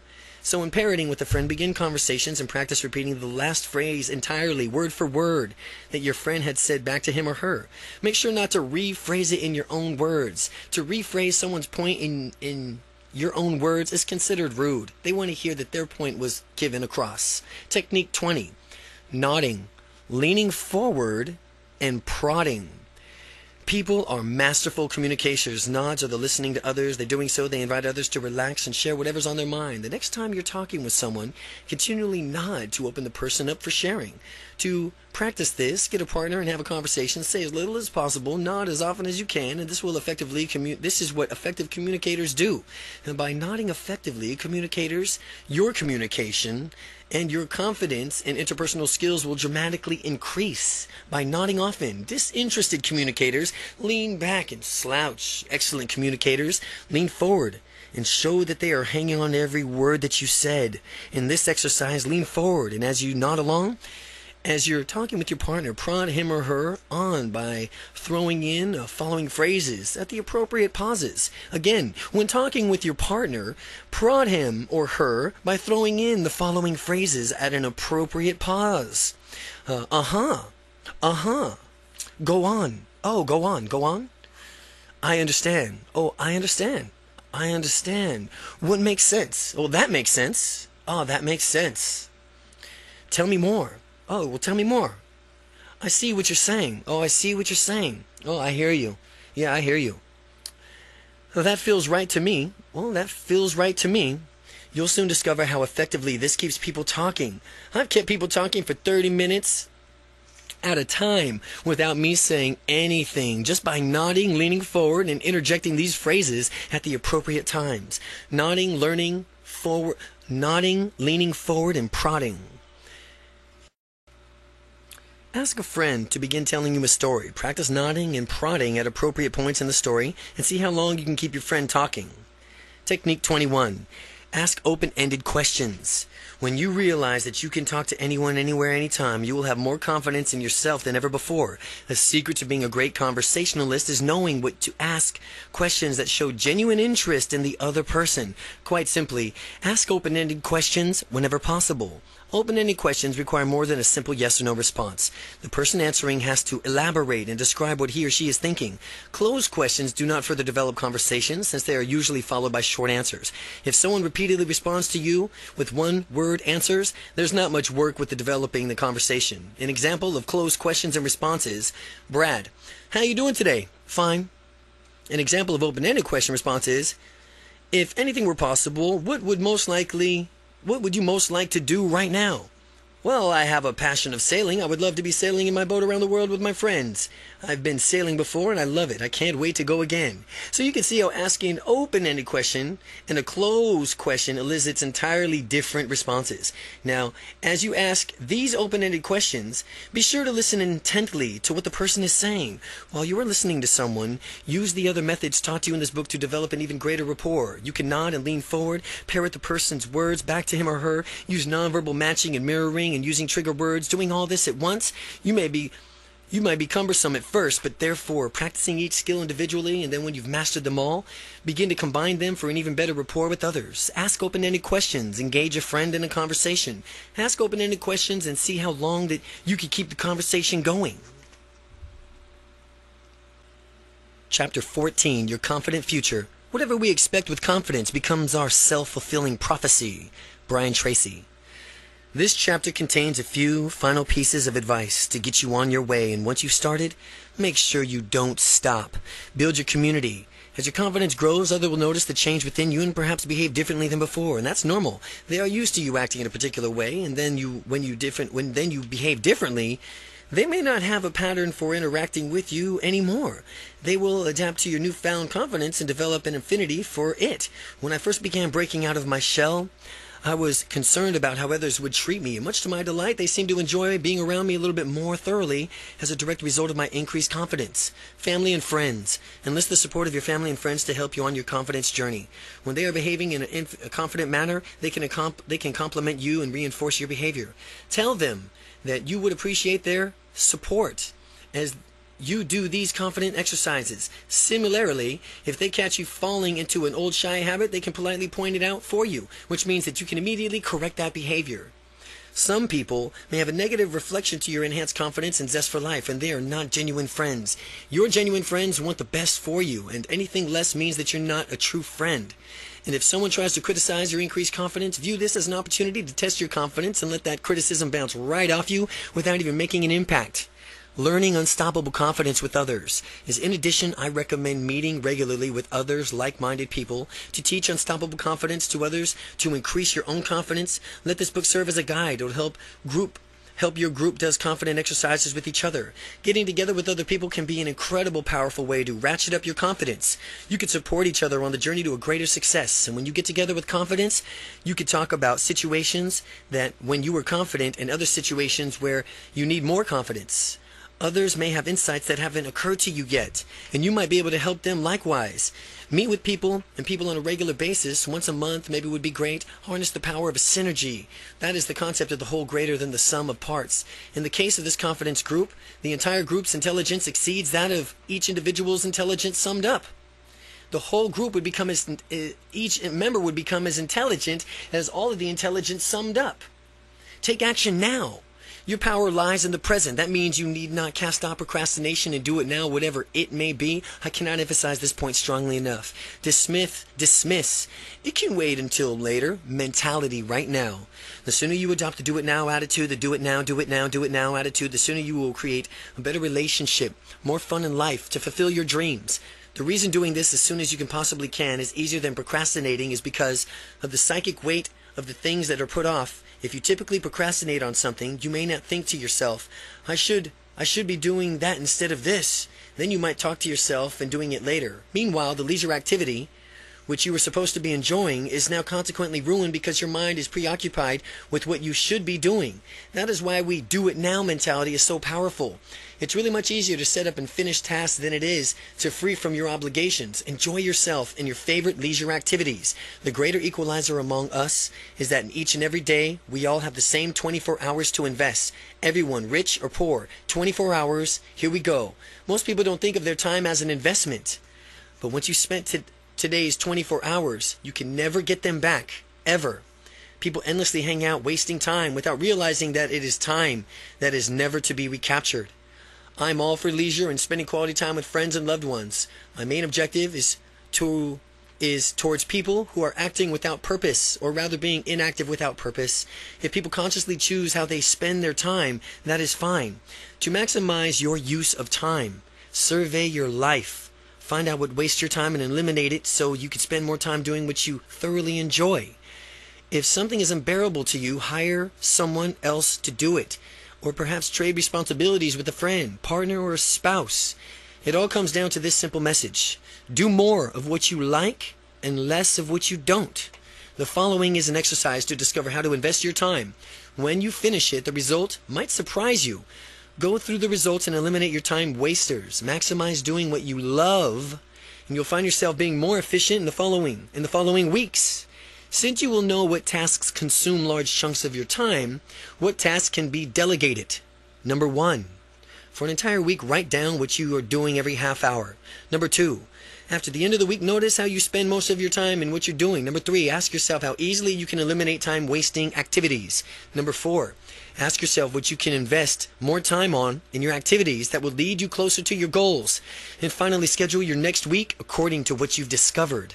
And as you continue to use your time ever more wisely and productively, notice that this increases your confidence. The more actions you take, the more dreams come true, the more motivated you'll feel and do and achieve even more. The proper fruit of knowledge is action. Action. Take action. Reap the full benefits of your knowledge. Stay on track with your confidence and practice a calendar. One method to stay on track as you develop your ability to be confident is a confident practicing calendar. You can take an extraordinary calendar and schedule which confident exercises you will do on a particular day. You can also set up milestones that you expect to achieve that journey towards unstoppable confidence and compare your progress against them. One day you could practice speaking confidently. The next day exercise you'll be walking confidently. The following day exercise gesturing confidently. Going through this book, pick out your favorite exercise and put them down on the calendar. Create your calendar and match your personality. You'll know what will work best for you. Positive reinforcement is a great motivator. There I recommend you that you praise yourself when you find that you're behaving confidently. Although you may not think it's a bit corny, I know I did at first, but I found that following reinforcement method really worked. And when I found myself behaving in a way I wanted and I gave myself small applause, a pat myself on the back, or a self-hug, many people deny themselves their due credit, even when they perform extraordinarily. Give yourself credit by consciously reinforcing your positive behavior. After all, who's the only person you are guaranteed to be with 24 hours a day for the rest of your life? You are, of course. Treat yourself well. Discover how your unconscious mind responds. As you treat yourself better, you'll discover how you're able to access parts of your memory that you hadn't before. You're able to visualize better. Your negative internal dialogue will disappear. Many people do not treat themselves very well. They have a nagging internal dialogue making their lives miserable. They think that people are out to get them. People are causes in their lives, not effects. Disempowered people let things happen to them. Empowered people make things. When people take complete responsibility for their own lives, they become empowered. They realize that they always have a choice. They can act out consciously decisions instead of blaming others and playing a victim role. They can realize that they always will have a choice. They can act out conscious decisions. When you're empowered and acting out of a choice, celebrate your accomplishments by rewarding yourself. Reward yourself in the same way you reward your best friend. His or her accomplishments. Remind yourself that you are wonderful. Sometimes people don't celebrate their accomplishments. They stall or wait for others to do it. Or maybe they wanted permission to celebrate or what they did. I'm not giving my permission for you to celebrate all of your successes. I'm now giving you permission for you to celebrate all of your successes.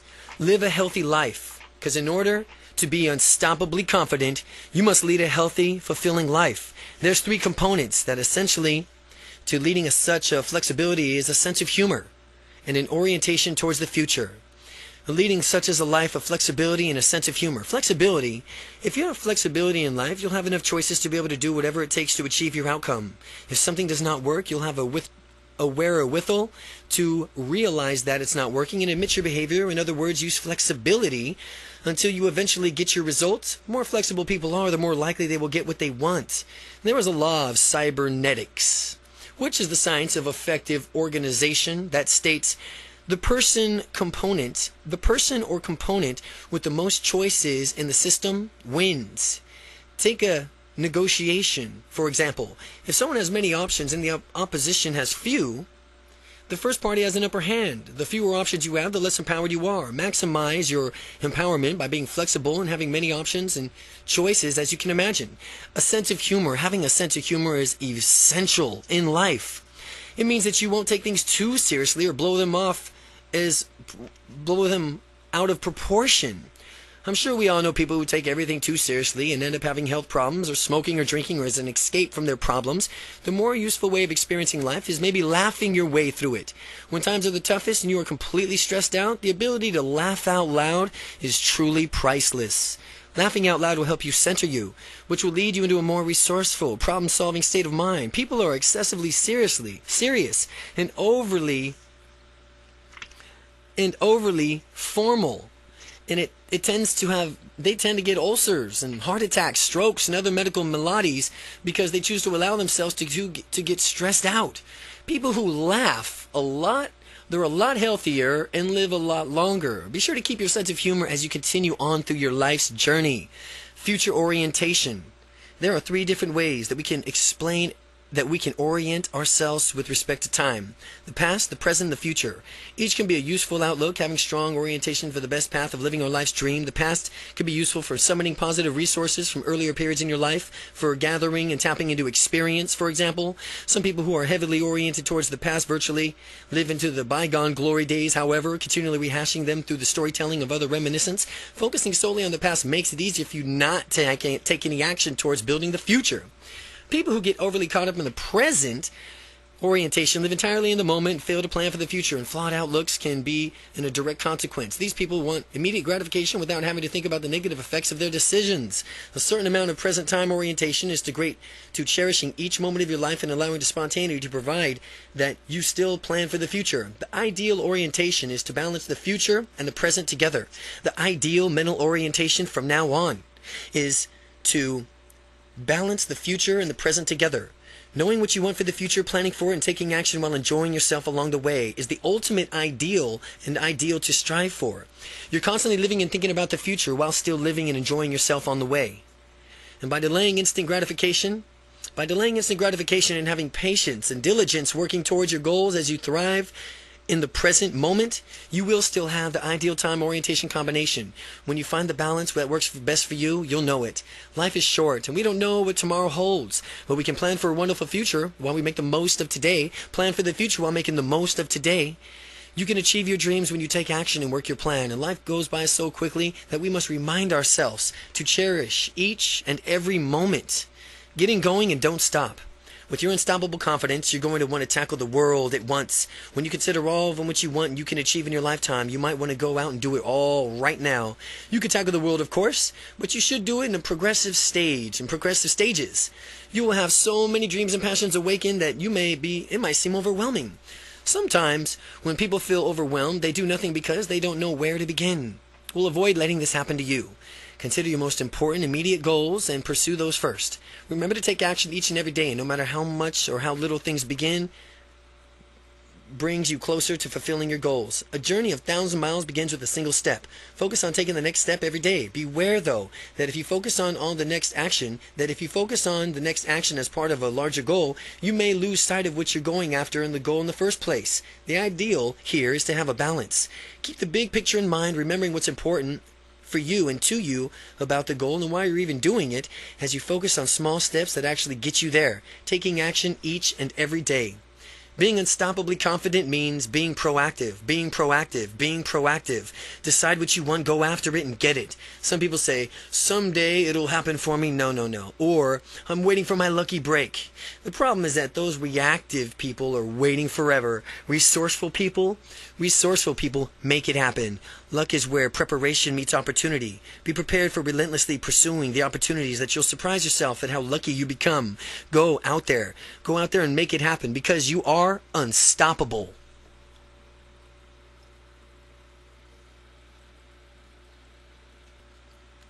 Appendix.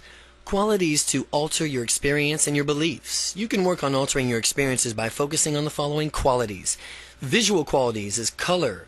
Is the image in color or black and white? Size. How big or small is the image? Detail. How detailed is the image? Focus. Is it clear? How clear is the image? Contrast. Do the elements of the image contrast? Brightness. How bright or dull is the image? Border.